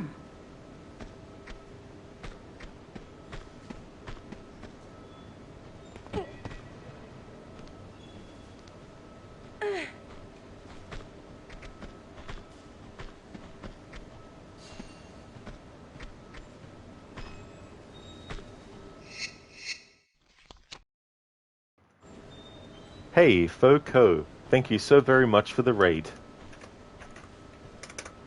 Welcome on in. Thank you for joining. Welcome to your raiders as well. Welcome on in. Oh, nice. You were doing some remastered as well. So which game in the trilogy of the first 3 remastered were you doing? Hope you had a good stream. Welcome on in, everyone. Hey there, Talmanian. Welcome on in. Hope things are going well. That guy plays. Yeah, the latest videos are the funniest. You think they're currently covering Tomb Raider 3 at the moment, and they AI due to the Gibbons voice. It sounds so real, it's crazy. That's so funny too, the concept of having the character actually do commentary, from the character's perspective as well, So along with the marksman training, that's so true too as well. Oh, absolutely. Yeah, Lara's definitely very proficient with those weapons. Hales Cooper, welcome on into you as well. Hope things are going good. I'm doing well, thanks Foco. Things are going really good. I'm doing this level before I end the stream, but it'll probably take me a little bit to do the level, so I'll still be streaming for a little while yet. Thank you so much for the raid, and the way it Chris, thank you so very much for the follow. Thank you. Fo, you were doing a casual pacifist of Tomb Raider 1, a fun run. I've never actually done that with that game before, or any of the Tomb Raider games. That would be actually interesting to try and get through that game without actually killing things. Especially if you get put into a corner and you're starting to, lose a lot of health and stuff. Joe F93, welcome on into you as well. I hope things are going good. Oh, cheers, Fo. Thank you so much. And thank you for the follow as well. Really appreciate that a lot too. Hey there, Reverend Alucard. Welcome on into you too. I hope things are going good. Oh no, just a casual playthrough, Fo. Yeah, I haven't really done many challenges with the old school Tomb Raider games. In fact, I think it wasn't until I did Tomb Raider 1 dual pistols only, I think, was one of the challenges that I did. And I've done challenge runs with like Tomb Raider Legend and Anniversary, as well as the reboot trilogy, but not many of the old school. I guess you could say there's old school, then there's old school, and then there's recent. which is getting a fair way away because it was 2018 when the last Tomb Raider game came out, and we're only a few years away from its 10th anniversary. So, but yeah, they can be fun though. I like doing challenges with other games as well, different franchises too.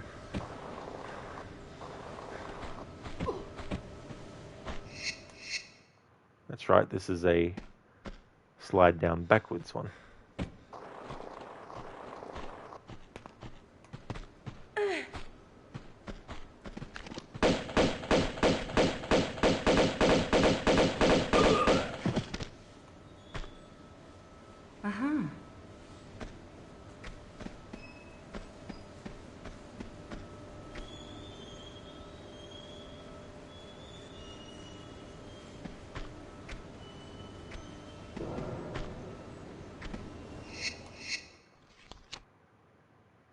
That guy plays. That does sound extremely challenging, to be fair. You recently saw a stream with a guy doing a run of 3 with just the harpoon. You're sorry, what?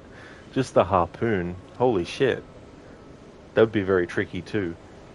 Though it can be a lot at times. Medipacks help a lot. Right, they've rebooted a few times now, haven't they? That's so true, you know, like, often when people say the reboot of Tomb Raider, they, you know, refer to just the 2013 game, but there was the first reboot, which was Tomb Raider Legend as well. And definitely a lot of differences between the version of Lara in Legend, Anniversary and Underworld compared to the previous games in the series. But I could definitely see why for some people the two would blend in a bit. So they might think that Legend wasn't a reboot and it was just, you know, another sequel to those ones. But yeah, there's been 2 actual reboots so far. I wouldn't be surprised if they do a reboot again somewhere down the line. But yeah, a lot of health kits. I'm one of those players of Tomb Raider where I hate using health kits. At least I hate using too many too early as well, so I try and hoard as many as I can as well. In fact, a lot of the times I'm like, oh, I guess I should use my health kit. I've only got 40 of them, but that's still not that many, you know, that kind of thing. Talmanian, I suppose it's time to get some chores done. No worries at all, Talmanian. I hope that the chores go well. I hope you have a good rest of your day as well, and thank you so very much for the lurk too. Foe, harpoon only might be the line for you. I don't blame you, Foe, for sure. Like, yeah. I mean, with the reboot trilogy, I've done, bow only playthroughs, but I was crazy with my punishment if I accidentally used a weapon that wasn't a bow. Unless it was a situation where I was forced to actually use a different weapon, my punishment I came up with was that I had to actually restart the whole entire game from the start. Even if I just shot a different weapon at nothing, I would still have to restart the whole game. So I did that with the trilogy. The first time I did it with Rise of the Tomb Raider, I actually accidentally used the pistol at the part where Lara slides on the dead body of one of the Deathless ones, and you have that whole fight that ensues. Well, the game, of course, automatically switched the weapon from the bow, which I had equipped, to the pistol, so I absent-mindedly aimed and then shot, and then I realized, oh shit, the game swapped to the pistol on me, and I just shot a pistol. So I got up to that far, which is getting pretty close to the end of the game, so I had to restart the game all the way from the start. But I got it on the next attempt, thankfully. And then when I did it the second time with Rise, I got through without having to restart, so I felt happy with that. But yeah, that's probably the craziest... No, actually, what am I saying? The craziest is probably no death challenge, which is really, really insane. Like, it was so frustrating, so many deaths. Some deaths I wouldn't count if it was like a glitch that caused it, but other times when it wasn't a glitch, I had to accept it and restart the whole game from the start. So I think that's probably the craziest challenge I've done with a Tomb Raider game, is just the no death one as well.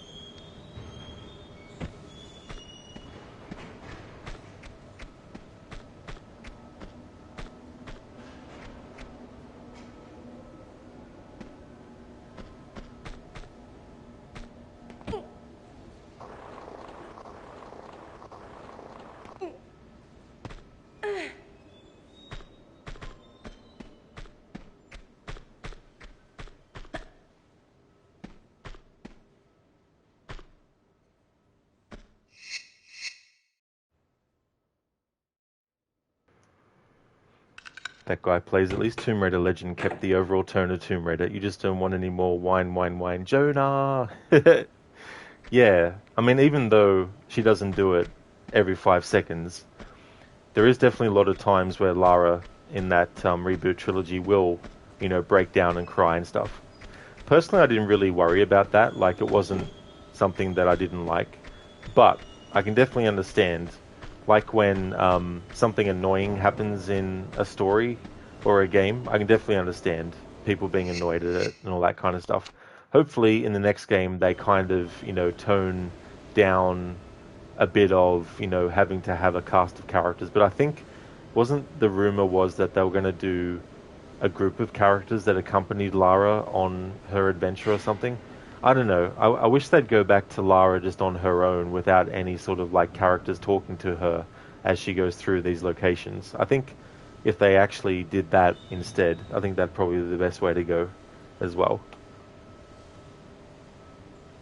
It must have been the wind, Sona. I mean, that's always what it is, though. Everything is the wind's fault.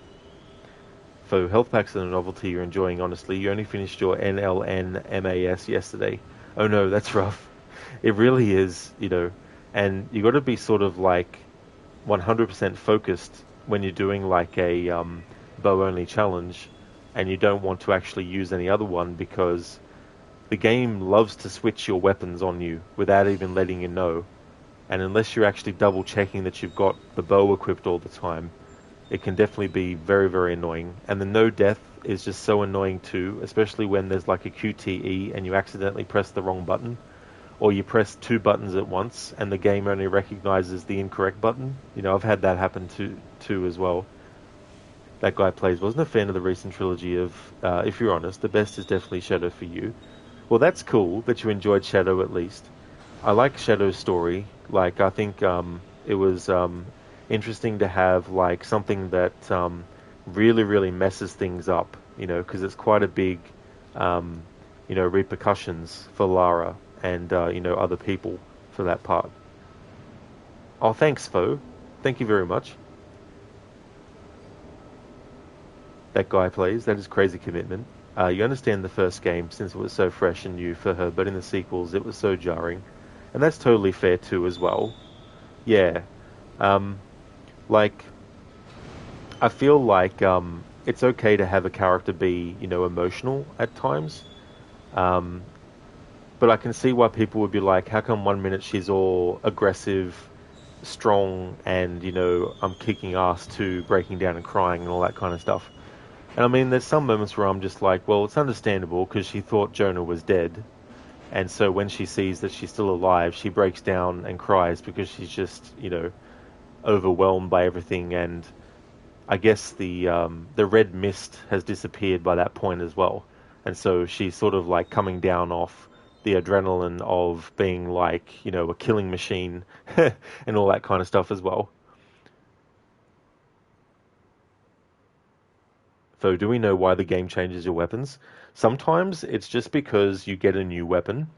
When the first time you get like a rifle or a shotgun, it'll actually automatically change it. However, in those moments, even though it goes in slow motion, if you just wait for the slow motion to finish and don't shoot, then you can just switch back to the bow as well.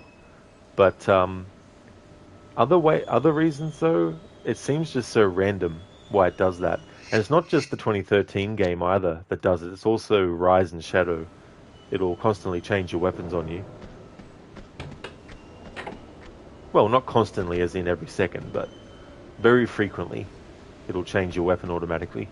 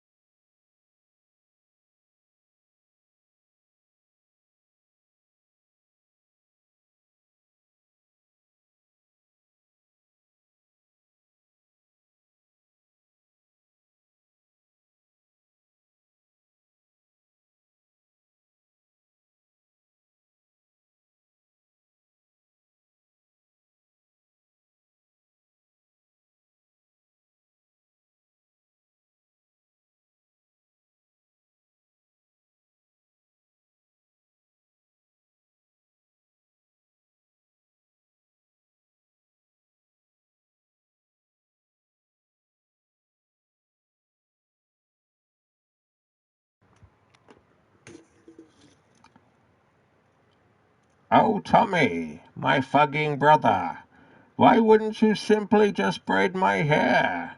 You goddamn traitor. I don't like bald life. Hey there, RV. Welcome on in. Thanks for redeeming the Bane impression. Tom Brader, what are you doing? How dare you do that to Bane's head? How's things going, RV? Welcome on in. Thanks again for being here, Fo. I hope that you have a great one. And welcome on in again, Cody. I hope things are going well.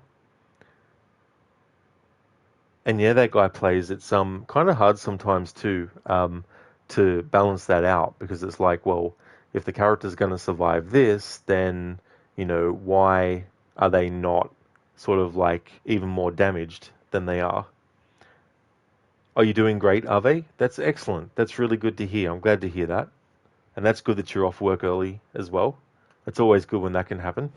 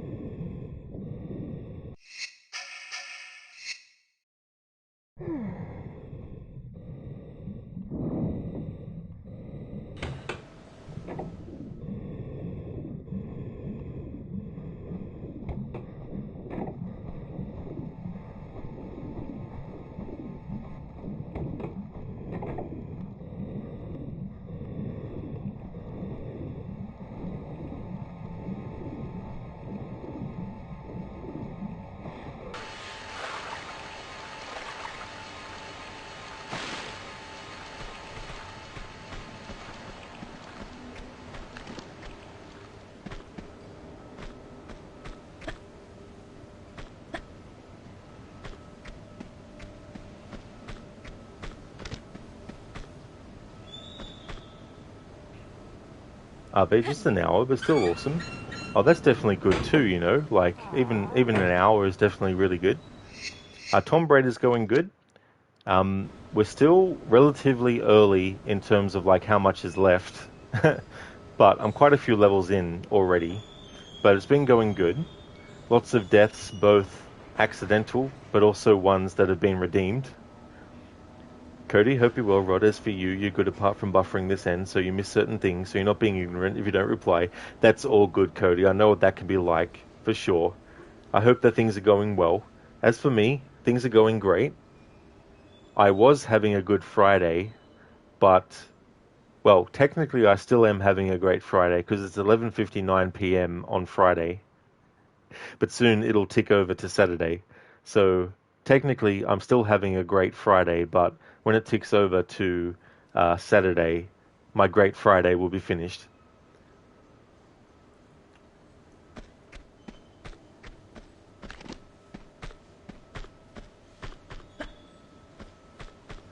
And it's now Saturday here.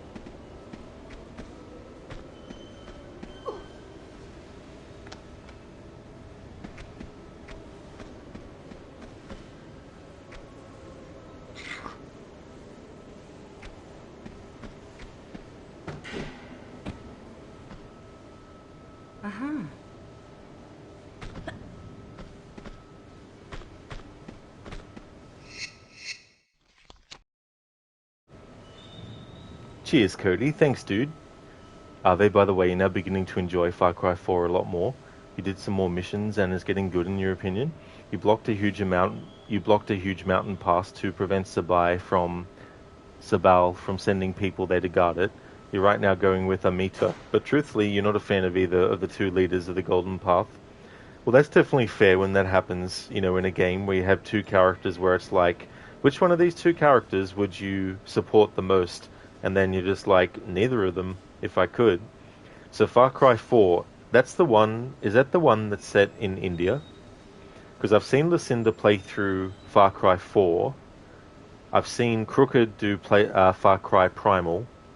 But I don't think I've seen someone do Far Cry 1, 2, 3, or 5, or 5, or 6. So Far Cry 4 is in India. I gotcha, yeah. It's cool in those games how they added an alternate ending that you can get at the start of the game, or close to the start, where if you don't do a certain thing on purpose, and you actually wait for the time to tick down, you get an alternate ending, which I think is quite cool. I wish more games did that kind of stuff.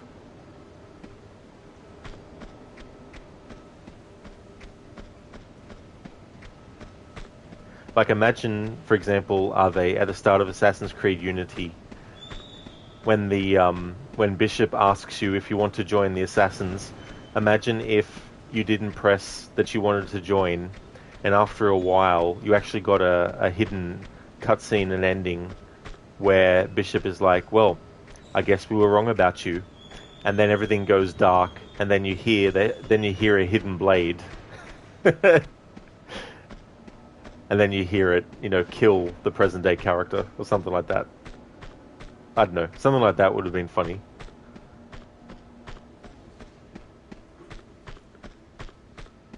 Cody, your favorite is 5? Oh, nice. So what is it about 5 that makes you pick it as your favorite? Like, I've only played a little bit of 1, 2, and 3, and I've never finished any of those, so I don't really have a whole lot of sort of like notion of certain things. That would be Ave, yeah.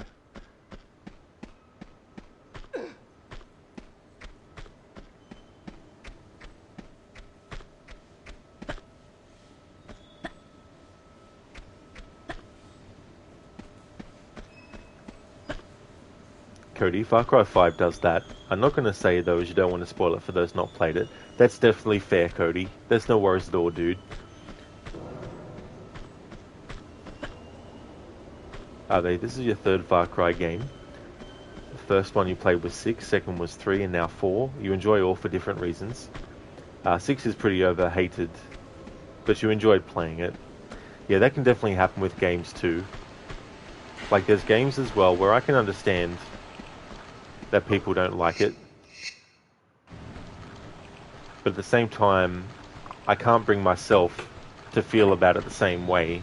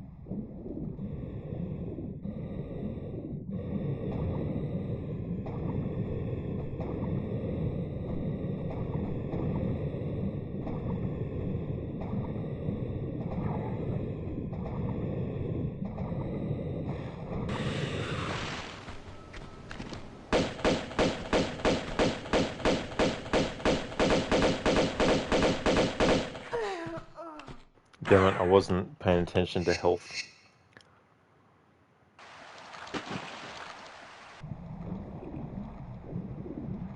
RV3 has the best story and villain. 4 stealth and gunplay is awesome. I've definitely heard that the villain Vas in 3 is considered the best villain in the series, or at least one of the top contenders as well.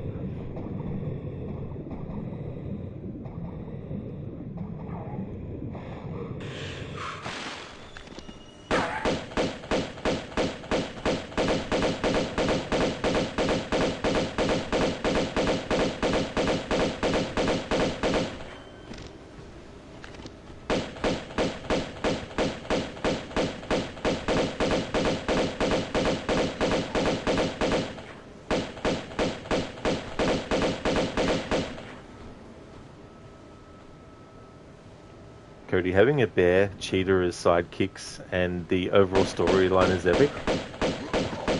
That's cool that you get a cheetah. Nice. What you liked about Far Cry 6 is how you could command a dog to distract guards by using its cuteness. It was awesome. And the guards are like, who's a good doggy? You up.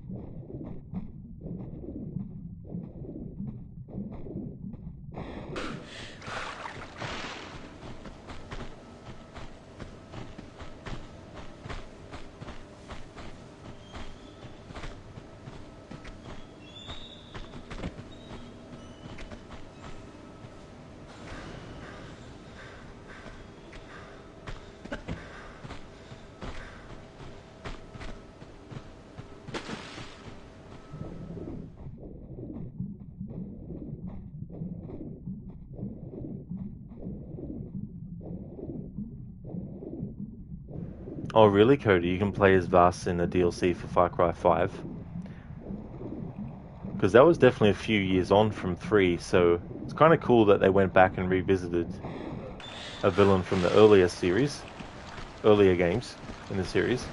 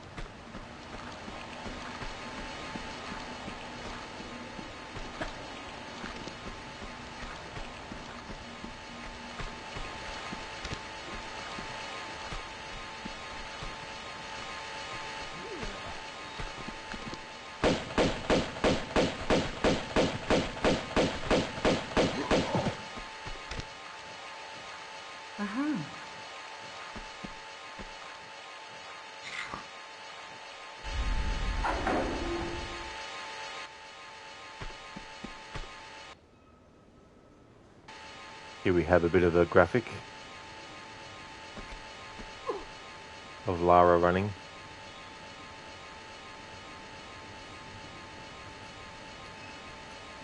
I wonder if they'll put some clues into the remasters of 4, 5 and 6, hints as to whether or not they actually do want to do brand new old school style Tomb Raider games with classic Lara that are sequels to Angel of Darkness.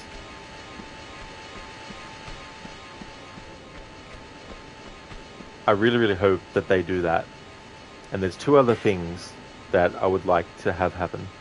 I always like to mention these things because I'm hoping that the more it gets put out there, maybe sooner or later it might become a reality, but I would love there to be the same kind of approach to the remasters of these Tomb Raider games, but done for the Siphon Filter trilogy, the PS1 trilogy.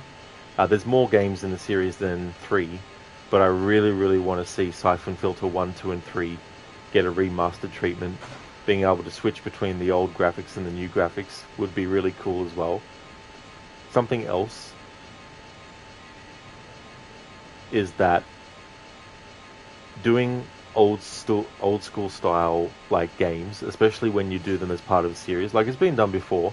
Like they did some Mega Man games that came out way after the NES was prominent, but they did them in the style of the old NES Mega Man games. So it's been done before, but I would like them to take that approach with, well, I would like them to do, and this is a different company of course, but I would love it if Capcom did a side series of Resident Evil games that were actually old school style with the fixed camera angles and all that kind of stuff as well.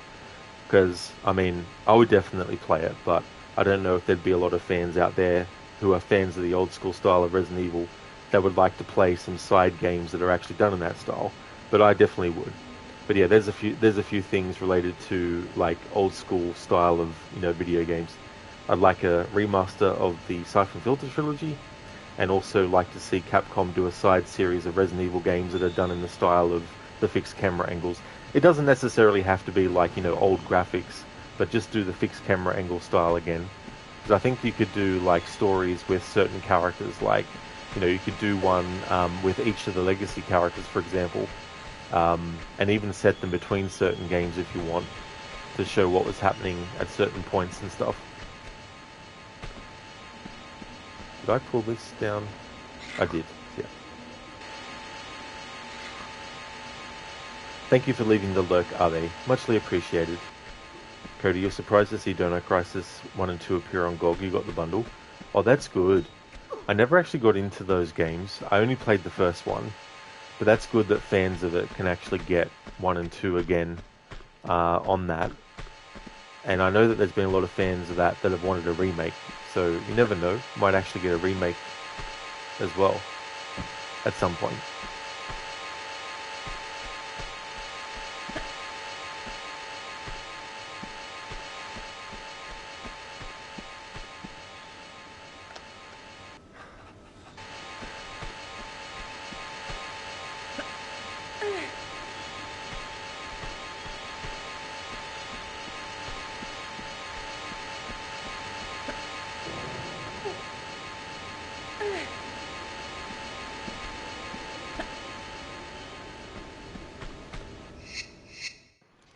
Oh, Gorky, did I tell you you have Soul Reaver 1 and 2? I don't know if you did or not, but that's cool. I really liked Soul Reaver 1.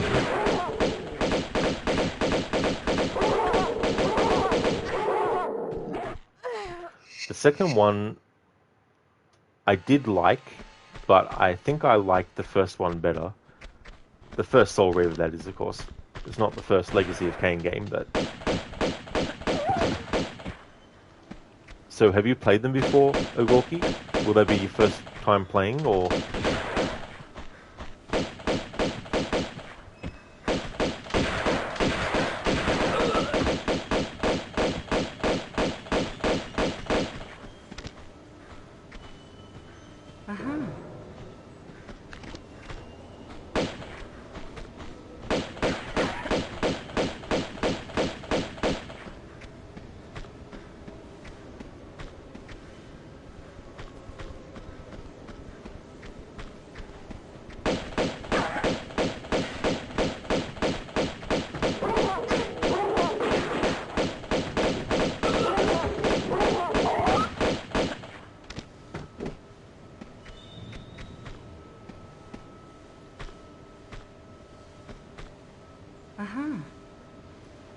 Cody, you love them Resident Evil with dinosaurs, lol. Yeah, it was kind of cool, I must admit, that they took the fixed camera angle style of game that Resident Evil was and did that with dinosaurs instead. I also feel like if Capcom had the rights to it, that if they did like an Alien game with the fixed camera angles, I think that could actually work as a fixed camera angle game, doing a game based on one of the Alien movies. So you have played it before, Gorky? Nice. It was an interesting, I must say, it was an interesting sort of like, couple of games together. But I really like Soul Reaver 1 a lot, and the opening sequence, I still think it's one of the best opening sequences, and the music as well is just chef's kiss.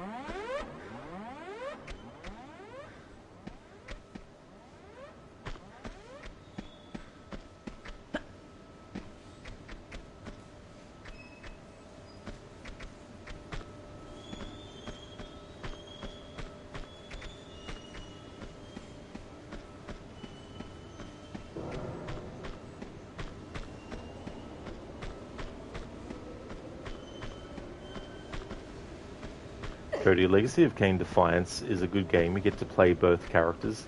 That's actually cool. Get to play as Kain and Raziel. Raziel. I've forgotten how to pronounce his name.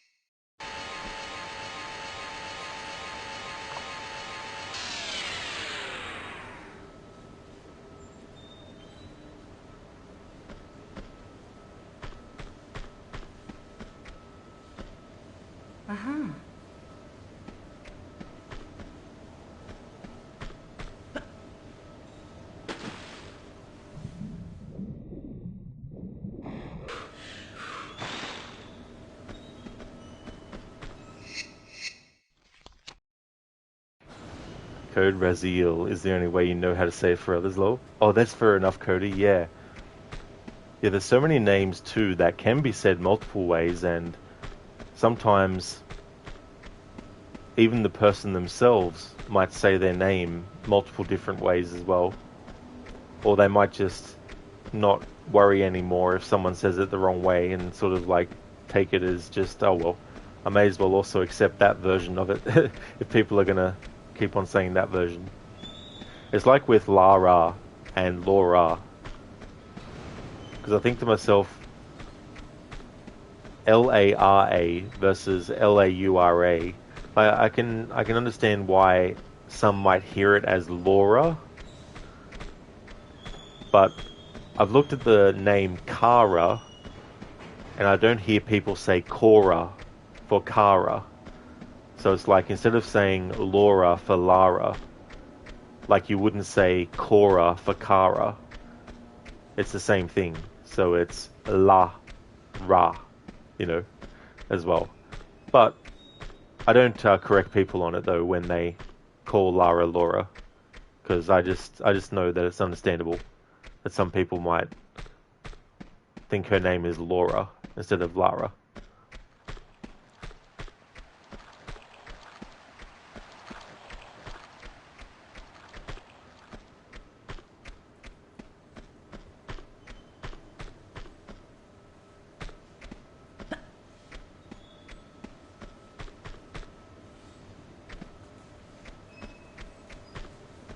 Oop.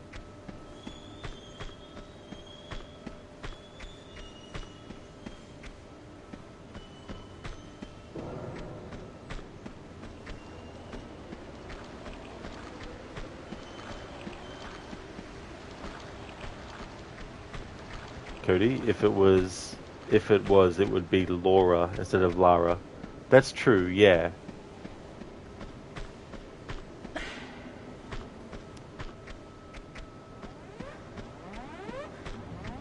I guess too, sometimes the speed at which a word is said can also make someone think it's one thing over the other as well.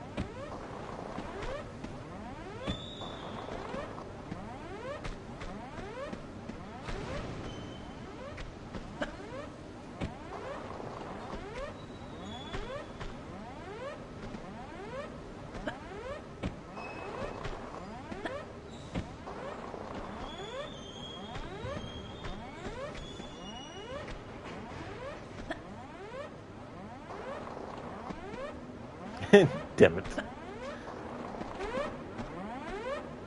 Oh well. I've had that happen before, but I think it was actually lower on the slope. So I could still actually pick it up, but I don't have the patience to keep on trying to see if I can still do the same trick to pick that up with it being that far up the slope.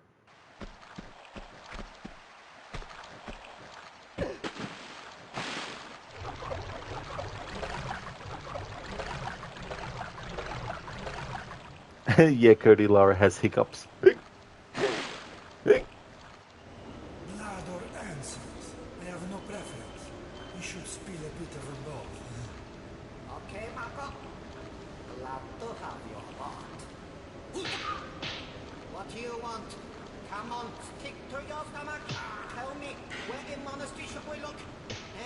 Brother? This dialogue.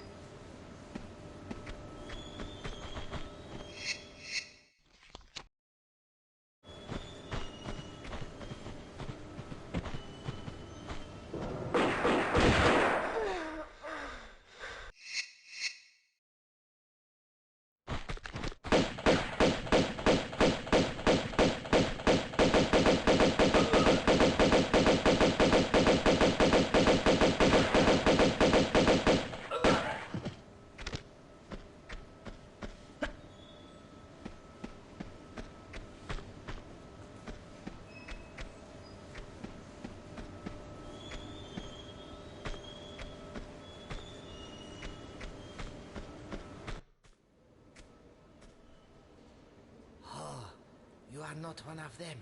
But you are a monk. Brother Chen Bakang, you have come for me. I saw bright lights around me. That was gunfire. I think it was them who got taken away by it. But you are my guide, my path beater to a next incarnation. I have done my time here, haven't I? What are you doing here, in Marco Bartoli? Nothing. I led righteous life, here for reasons rooted only in necessary evil, as my father was before me when he bombed Gianni's vessel deep into these waters. Now I'm here, was here, to prevent his son from salvaging the Seraph. The Seraph? You not know my life's work well. You sure you're not here for them?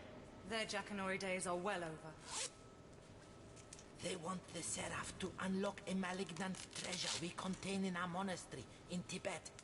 Since being stolen by imbecile vagabonds centuries ago, we've been without key to it, relying solely on cleansing of our prayers to keep it subdued. Then the occultist Gianni Bia acquired it. Trouble we knew. He breathed life back into ancient belief.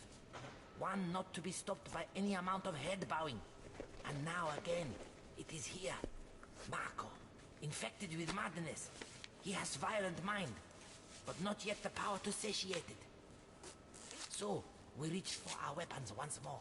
The true detox of evil. Where can you be taking me? Thought this was my big break.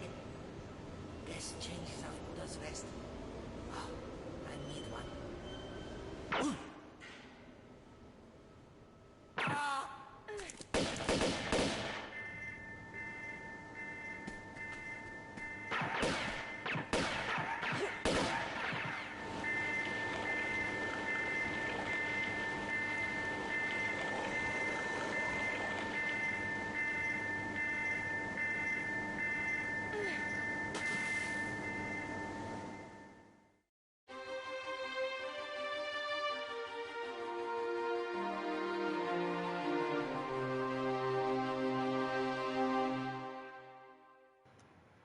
So this next level, I'm not going to do it in this stream though. I'm going to call it a stream. But at the start of the next level, the game doesn't give you any warning. You're instantly completely underwater, and you have a certain amount of time before your oxygen runs out to get Lara to where you need to go. And if you haven't played the game before, it might not be apparent straight away where you actually have to go. So I would definitely recommend that if people are playing this for the first time, make sure that as soon as the next level after this one that I just finished actually starts, you make a save, because if you mess up, you don't want to have to reload whatever save was your most recent one, just in case it's not like right at the end of this level or something. But yeah, I'll press X to continue, but I will actually be ending the stream.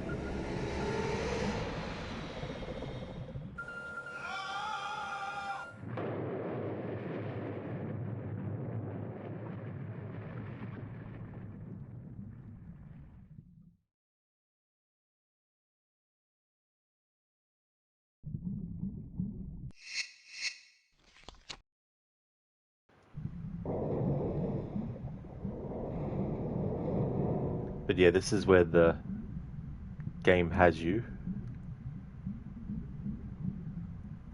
I think from memory the clue of which direction to go is the debris, a trail of debris that you follow.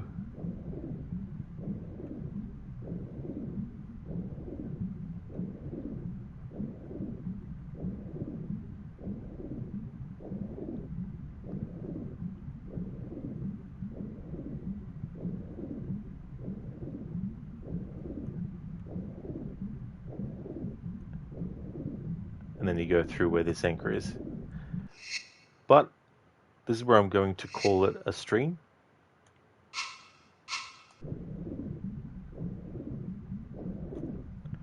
But before I do, there's some end of stream things that I'm going to do first. But I'll just leave it on that while I do that. Hey there, Milan. Just about to end the stream, but thank you so much for joining though. I hope things have been going well. I've been going good, doing Tomb Raider 2 Remastered today. I finished Tomb Raider 1 Remastered yesterday, so starting this today. I hope things have been going well. We're going to go and raid out to Crocodiles, who's playing Stronghold. He's doing a historical order run of various games across different franchises and series, and he's doing them in timeline order. So he's doing a game called Stronghold at the moment. Lizzie, so she might drown. Yeah, I mean, they don't give you much time to see where you need to swim to, so you've got to be very, very quick as well. But I've already saved the game, and when I do my next stream of this, I'll just start from where I saved. Milan, just when you decided to take a break, Hole in the Water is out of the water at the moment. Oh, is it, Milan? So you're land bound for a little bit? Well, that's good though to take a break like that, you know, when you can as well.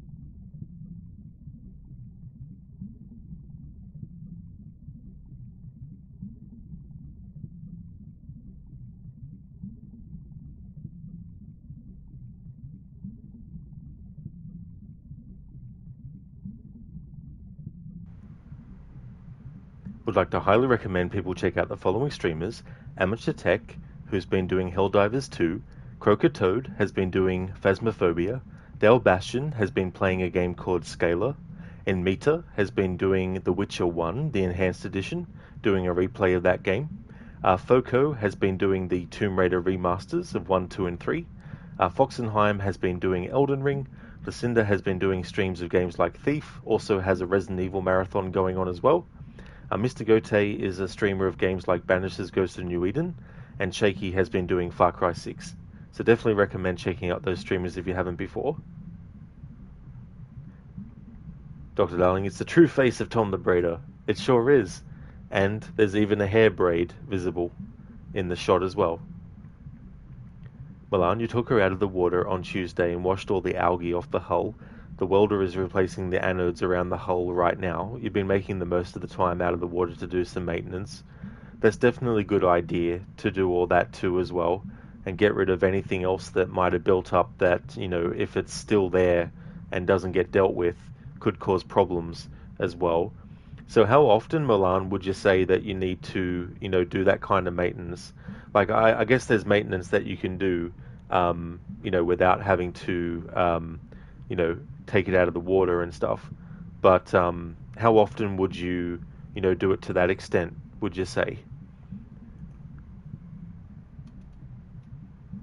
The next stream of Tomb Raider 2 Remastered won't be until Monday, And the next stream you'll see from me will be Rise of the Tomb Raider. I'm going to be continuing my Phase 1 100% playthrough of Rise of the Tomb Raider as part of celebrating that game's 10th anniversary. There'll be other playthroughs of that game too throughout the year, doing different approaches to celebrate the 10th anniversary. But the first phase that I'm currently doing is 100%, getting not only what the game considers 100% done, but also getting all the weapons and getting all the weapons fully upgraded, as well as getting all the abilities unlocked. So really doing a deep dive into the game in that way. So if you see me streaming Rise of the Tomb Raider, then you know it's become Saturday.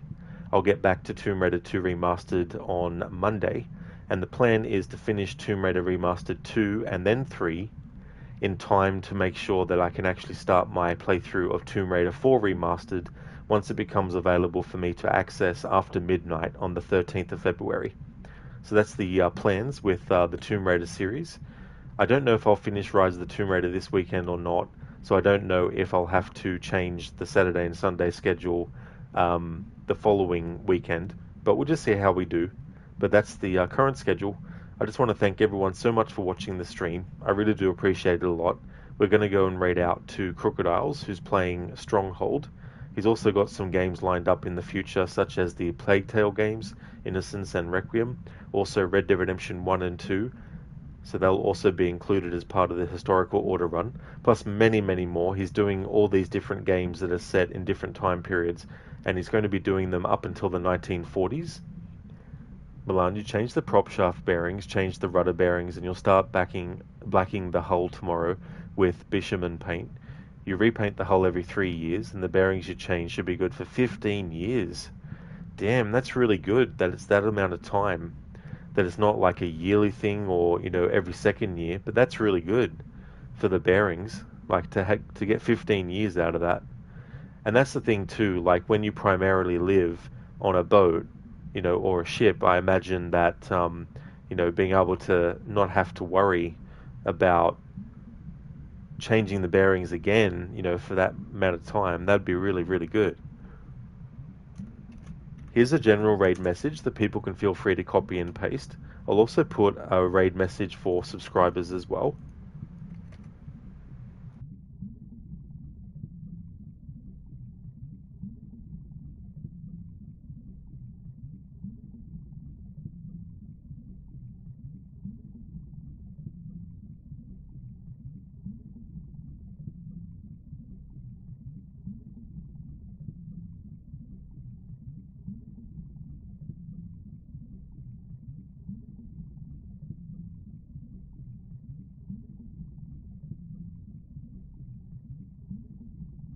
Milan, you only use the best quality parts for that reason.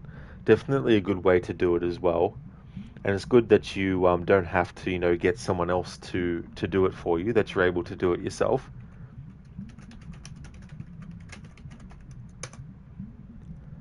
Thank you once again, everyone, for watching the stream.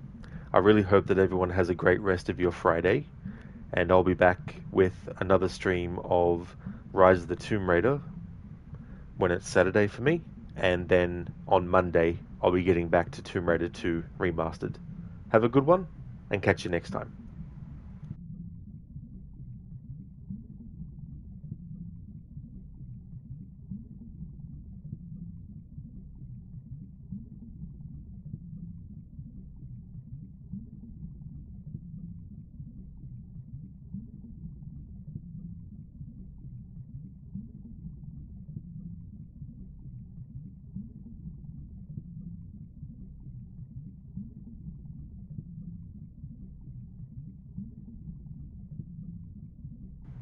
Thank you, Cody. You take care as well, dude. Thank you very much.